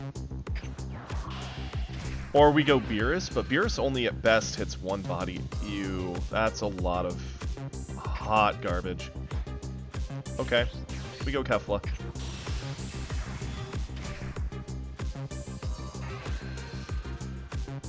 Hey, yo, let's go. Oh, it's quite the day, Imodium. Welcome back, bud.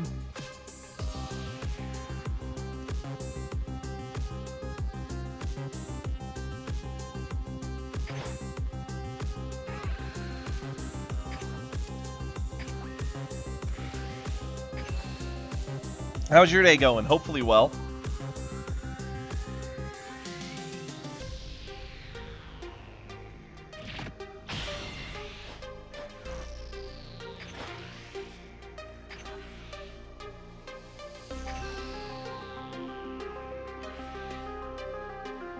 Two supers out of his hand, okay. Hey, you know, that's a good day if you're already off work. This sucks because he could get a pretty good turn here. We have the counter Beerus, but we don't have any way to drop his Beerus' stats, so we'll have to mostly rely on our Beerus to blow up everything else and then body check in. Certainly doesn't feel great.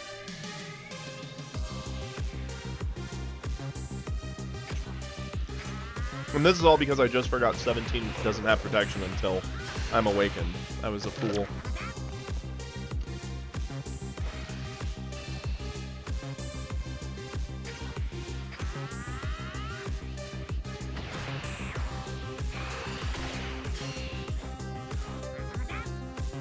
I don't know if he's gonna go for, like, board finally. Okay.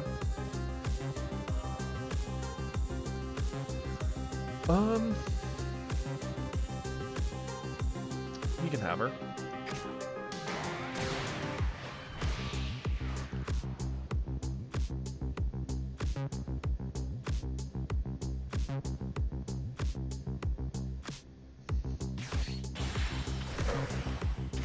Ooh, the 3-drop, annoying.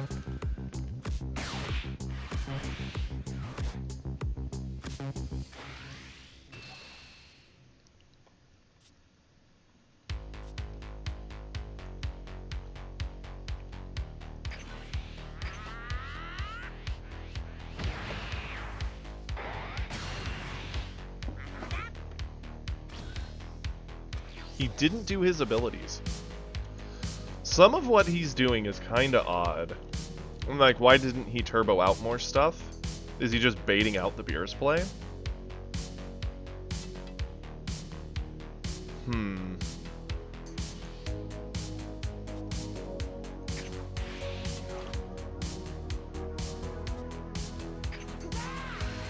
Attack him, ask for a card.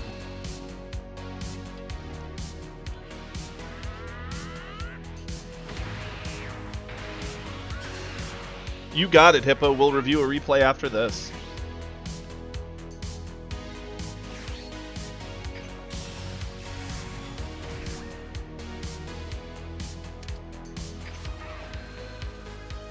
Question is, what do we ditch? Could be a glimpse. Could be our 1-drop. We're close to glimpsing other things. Yeah, let's do this. Boom. Let's get some card draw. Hey, that's awesome.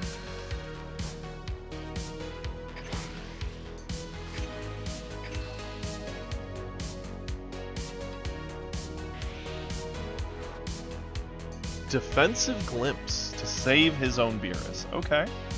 Sure. Picking up what I can only assume to be a Kefla, or a piece for Kefla. Roshi. Maybe thinking to play Roshi, use Roshi's effect, glimpse, like... Huh. Interesting choice.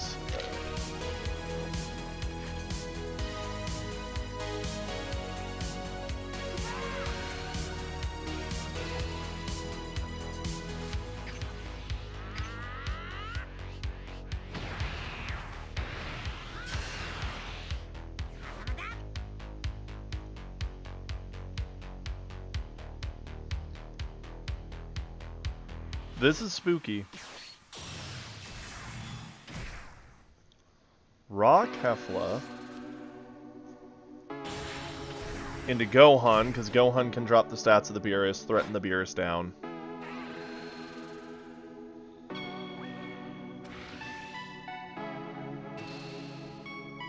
Oof.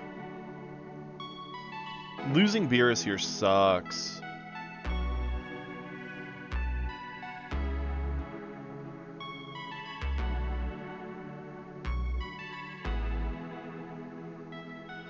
There's very little I can do to stop it, though.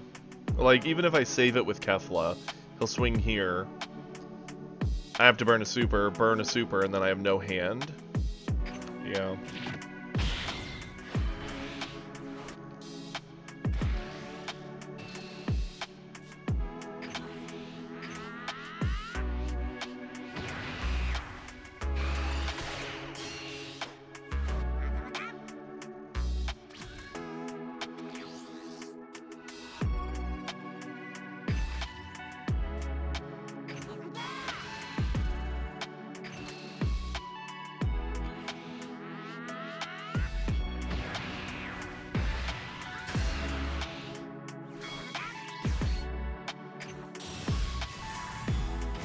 Gotta go Kefla.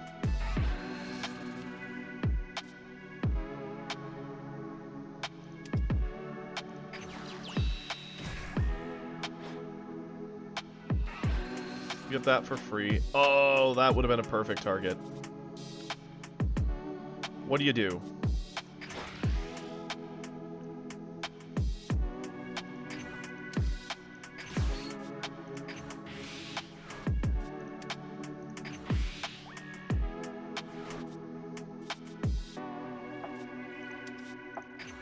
Get another Kefla.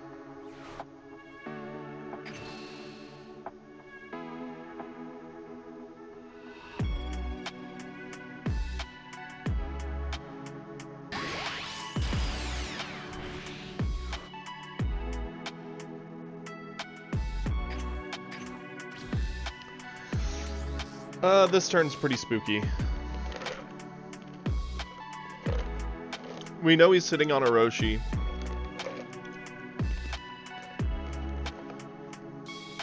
Likely setting up to play Roshi, pick up a life, glimpse.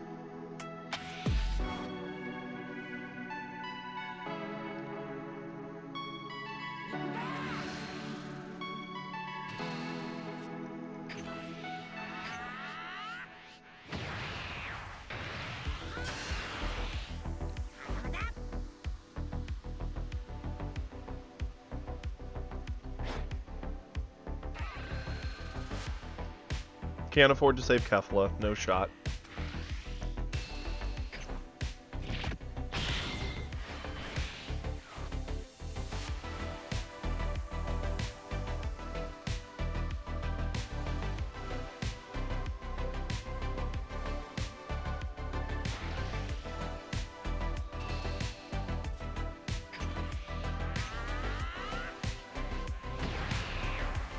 Seven cards in hand. What could be in his hand? Obviously he's holding a Ribrianne, likely a Glimpse. We know the Roshi's there. UI Goku.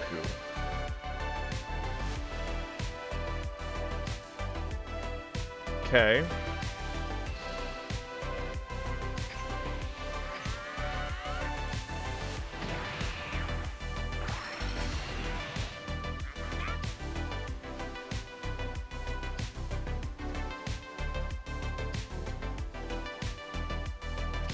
And again, he doesn't do lead.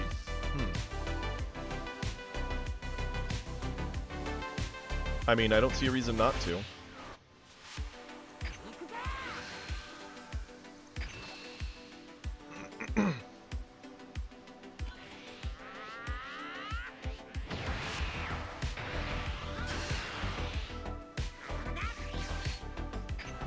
Kefla.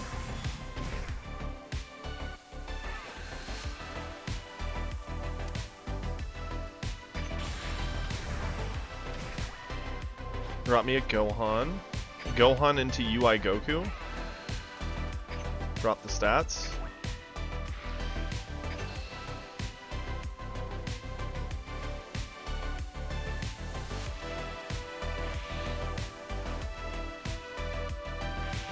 glimpsing to save it from this attack. Okay.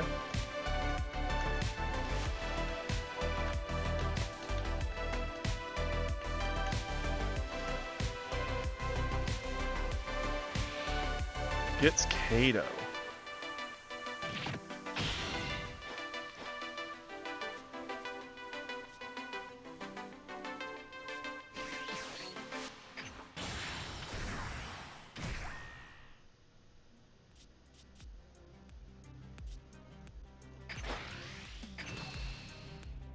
We have to get the UI off the board, otherwise it's a very easy way for him to potentially get a life hit on us.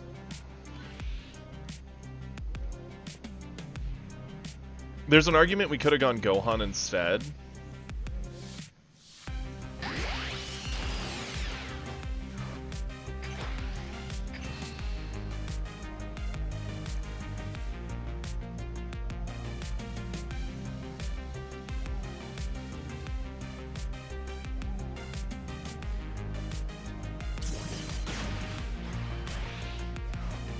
Okay, pass it over.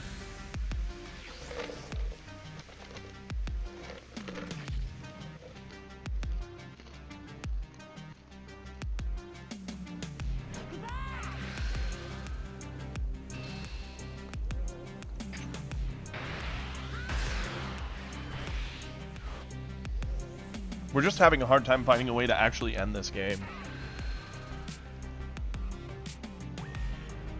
Like, it's just become a grindy game, and we're down to 11 cards, so he's gonna win the grind.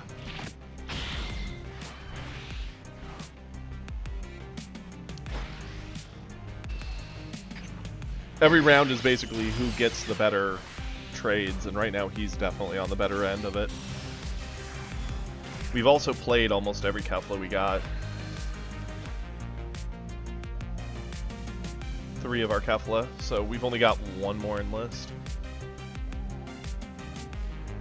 He had no targets for his Kefla.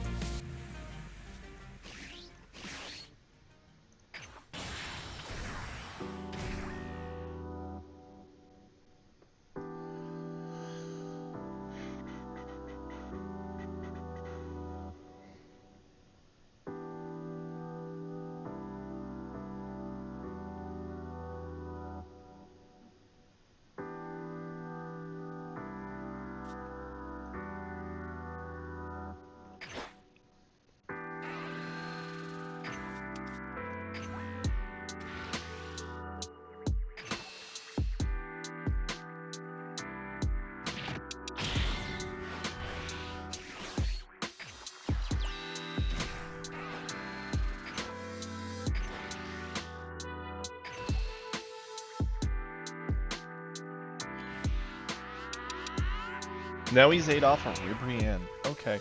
This guy's playing this so weirdly. Maybe he's afraid I'm sitting on a double striker? I don't know.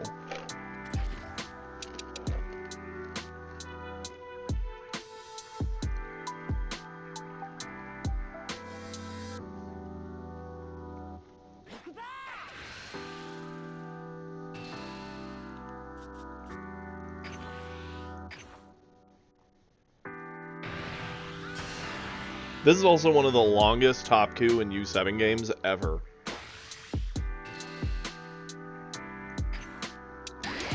I just don't see where we find a way to get a win. We're just so gassed.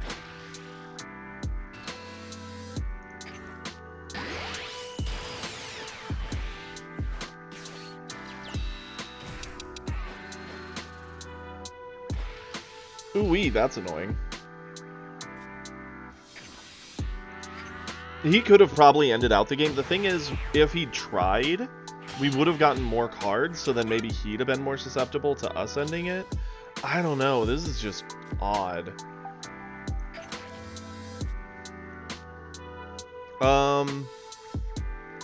We don't have a hand that can really go face right now.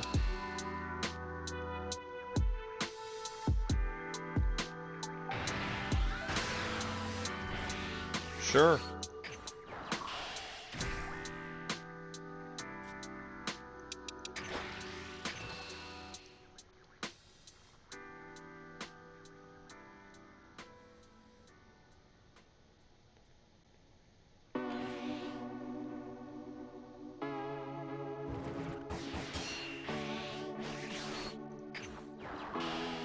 I think we're just at the end of the line. We're gonna need life pickups that do anything.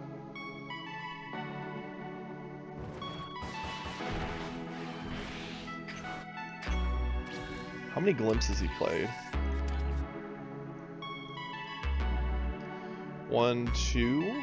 So his hand's probably like double glimpse, maybe a Ribrianne and something else.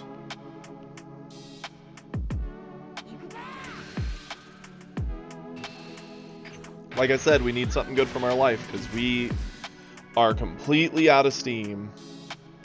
And that is not good from life.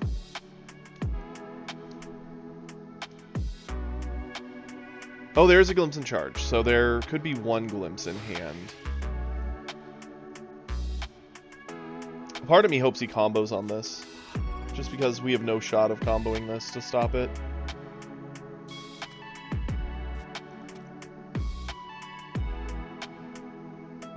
I don't think so. I think the game ends this turn. Last turn was just too little, too late.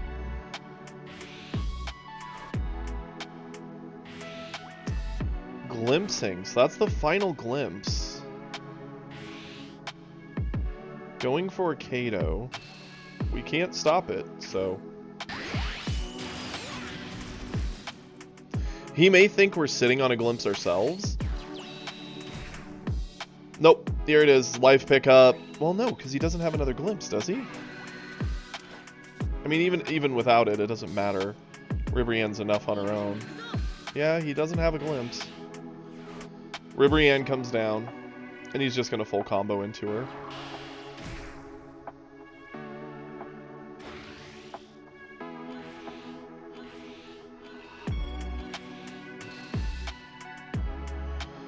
Yep, that'll do it. Heartbreaking, but it is what it is.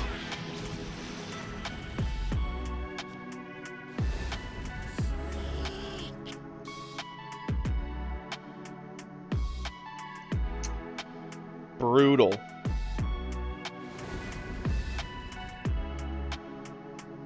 I mean, we were still sorta in the game. We just kind of gassed out near the end there.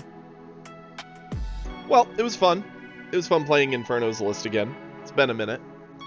Let's swap it up. What are we feeling?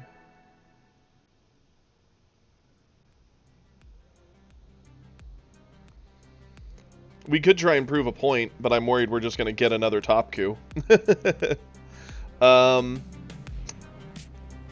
What's everybody wanting to see? Oh yeah, we have a replay. That is correct. We have Hippo's replay.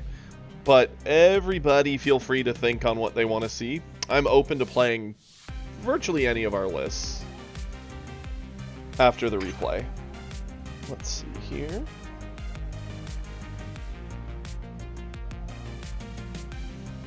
Soon enough, that won't be an option. Now, where is it? There we go. I'm assuming you're wanting the Beatdown Trunks version 5.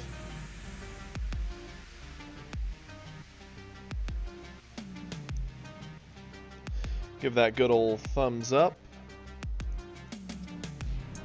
Kiri, you want to see Cell? I'm down to do a Cell game.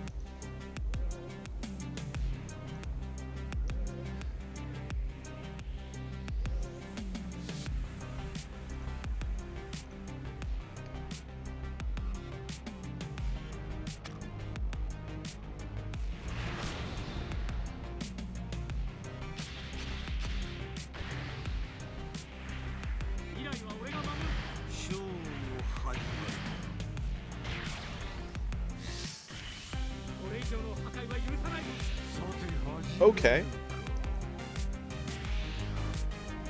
Let's see this.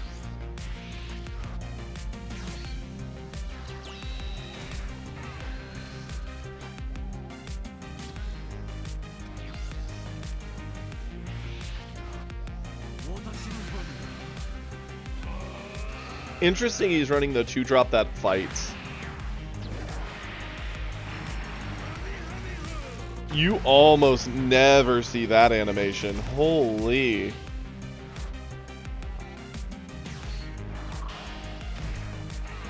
What is happening?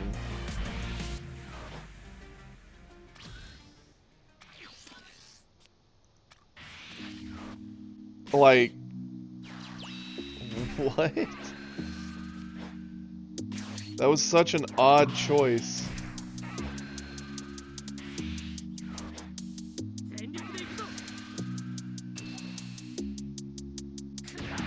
Yeah, that confuses me too, Hippo. I mean, I'm not gonna complain, it's kind of neat to see him actually do his animation for it, but it is real weird.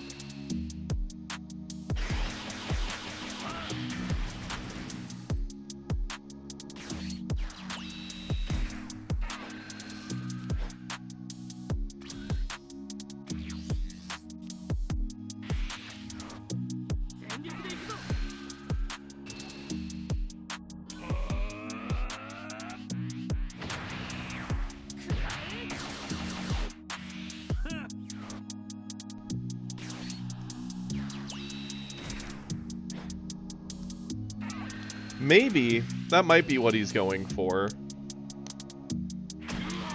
Just setting it up on turn 1, I guess. Still kind of odd, though.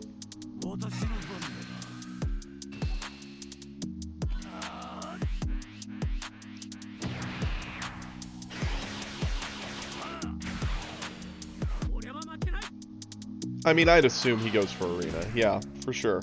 Like, the Trunks doesn't have much on board that's pressuring. Take the time off. Yeah, you're burning the coin, but you get the permanent energy.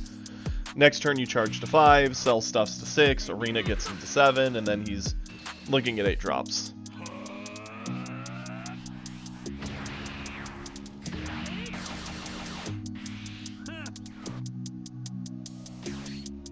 Yeah, the 4-drop goes really hard here, though, which is nice.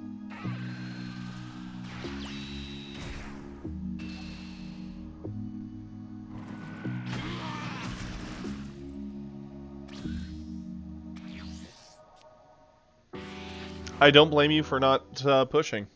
We gain very little.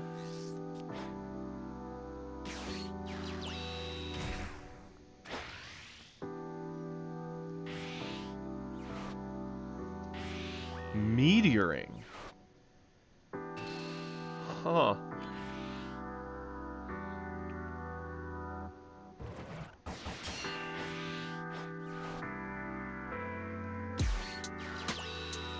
Yeah, no, I don't blame you for being scared of droids.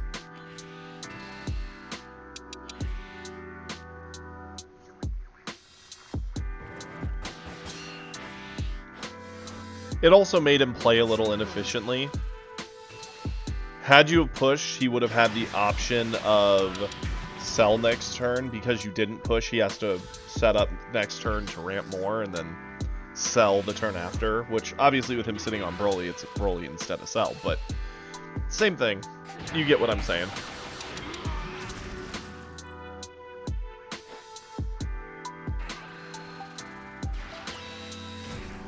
Ooh, the double 2-drops off the bottom. That is really, really spooky.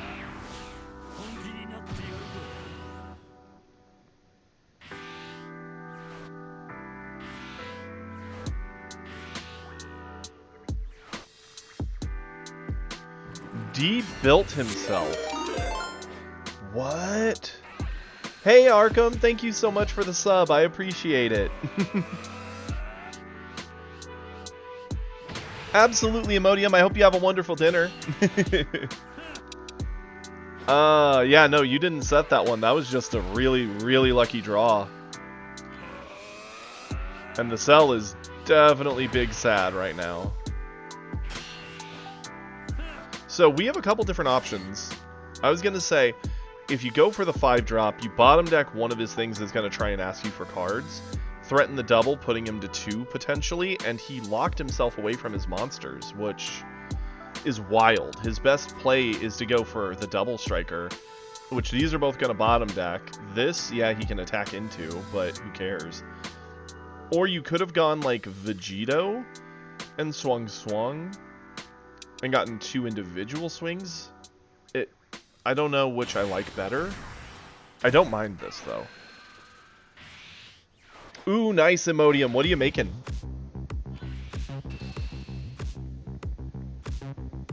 I can appreciate comboing the 5, making sure it's not just a super combo, but super combo plus.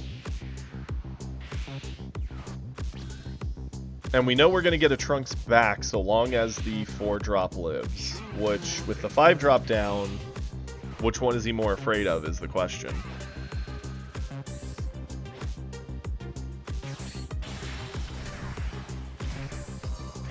Oh no, this is a mistake. Everything that just happened here was a mistake. Choosing not to ramp with this and just get a card draw of a 1-drop cantrip, that should have been stuffed in here. That way he unlocks the access to Broly for next turn, because Broly needs to help him get this board under control. And playing 5-drop that you're going to combo all your cantrips into is terrible compared to just getting the 6-drop down that can just check into either body naturally, and then you keep all that combo for keeping your life safe. Oh, he's super dead. Oh, this, like, game is over. He burned all of his combo aggressively. He should know he's dead. Like, the 4-drop alone guarantees it, because it's going to dig the same little guy off the bottom of the deck. What in the world?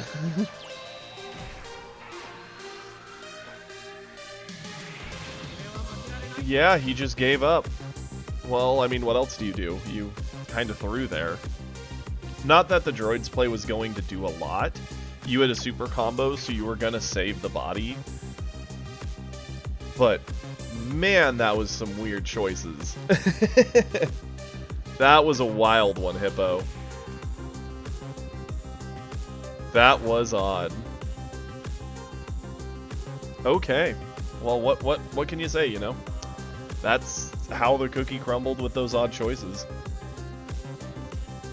Okay, with that having been said, what are people wanting to see us play? Yeah, comboing 15 into that swing on the 5-drop? Like, why wouldn't you just go droids? The 5-drop doesn't blow anything up.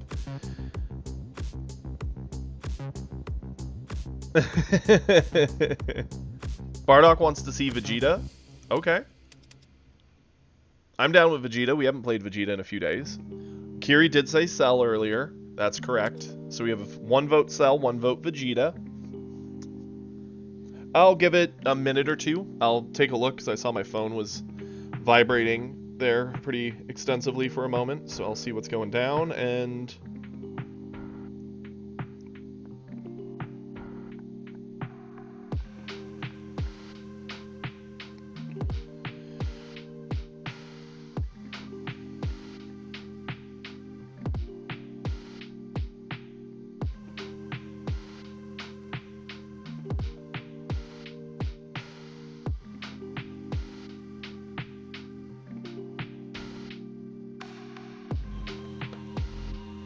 We've got 1 and 1.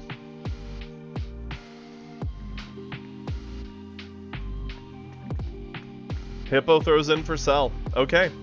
With that, we'll do Cell. And we'll probably do a Vegeta match after. That's only fair. We'll mix it up. We'll do both. I know my Cell list is up to date. So let's go.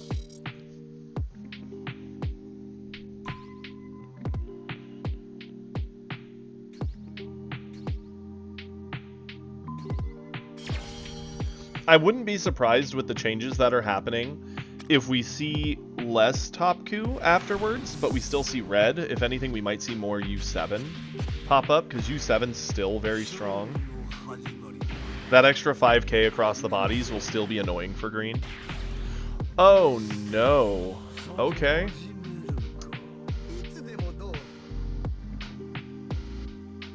Change the hand.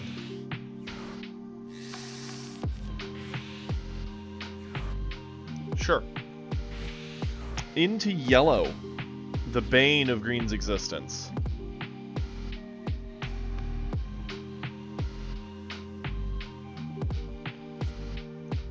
Charge this.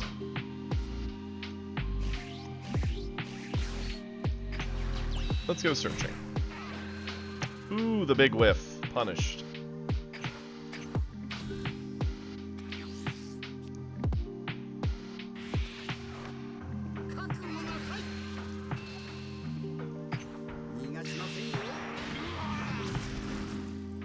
Okay, we have arena. Stinks that they're on coin.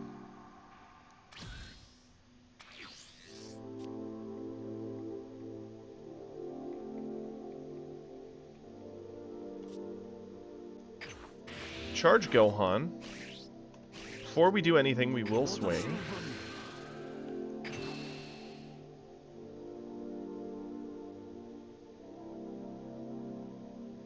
I'm very happy for it, not Christian. I think that was something that should have been done a while ago.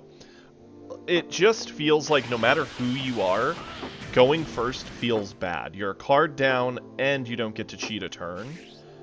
I think that's too much advantage to the second player. I think both players getting card draw on the first turn is fair. It feels doubly bad. Ugh, okay. For crit leads, if I had $1 for every time we're like, okay, we're playing Goku Black or Beerus, and we're player 1 and we're fighting a crit lead who got coin, it is such an uphill battle getting that one card advantage, let alone the fact they cheat ahead a turn as well as a crit face, that I think it's a long needed change. I think the second player had a significant advantage.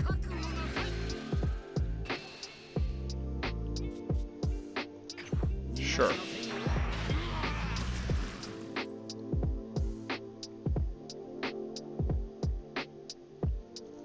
It really is. It's gonna feel very, very good.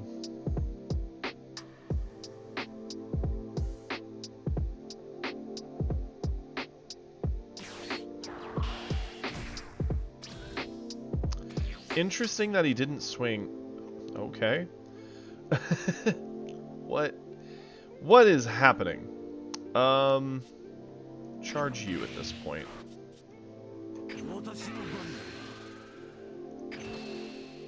Well, we found all of that, more or less.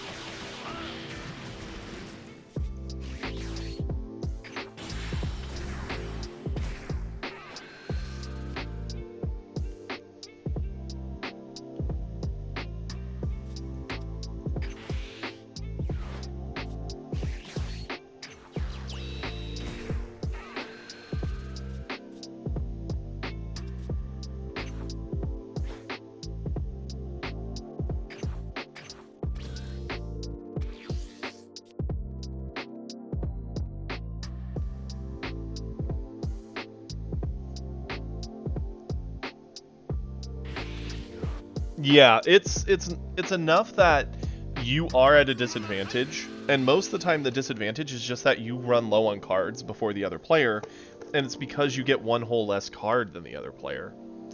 So I am actually quite happy they're doing that change. I think it was kind of necessary. They've already charged away 2 Cooler, and that Cocoon Frieza.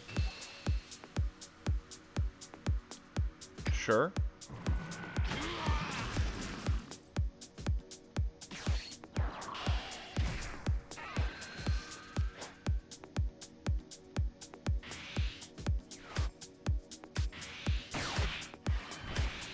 Death beaming our android. Okay, sure.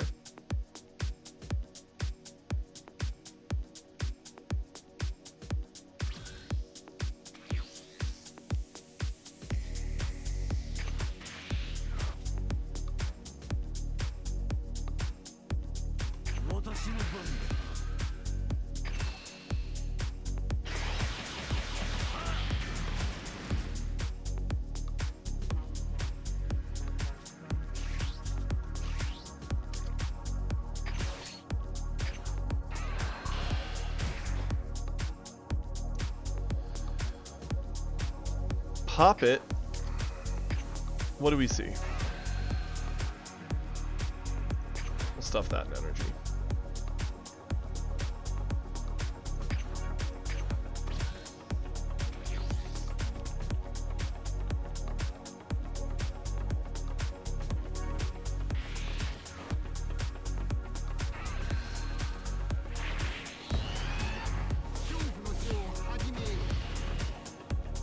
Honestly, Death Beam is a much more needed card for them this season, mostly because of like 17 and a handful of other like decent 3-drops that you kind of want to blow up with it.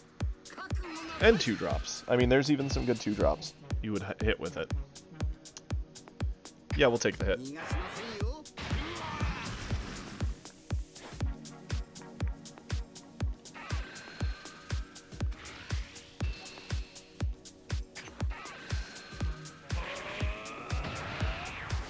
Yep.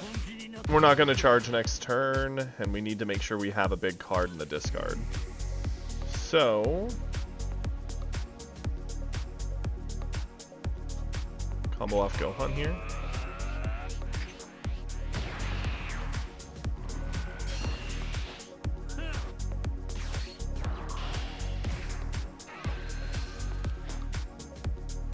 Interesting. I kind of expected them to maybe go for like a golden and get some early like big pressure down or something. It's sad we don't have our droids or anything like one of our low-end boss monsters to put down. That being said, we can certainly try and go for some value with like Hercule, I guess.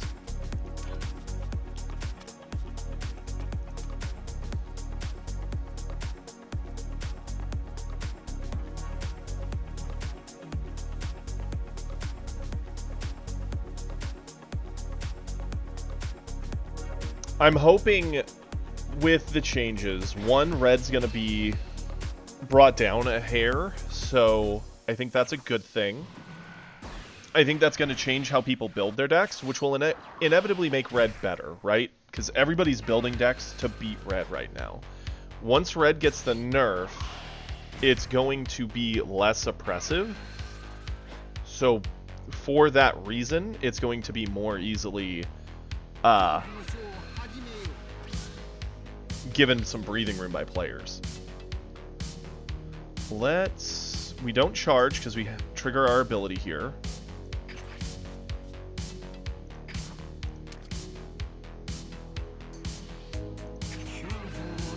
Stuff him in. We pop this.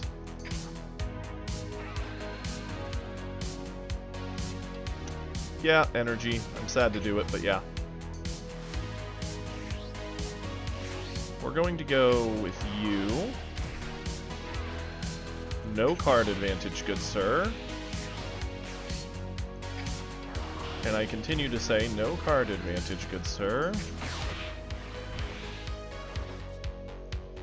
We'll have one of our little cantrips clear this.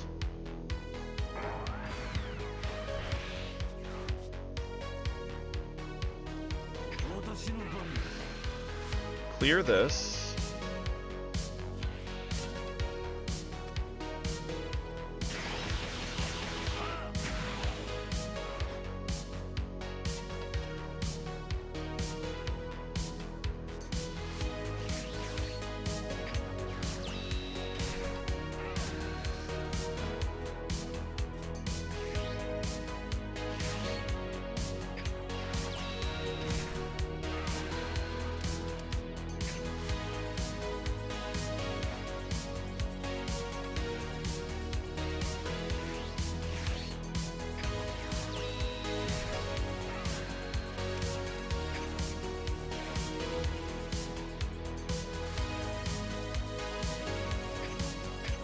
I don't know what Frieza does to outvalue all the stuff we have on board just chillin'.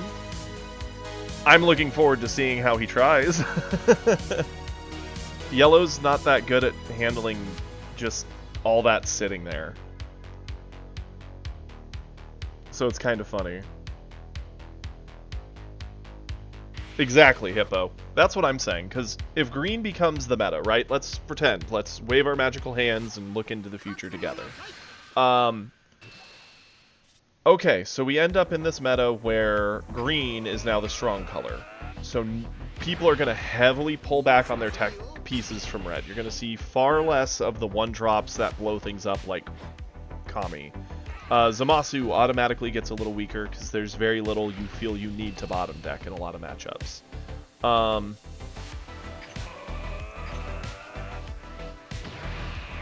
You're going to see a lot less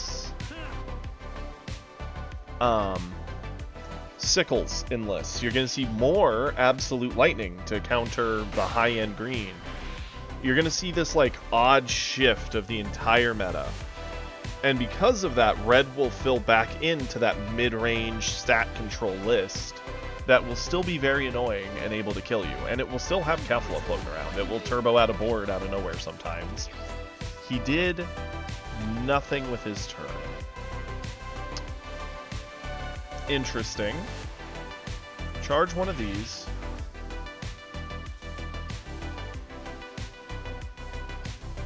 See no reason not to swing here.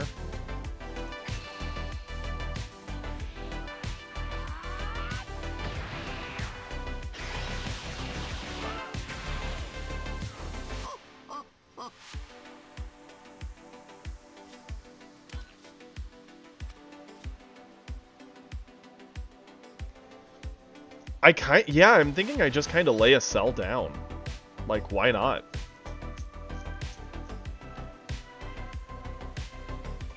Sure. I mean, no need. Punch him. Maybe he's just waiting for us to play a cell, thinking he'll do the 6-drop and blow it up. I don't know what his game plan is, but honestly, we'll put that in our hand.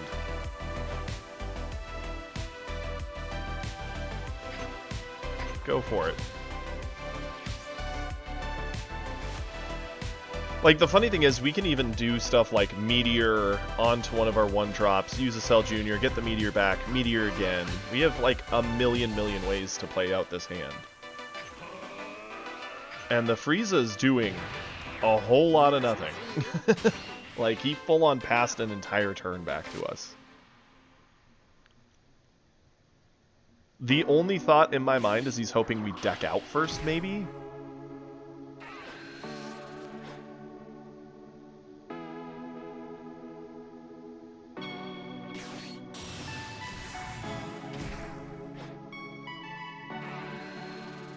Okay, so he goes for golden, sure.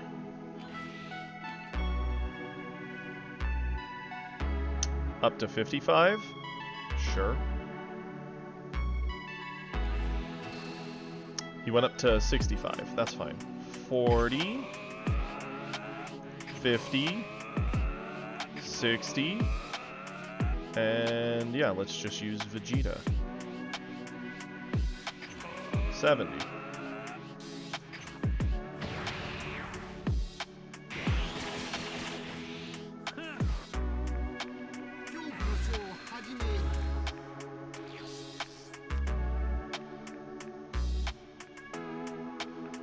No need to charge. We play our cell.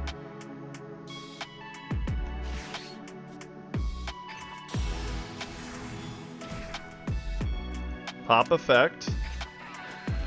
We're gonna make sure our warp gets in there. We're gonna... The rest doesn't really matter. I guess we'll give targets to another Vegeta. And... boom. Boom, boom. Those are now gone.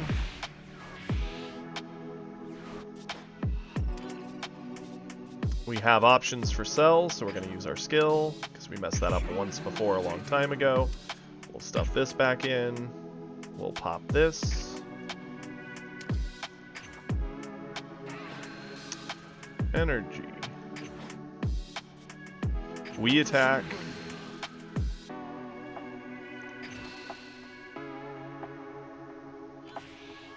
We have no reason not to sell Junior and get the warp back at this point in my mind. Or we could do something real spicy. We could play the cell, use the Meteor on the 1-drop. That is pretty spicy. But the fact we don't have super combo makes me want the Meteor for defense. We'll get the junior down. Get this. Go in with the junior, comboing this in.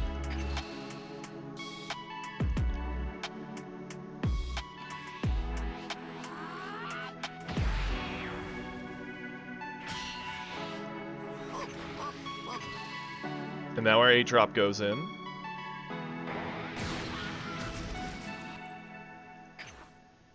Pass it over. They could play like the 4-drop, freeze down our double 8s. We're sitting at 5 life. We're fine with that. Our big purpose is to just try and end the game. So we're just going to seek to get maximum value out of everything.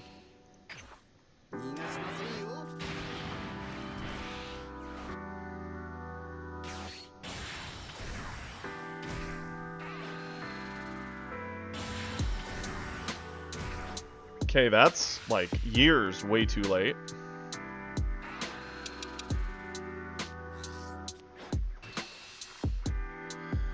Okay.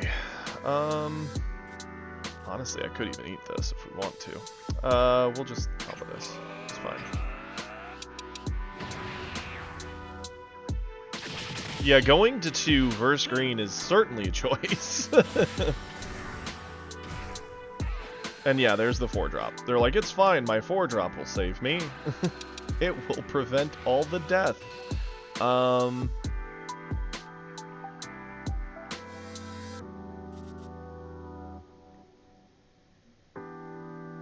Sure.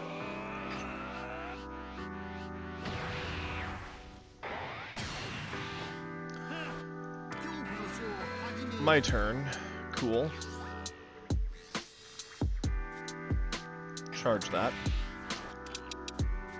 How many super combos have they used? I don't think they've used any yet. No.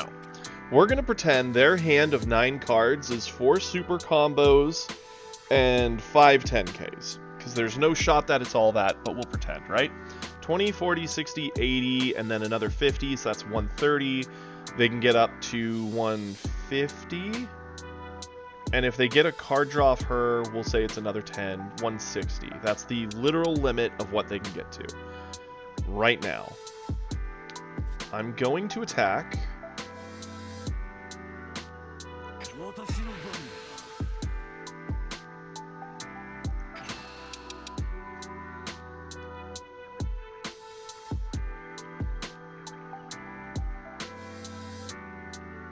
Could play droids first to have killed the Bulma, that's correct. They already got the card, though, because I did not do that. Anywho, so they're sitting somewhere around, again, 9 cards, so 4 super, 5 10s. So again, we're going to say 130, 150 is their literal cap. Droids are 40, plus a meteor, so that's 25, that's 65, plus this. That would make them 80, 90, 110, 25. We only get to 125. Not enough. But I don't see a reason not to go for it. Yeah, we're definitely going to sell games here and get a draw. Pop this. Yes, we will take that to our hand. So now we go, that's 50, so this is 90, that's 105, 10, on that makes it 115, 125, 135, 140, 150. I'm going to double check my math, because 20, 40, 60, 80, and 50, that's 90, or 80 and 50 is 130, plus 20 is 150. They cap at 150. It probably does kill. Feeling pretty confident in it. Let's go.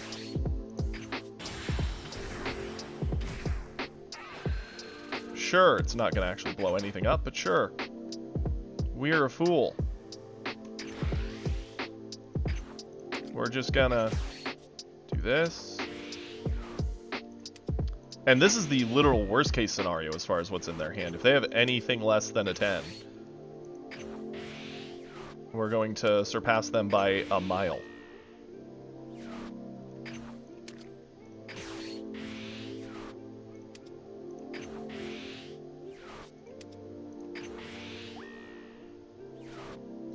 Combo.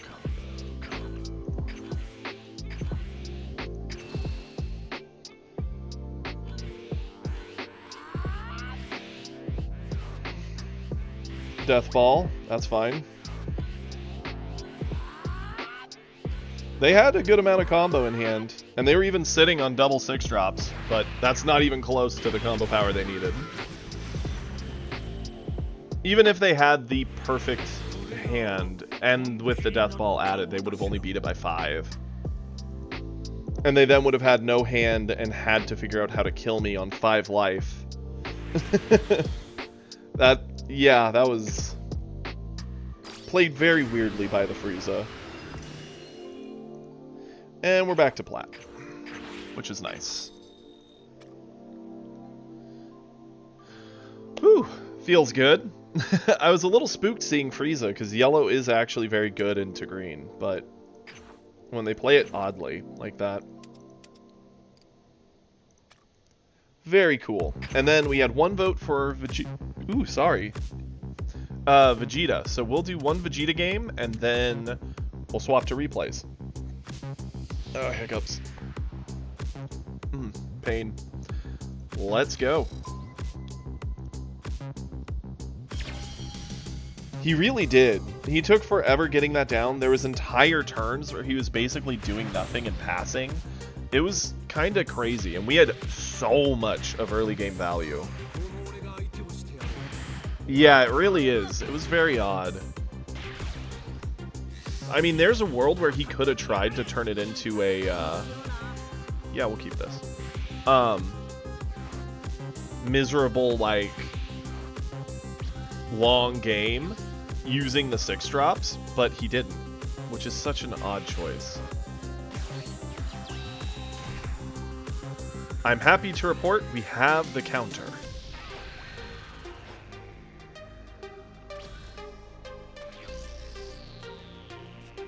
I actually do think we charge the 6-drop here. It is a day and a year away from coming down and helping us.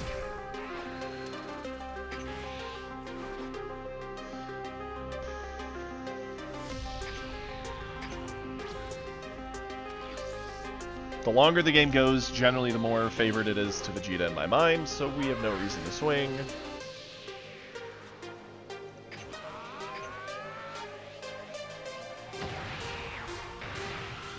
No, it's not. Especially against green, where you know they have stuff like Earth-destroying blows, they have meteors, like, they have options.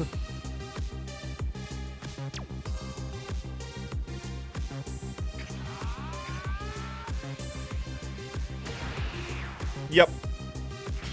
It's 2 meteors and some small change. It's not enough, especially when you're holding double 6-drops that are just zeros. I'm sad about it, but I do think we charge that. This game is more about the early and less about the long. We're going to attack to get our card draw.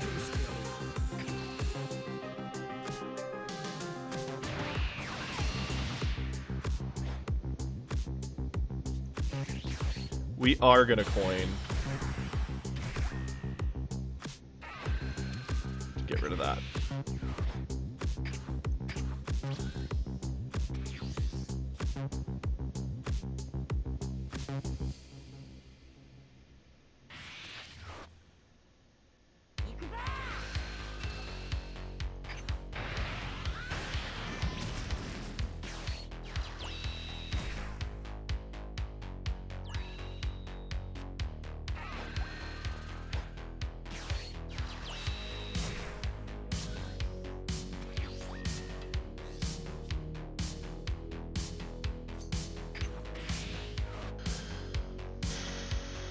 Tough, right?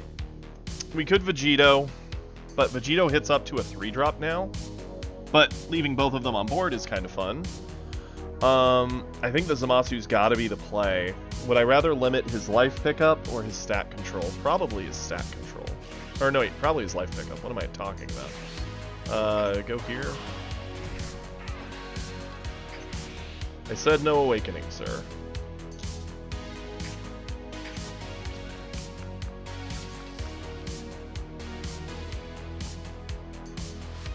You can use the Whis to prevent the combo of the Zamasu, which is fine.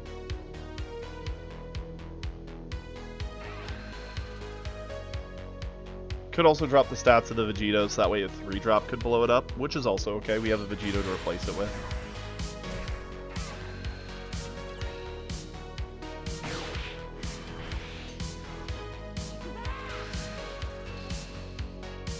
No reason not to do this, considering it's probably not long for this world.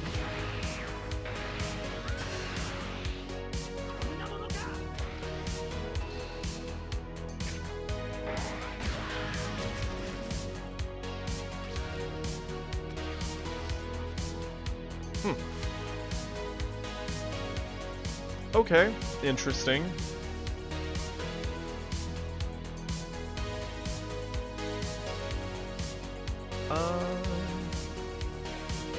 I mean, the Vegito bottom deck's the Whis no different than the 1-drop. We could Sickle, but I'd rather save that for a Kefla play.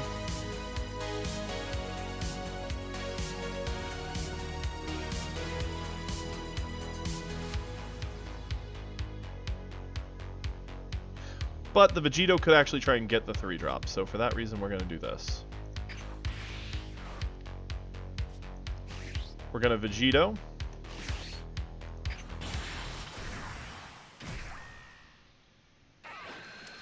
Bottom deck that. I am going to swing here to get my card draw first. Uselessly. We're not trying to kill it. And then we'll try and kill with our 3.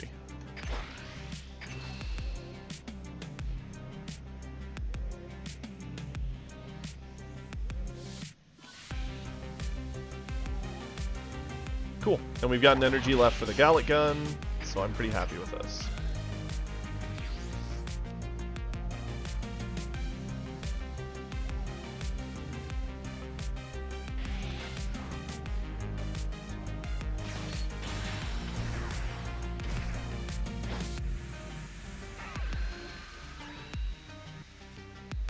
He'll flip, it'll be 25 on 10.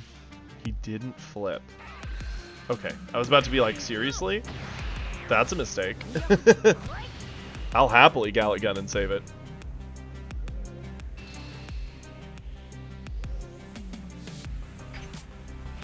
Ooh, that sounds miserable, Hippo. I'm so sorry. I know that's probably going to happen to us within the next couple weeks, so I'll enjoy the cool while I still can.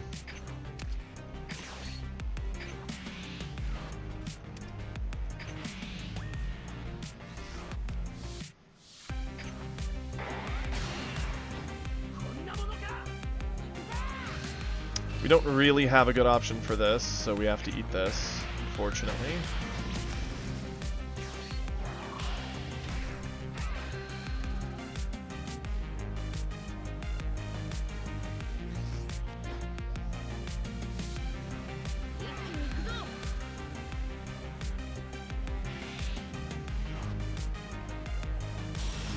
We're getting close. The scary thing is this is going to be a very wide board, and we have to kind of put up with it for a round.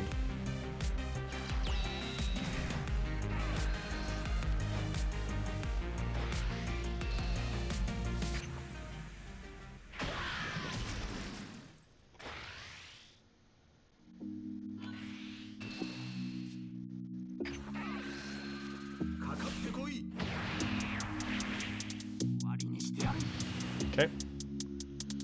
So he's 30, we're gonna go 35.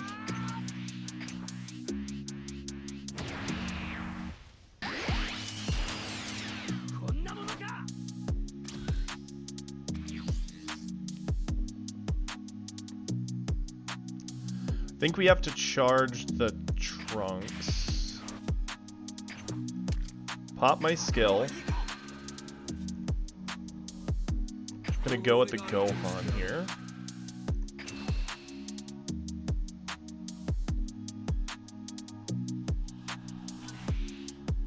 Okay.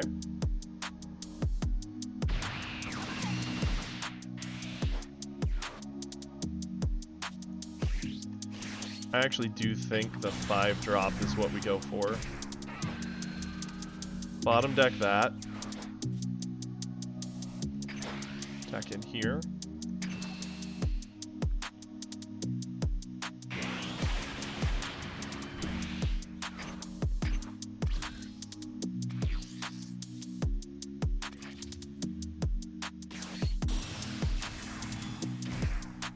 Another Kefla.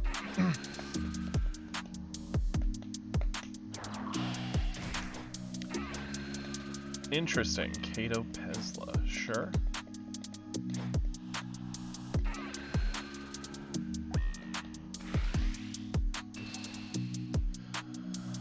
I'll eat it to 3.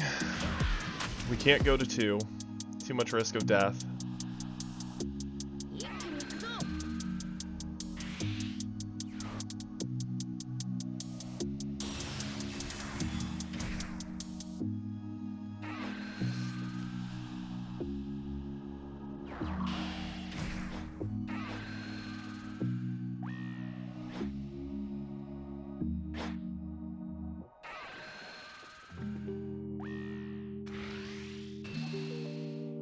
Sure. I mean, it doesn't really matter either way. We're forcing him to attack anything other than our face by leaving it on the board. And we effectively deny 2 swings by doing that, which I'm happy with. Had we have let that go, we would have had to use that. It's all about the same.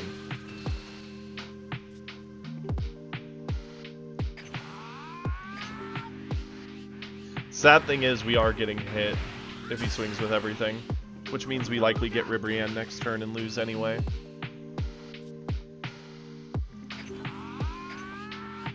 Because this is a 0.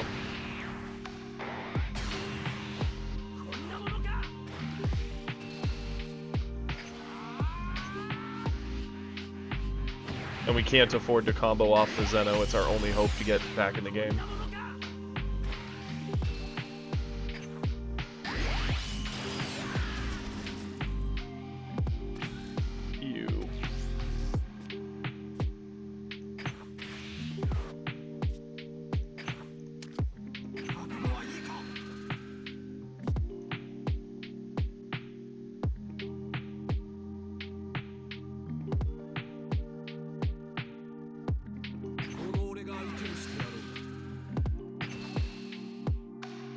Normally you'd want to swing at his face, but we gain so little from hitting him here.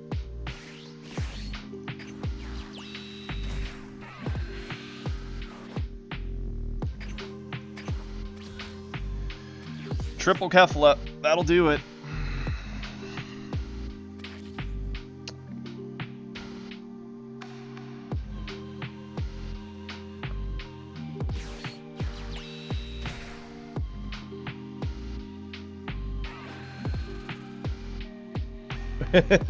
I mean, to be fair, we've been saying stuff like that for a week.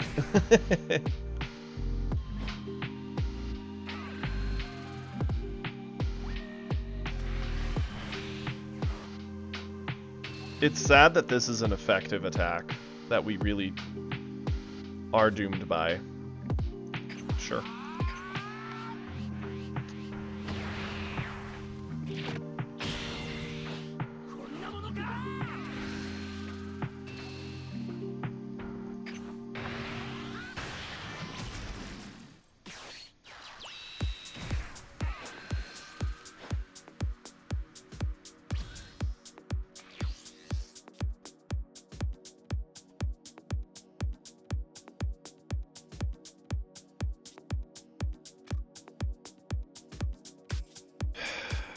Charge this.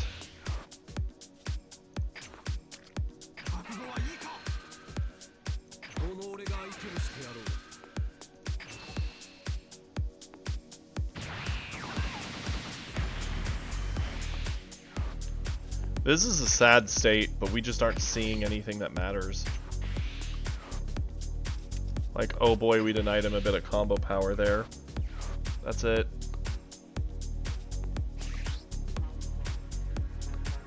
Any swings at him just give him more cards to kill us with. Like, yeah, we could go Gotenks, swing. He'll just eat it, go to 2. Yeah, we pick up the Gotenks, so we still have it. But we just give him one more card. It, like, just doesn't feel worth it. Pass.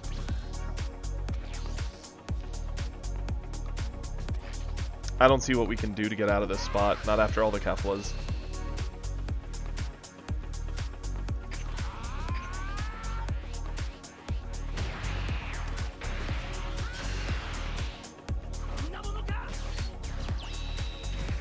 Especially when he can just keep doing stuff like that, which keeps his hand full.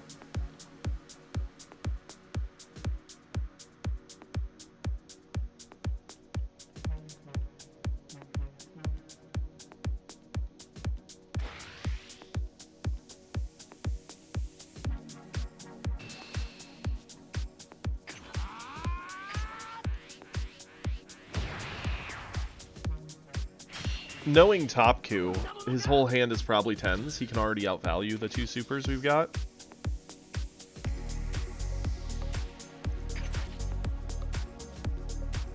Pop my skill.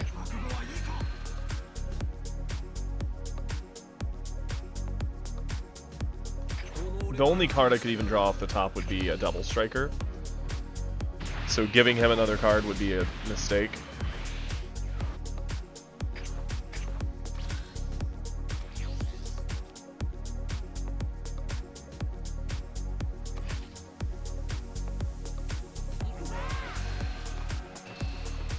It's sad that this is what we have to do to just stay in the game. We're just prolonging a loss.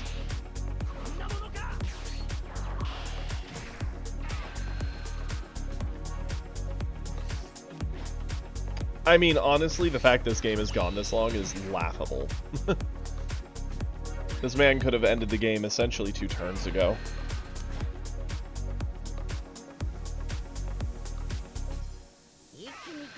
Watch the new wondrous gameplay of use effect, get Ribrianne, or any other body at this point. Oh, Kefla. Sure.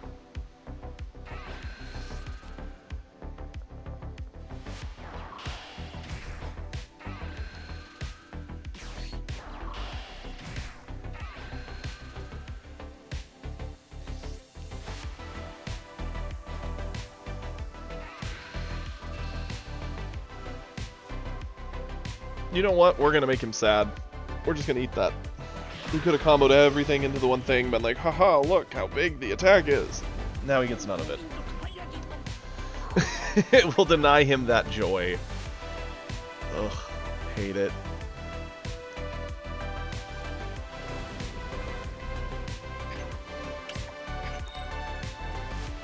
We didn't make any major mistakes there. There was just no point where we were really ahead enough to make it work. Shame. Darn shame. But with that, we are now on to replays. Let's do it. Gonna scroll up because I know we have some older ones.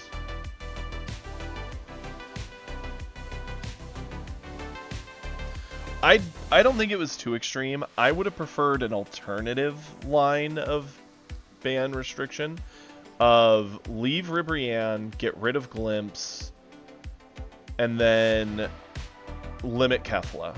I think Glimpse being gone would have made a big difference. I think green and blue will sit at the top with yellow and red sitting just below them. I don't think red's going to be bad. I think it'll still be very good, very playable. Because again, let's just take 10 seconds and look at like 2 lists of mine, 3 lists. So like Vegeta, right? If red isn't as able to like just turbo out of board, I don't need 4 Sickles. I don't have to run 4 Zamasu. And all these slots are going to get filled with things that do better into green. So the Absolute Lightnings are going to start getting filled in. Zenos will still be there, but Maybe another Goku Black kind of option. Like, that list will change in that way. You'll look at, say, Trunks is a big one, right? Probably not needing Force Sickle. Probably keep these. These guys might just be gone. Don't get me wrong, getting rid of a 1-drop can be useful in some matchups. Even into yellow, like Bulma is annoying, but the point is, we're going to see a hard shift from a lot of early game control, like even green, right? Green in every deck is running this to counter Roshi. Might some players still want to run it to counter like Bulma or Ginyu Frog? Sure. So, yeah, Hope Sword, Hope Slash, or whatever, yeah, might just come back. Because you may not need Galax as much. You'd rather have the more aggressive loop with Pilaf. So we're going to see this shift where green will be able to play a bit more greedy. And you're going to see red filling in that like semi-early but also mid-range aggro list. Yellow is actually going to get a major benefit because yellow is hard countered by red right now. And yellow will actually be a force to again keep green in control to a degree. I think the only deck who I think should be really, really sad about this is Zamasu. Like, he was almost purposefully built to do well into an aggro meta and be this, like, surviving tank that wins. And with a lot less red, yeah, he'll still do good into yellow, but he's one of the worst in the blue-on-blue matchup, and he'll still be good into red, if not better at fighting red, because red's going to be slower now, giving him an advantage. But into green, you're playing a worse Broly, essentially. Like, yeah, he heals, that's cool, but blue's boss monsters will not beat out greens in a long game. You can Zeno bottom deck their stuff, for sure, but when you Zeno can't punch Broly. Zeno can punch Cell, but Cell heals life, so Cell will happily take the hit and just play another Cell the next turn and blow up your Zeno. And Zeno doesn't get rid of the problem forever, it just delays it. Technically closer to a deck out. The only world I see Zamasu living in now is like a 60-card list built to try and just survive green, and I think that's going to be miserable. But someone else who got a big benefit, like Goku Black. Goku Black currently has a miserable time because red rolls him over. He can't play fast enough into most red. But he will start shining again because he does well into green. He can get the Goku Black out early, start building the advantage, and see where that falls. Gohan should be celebrating because red being down means he'll get some breathing room. And he's also very good into Cell, Broly. So he will, yeah, it's more green, but Gohan is very beatable by just about everything. But he actually punishes other green leaders more.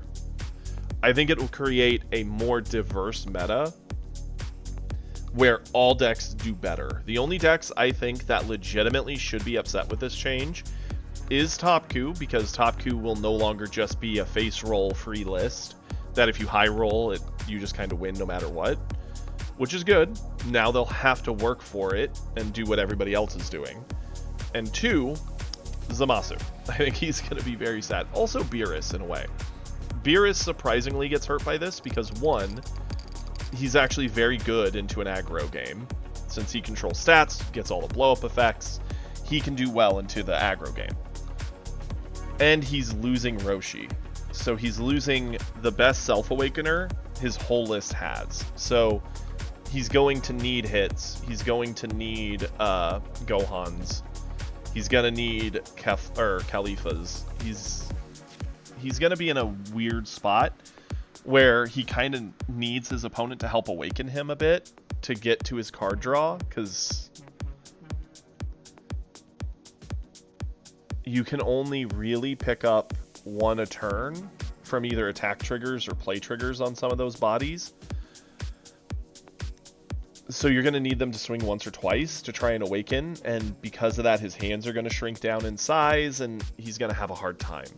He's surprisingly one of the better red leaders into a long game with green, because he does get the stack control, but I think he'll lose because of card advantage. Green will have card advantage over him. Will he sometimes pull it off? Sure, but he's in a bad spot. Surprisingly, I think Ginyu actually becomes more playable. Like, this really aggressive, cheeky Ginyu list of mine just becomes so much better. Because if there's a lot of green, it can kind of just face roll into green. Red's not going to be around as much.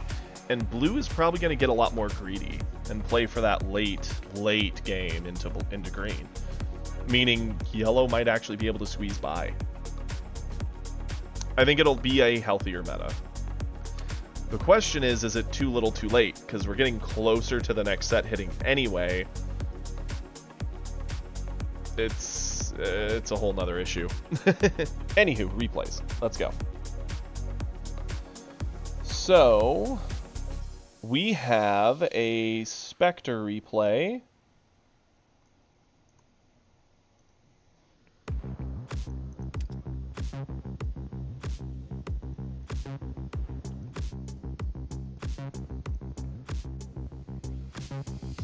I will say this, of the two metas we've really had, set 1 and set 2, set 1's meta felt better, because don't get me wrong, Broly was definitely the top deck, and it warped everything. You could still more or less play any deck, and have fun, and find wins, and probably climb to God rank with virtually anything in set 1, I think.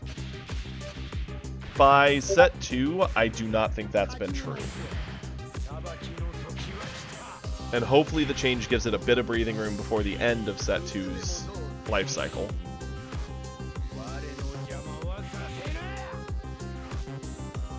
Ooh, Zamasu. We're gonna go ×2 on this. So Frieza should be big sad here, right?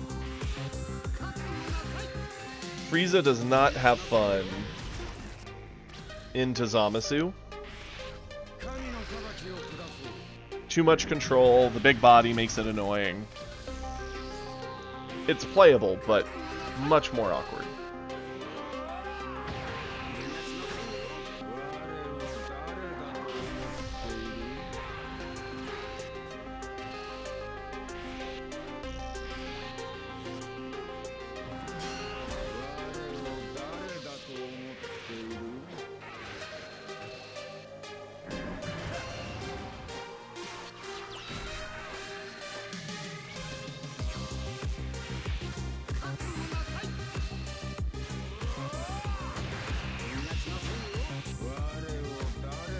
Yeah, that doesn't feel good, does it, Hippo?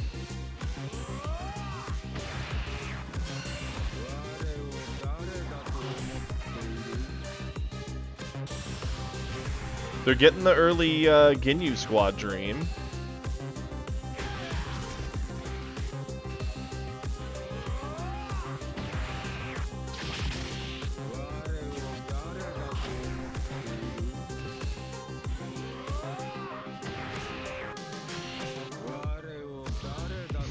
So much Zamasu talking. It's actually kind of nutty. They did sickle the board away. Interesting they went for the Frieza and Birder. I mean, I guess Birder's biggest combo, Frieza is the best effect. Makes sense when you think about it that way.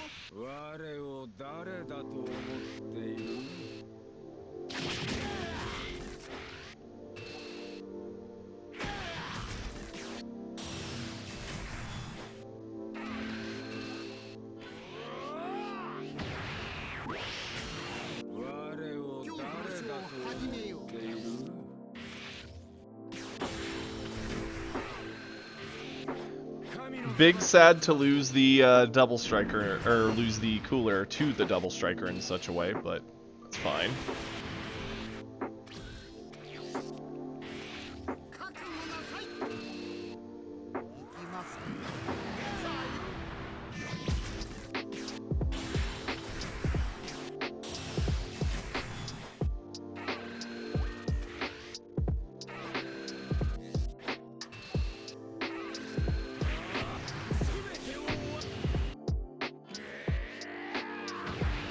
Okay.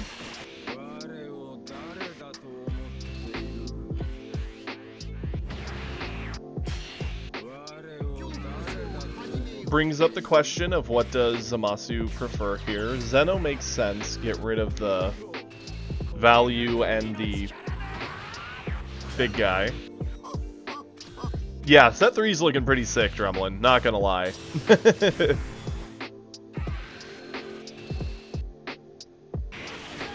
I just hope it's a nice set that we can all breathe during, and it's not just this miserable meta that we've kind of dealt with. It was frozen, Hippo. The golden froze it down.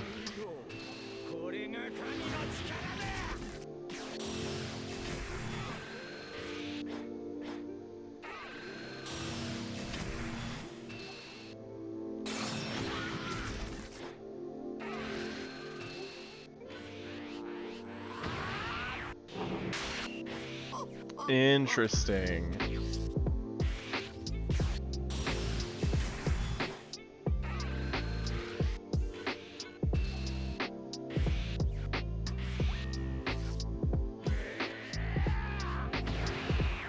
So I would have definitely personally charged away my cooler and kept the Ginyu, because we could have actually gotten the Ginyu down, gotten a card draw, gotten an additional Ginyu down, gotten the energy refund, potentially gotten another swing, and then done the double in to finish. We still got there, though. I haven't seen what they look like yet. I've only heard, but I think it did get posted into... Yeah, here they are. Let me look. Ooh, okay, and they even have some effects. Awesome. So, Bardock...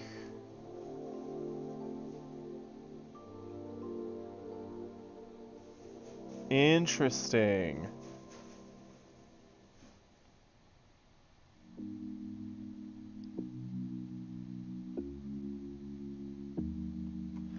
Okay, that's very interesting. And then we have the 5-drop, Double Striker. Activate battle your turn once per turn. If there are more than 2 cards in your combo area, KO one of your opponent's battle cards. Ooh. Okay. So long as you double combo into it, you get to blow up something. That's pretty neat. And then we've got the Super Saiyan 4 GT Goku. When attacking, draw a card. Simple enough. Activate main once per turn, 1 energy. Choose up to one of your battle cards and it gets 10,000 power until the end of your opponent's turn. If the skill removed an energy marker, it gets 15 instead. Uh-huh. That is kinda nuts.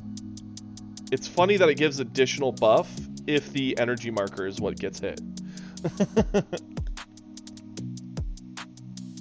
And we do have that blue Goku, red Jiren, green Piccolo, and yellow Boo. I'm just happy we're getting Piccolo. Like, I'm very happy we're getting Piccolo. I look forward to seeing what everybody says about all these. But we must go back to the replays.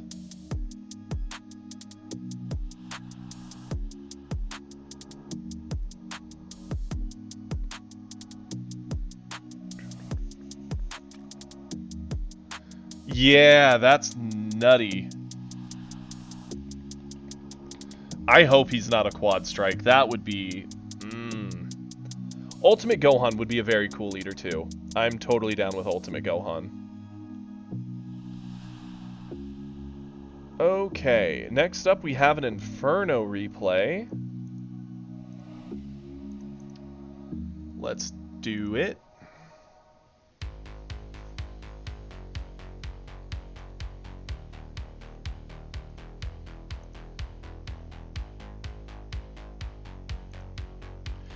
Future Trunks, specifically like the Android Saga Future Trunks, Piccolo and Ultimate Gohan are like 3 of my favorite characters. So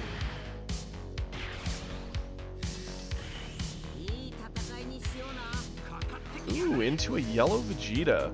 Here's something we don't see every day.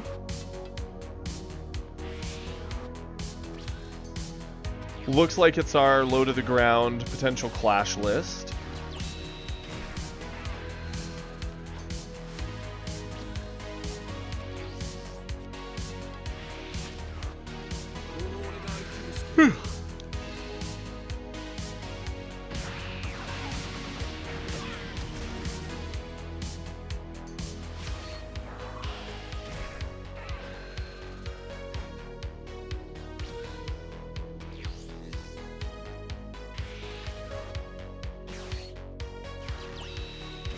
I like this, and we can go into the Roshi, get the life pickup. So here's a question for everybody in chat. I would love to hear everyone's answers. Are you more of a fan of what Set 1's meta was like, or Set 2's? Because Set 2 isn't, like, the meta is kind of jank, but there are some decks that can still survive and have fun. So I'm just curious what everyone's opinions on that is. And yeah, the classic Zarbon whip. Man, that Zarbon's a traitor. If you're playing a yellow deck and you put Zarbon in, don't trust him. He is a traitor.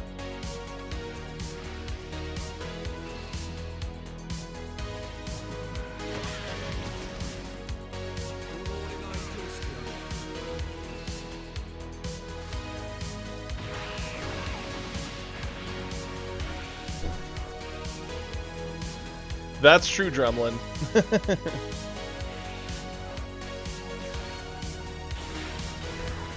You know, I think most red leaders will be fine without Roshi. Top Q definitely gets really kicked in the shin by it, which is kind of the point. But Beerus is a victim of that, in my opinion.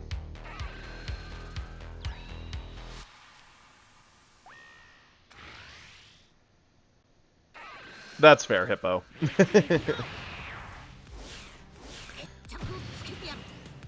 I think I would probably have to... it's hard to say. I really did like my Frieza list of Set 1, but I do love what Trunks and Droids and even Vegeta... Like, I like what a lot of the decks are doing.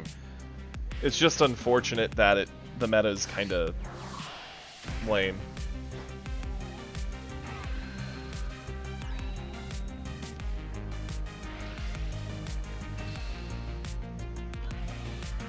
See, I think they didn't have a choice but to ban Roshi, unless they banned Glimpse. If they banned Glimpse, they probably could have left Roshi alone, and they probably could have left Ribrianne alone.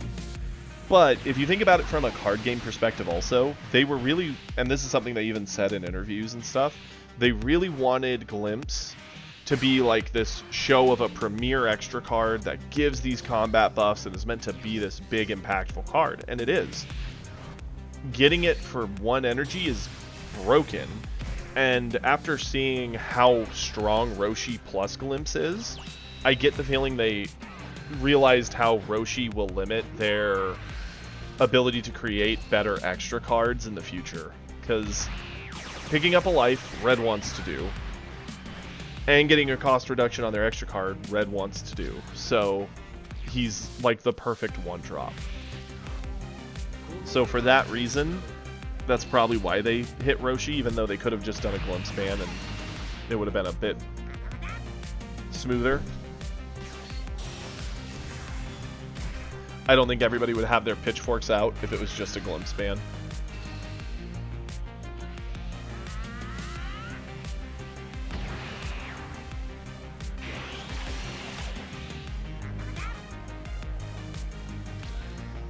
It's fun to see Starter Q, though.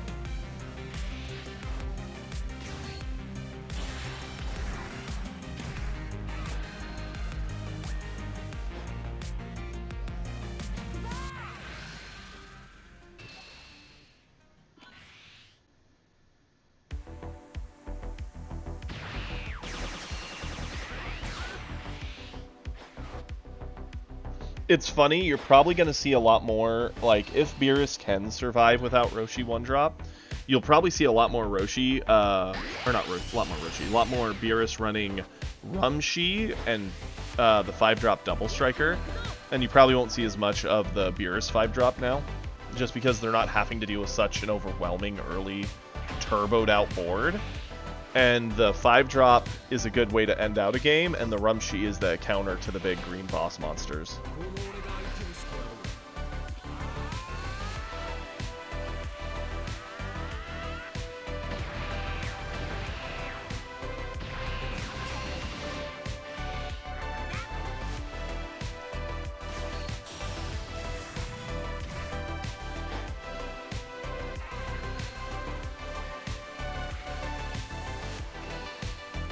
It does. Rumshi's a huge counter to Goku Black.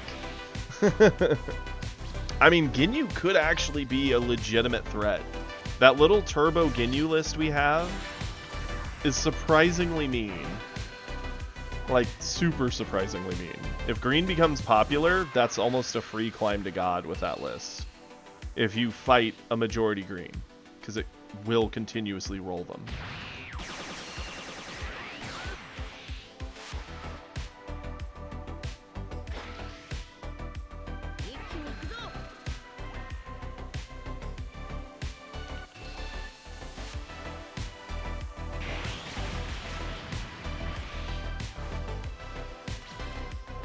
Just sitting on 2 double strikers? Oh. This Vegeta is in trouble. He doesn't have anything that does something to this board state to stop what the opponent is doing. Like, yeah, you can go golden, freeze down the 5, but who cares?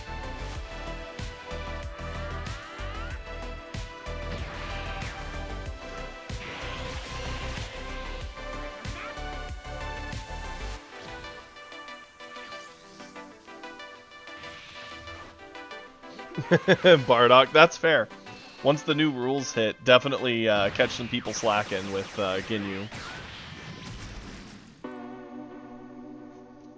No one will expect it. Like, think, outside of the times where Schmacky's had me play Ginyu on stream, or where I've deliberately chosen to play Ginyu on stream, you just never see Ginyu. No one's doing it. I partially blame the current meta just because blue is so heavily controlling due to Topku. You almost can't win a blue matchup, and Topku is still favored in the matchup in a way because of all the stat control he gets on his bodies. Like, he goes to 3, so it is easy to potentially just kill him, but yeah, you just never see it, Hippo. Never. I think I've probably only fought 3 or 4 ever. It's such a fun little list, too.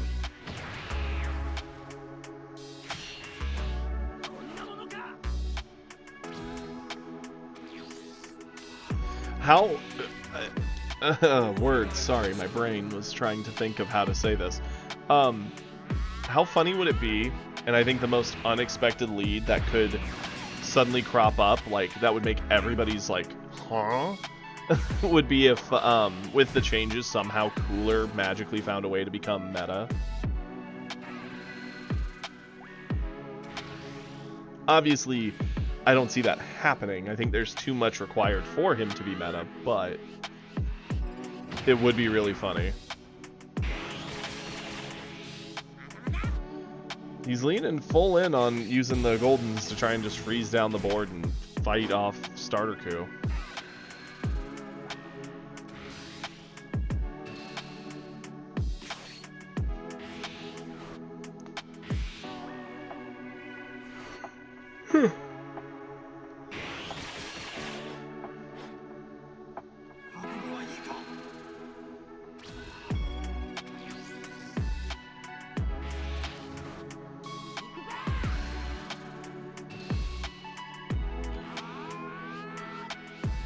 Exactly, Matt. And, you know, I actually stand by that. I think Ribrianne would have been fair if Glimpse wasn't around. The pair of Ribrianne plus Glimpse, plus Roshi making the Glimpse only 1 was way too good. Like, it is such a consistent kill combo.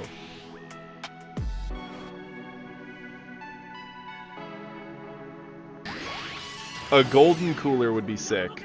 I wish they'd bring Cooler back in Super. as even just like an alternate reality cooler that went golden. That'd be so cool.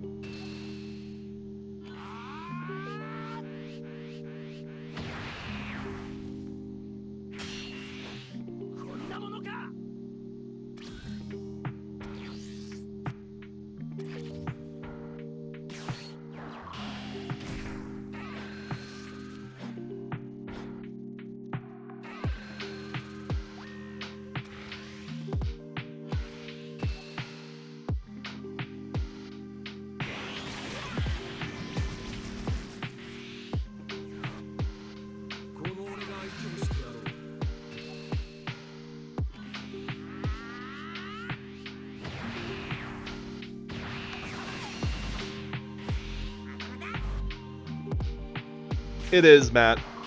I mean, I get it. I heard that there's some, like, European tournaments going on, so they're wanting to delay it all, but still not fun.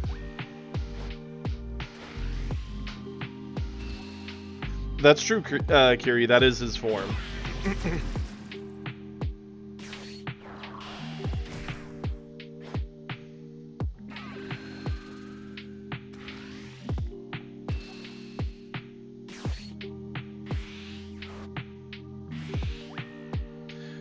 I'm not gonna lie, I'm surprised this game went this long, given the state of everything.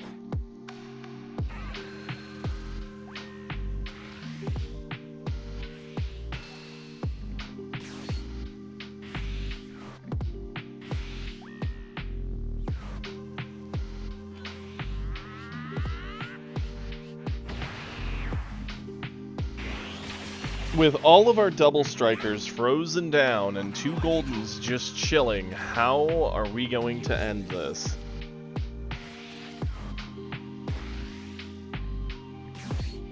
I mean, double Kamehameha plus Glimpse will probably do it, right?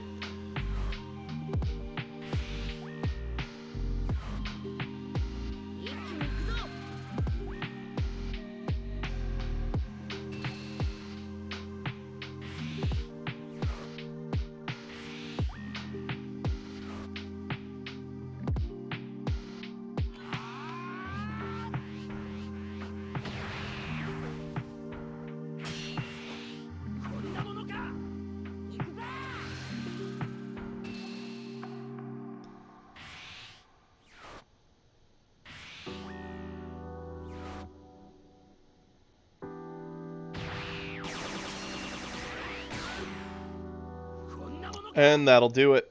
He's out of gas.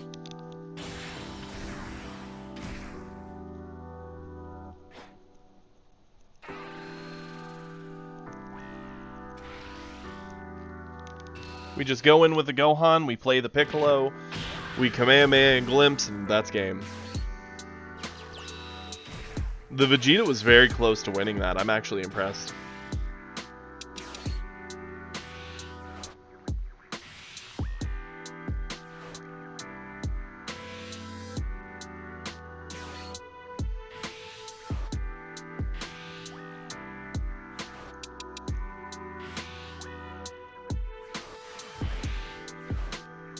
It's funny that you even get the little body that they stood back up for more combo. Booyah. Well done. I stand by, the Vegeta just needed to keep fighting off the board a bit. Yeah, you get locked in this, like, never-ending cycle, but leaving the red player with the board is what kind of created that situation. Well done. Very cool game. Okay, we have a super replay. Give this one a good old thumbs up.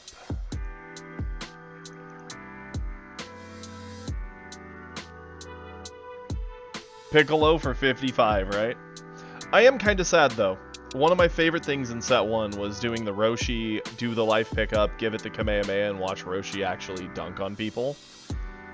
That is forever gone. Rip Roshi. Set 2 with Glimpse, it definitely was a bit broken, but... Ooh, Trunks into Goku Black. Okay. I like this.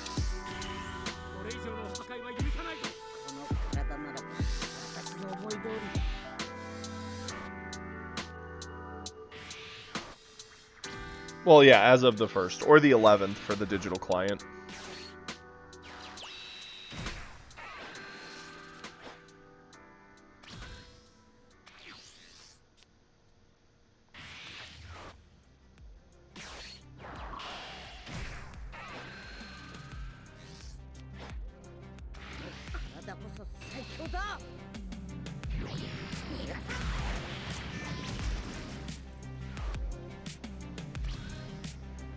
Interesting, you're running the vanilla line.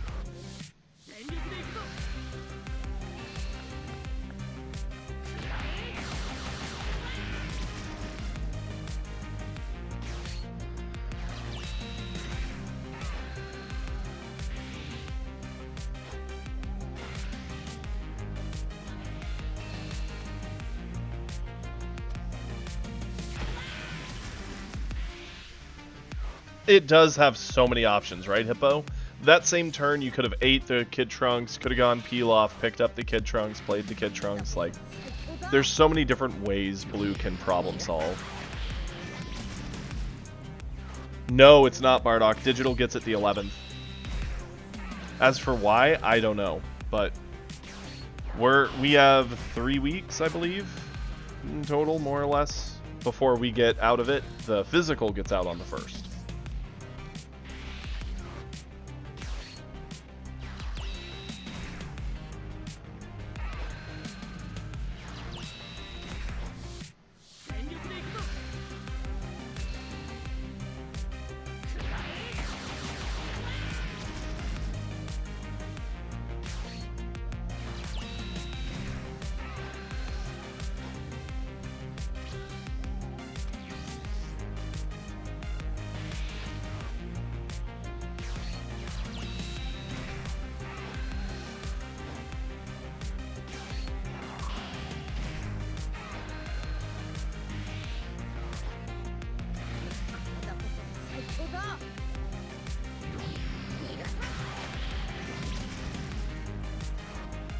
Pretty much, Hippo. Which is funny, that, I believe ranked ends, what, at the end of, resets, end of July, start of August, technically? So, that leaves the rest of us who don't want to spam top coup, or would like to climb in a top coup, nerfed ladder, like, what, 2 weeks?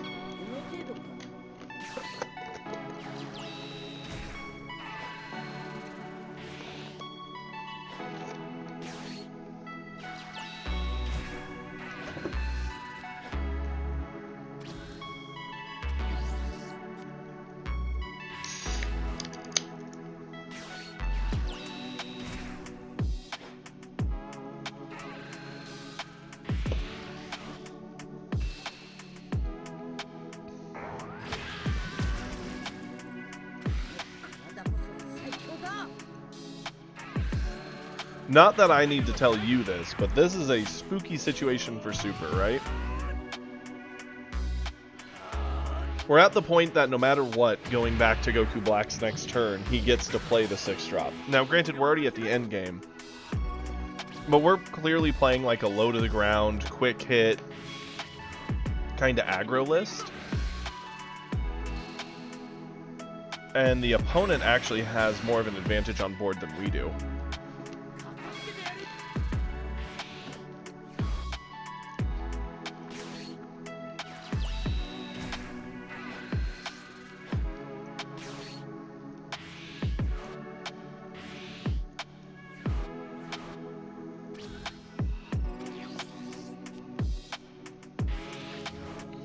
I would have been tempted to save the lightning. Considering he can get the 6-drop down this turn. Yeah, I know, right, Hippo?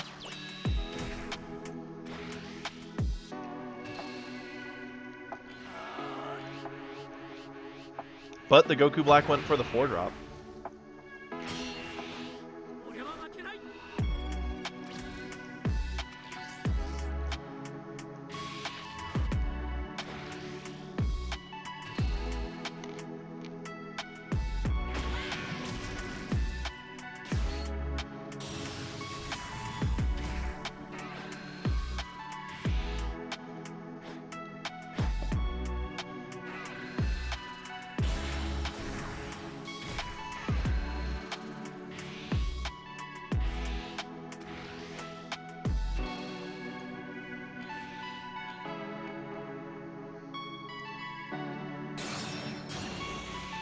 Hmm.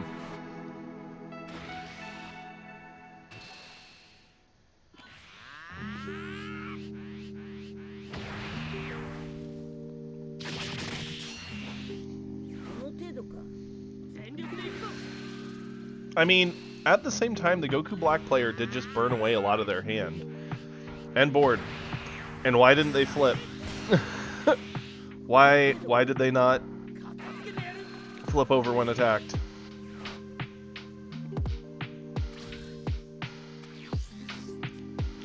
That's Hippo. And now he just charged a Goku Black. And he's attacking as a crit side.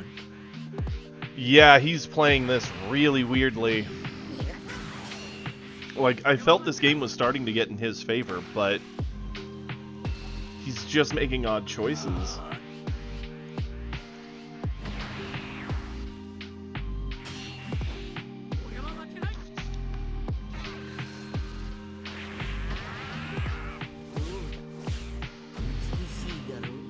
I just don't know why you wouldn't go for the 6 drop here.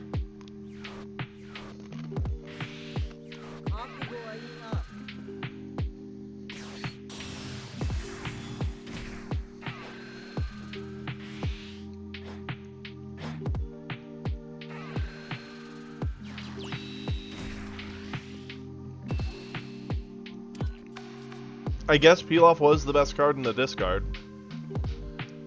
Not a big fan of it, but sure.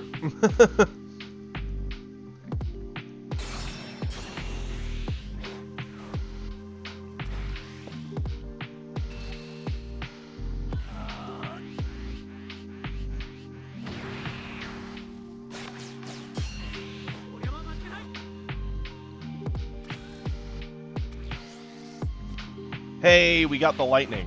That's going to be a big deal.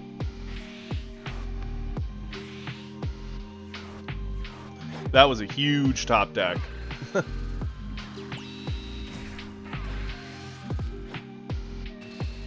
I probably also would have swung with Trunks first, just to get my card draw, to see if I got a better target for the Goku Black. We didn't, but...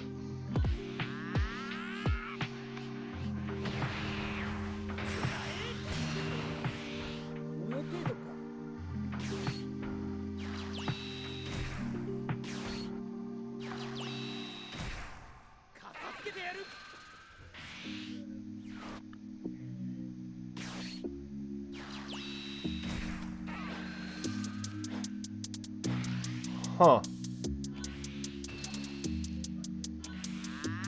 I expected that you might be going for the draw effect of the Super Saiyan Rose, but... that was slightly odd, right? I'm not the only one thinking that?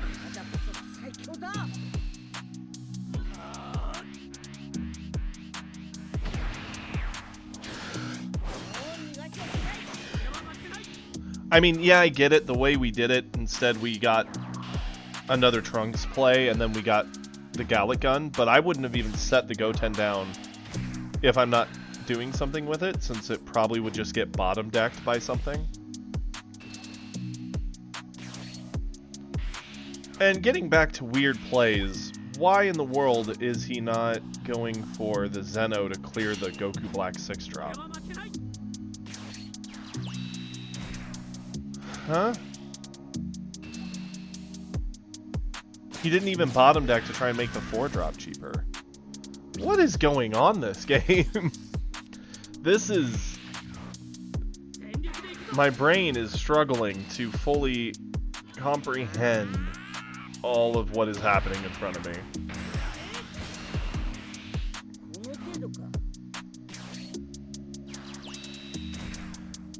Okay, so we go Videl, use effect to get the 3-drop. Use it to swing, sure.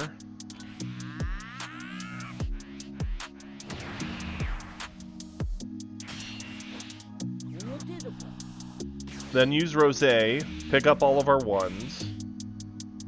And our 3. I mean, I guess we can get the 3 again for cheap.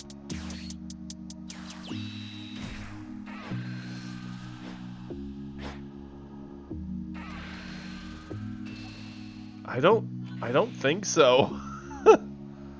It's sad that we're one card over. We really should have played the Videl first.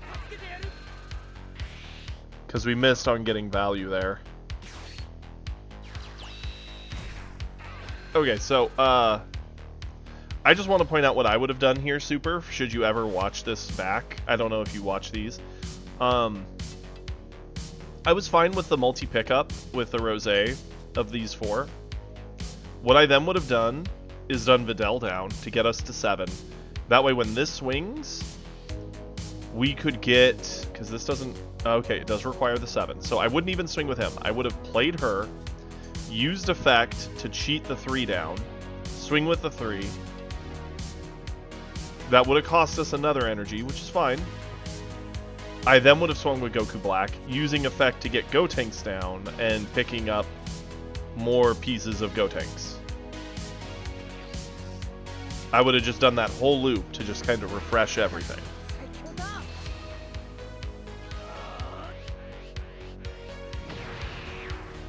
While keeping our aggro pretty high.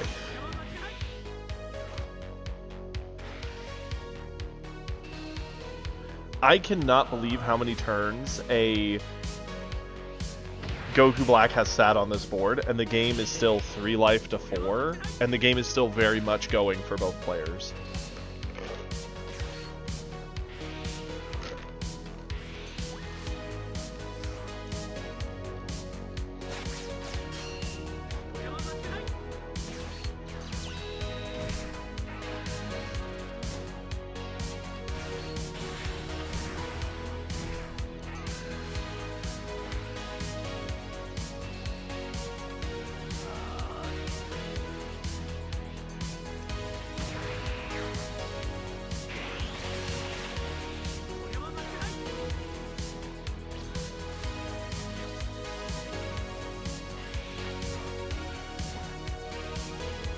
Okay, yep. Get down the Gotenks.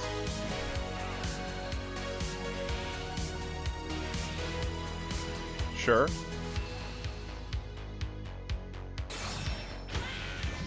I'm shocked you didn't go for the double striker.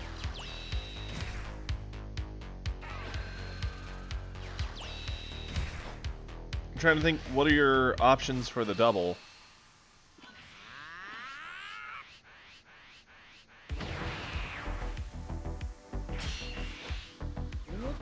Are you thinking you can just win this turn? Maybe.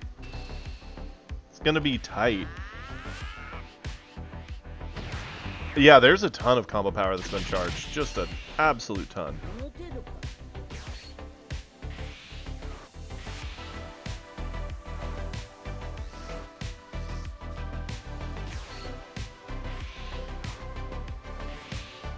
Get rid of the 2 4s, I guess. Yeah, and we've got plenty of combo power. Sure.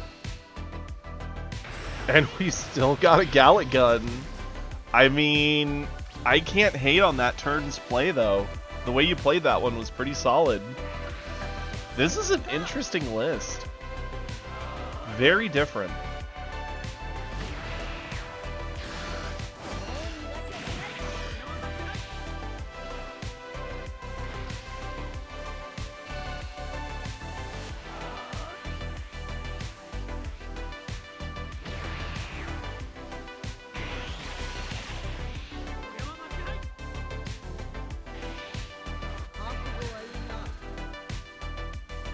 So now he gets his own 6-drop, sure.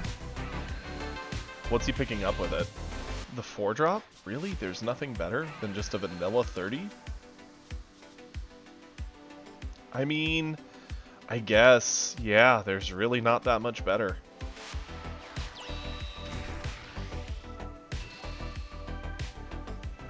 Don't get me wrong, right? 30k vanilla swing is not bad by any means, especially at this kind of a point in the game.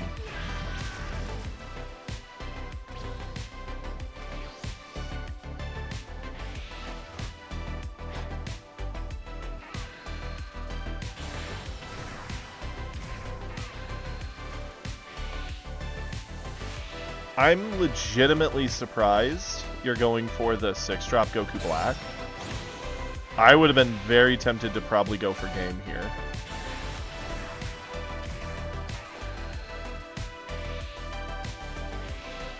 the insane amount of cards in hand.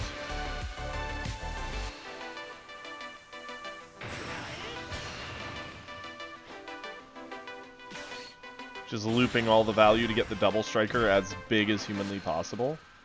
Yeah, I guess so. I mean, I don't hate that. I still would have been tempted to swing at Goku Black, right? Because even if he eats it, he goes to 1, then we could swing with the Gotenks and dig more out of his hand, and still have all this to dump into the double striker. That's what I would have done with it.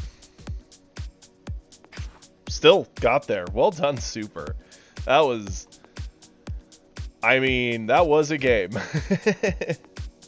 Okay, next up we have Domo's replay. I do like that list, though. It does seem neat.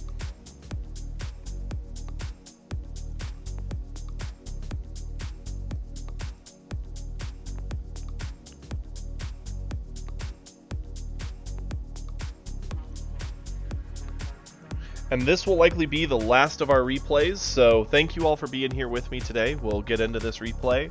Chat, have a good time, and this will end out the stream for our Thursday. It's hard to... it's crazy to say Thursday. It feels like it's still only like Tuesday to me for some reason. This whole week has felt like a day or two off of where it is. Ooh, okay, we've got a Zamasu game. Into Topku. Odd they're running Fuwa, but sure.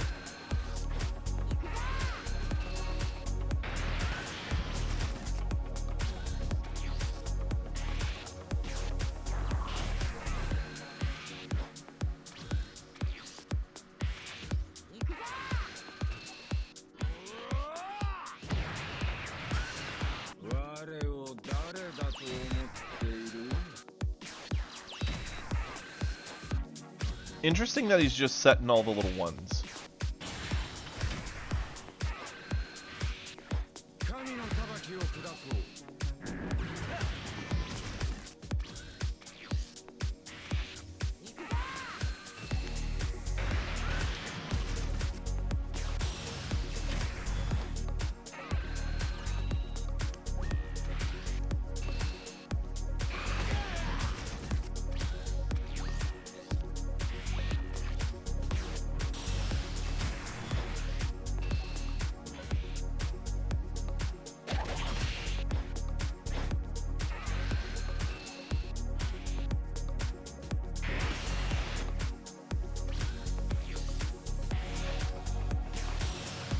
Man has all the 17s. Holy.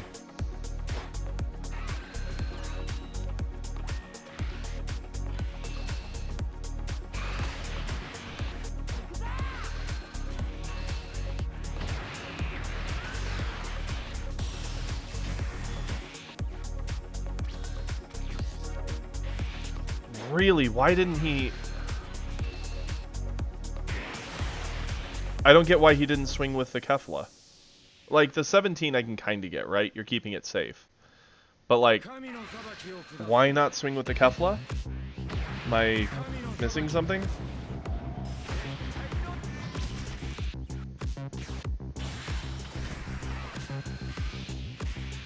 Yep, 4-drop, get those, sure. Play that, get more card draw, yep.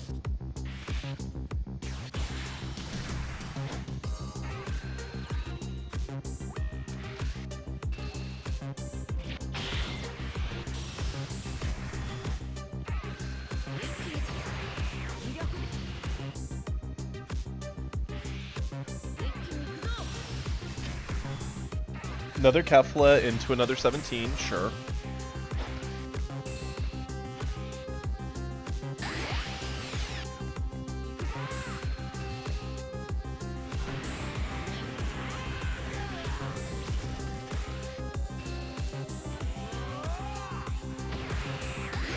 He basically set up a beautiful Zeno.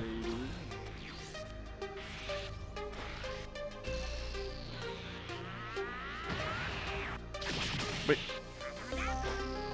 Why did... Man needs math class. He definitely comboed onto something that was not really a threat.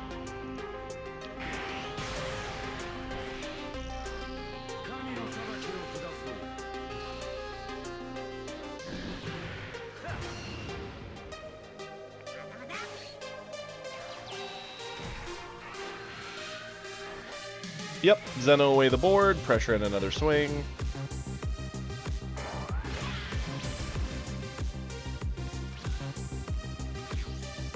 And now, like, what does Topku do, given the current state of the board?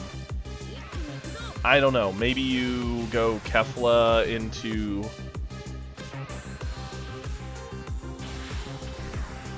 $17, sure.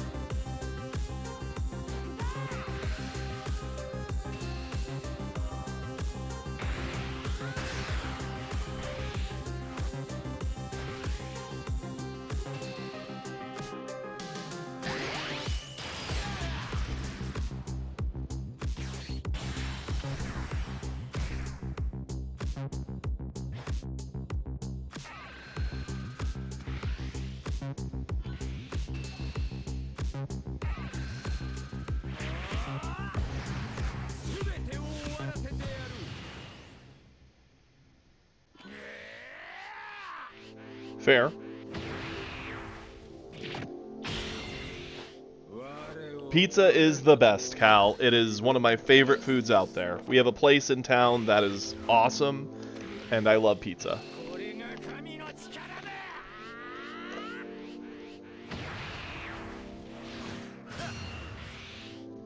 Man, if we had a pizza here, I'd make it.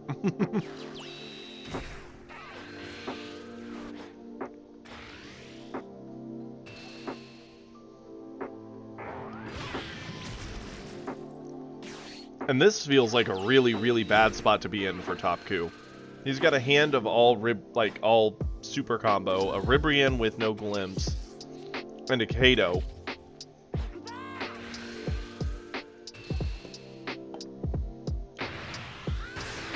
He has to land a hit on Zamasu before he can even try and glimpse.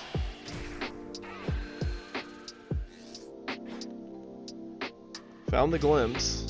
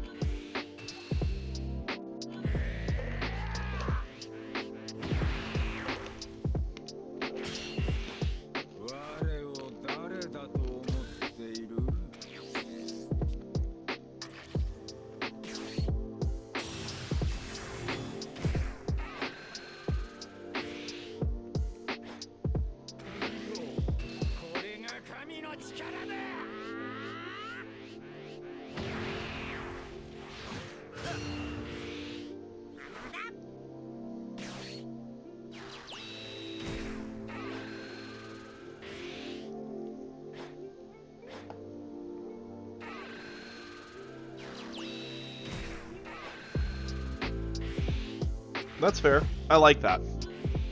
More peel-offs, more combo power. Just going full tilt.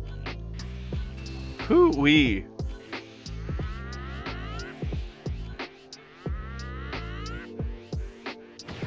Yep, that'll do it. Well done. I like that, Domo. The Topku definitely had some odd choices early that kind of put him in that spot, like not attacking. Like, I don't know why you wouldn't push on Zamasu and just leave your bodies on board. They're just going to get sickled or Zeno'd or something. Like, you're the one pushing the tempo. You need to keep pushing. As soon as you slow down, the game tends to get away from you.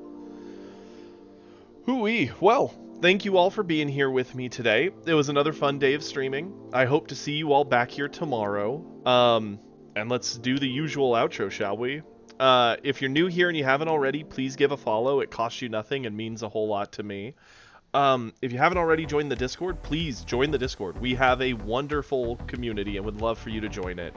We have a whole channel dedicated to replays. We like to put each other's deck lists on there and help each other improve them. We love to talk about various anime. We talk about other card games. And we'd love for you to check it all out. Lastly, if you like the content and you want to help support it, feel free to donate at the link down below, or just sub to the channel and avoid the pesky ads. I mean, it's really up to you and no pressure either way. Take care everybody, and I'll see you tomorrow. Peace.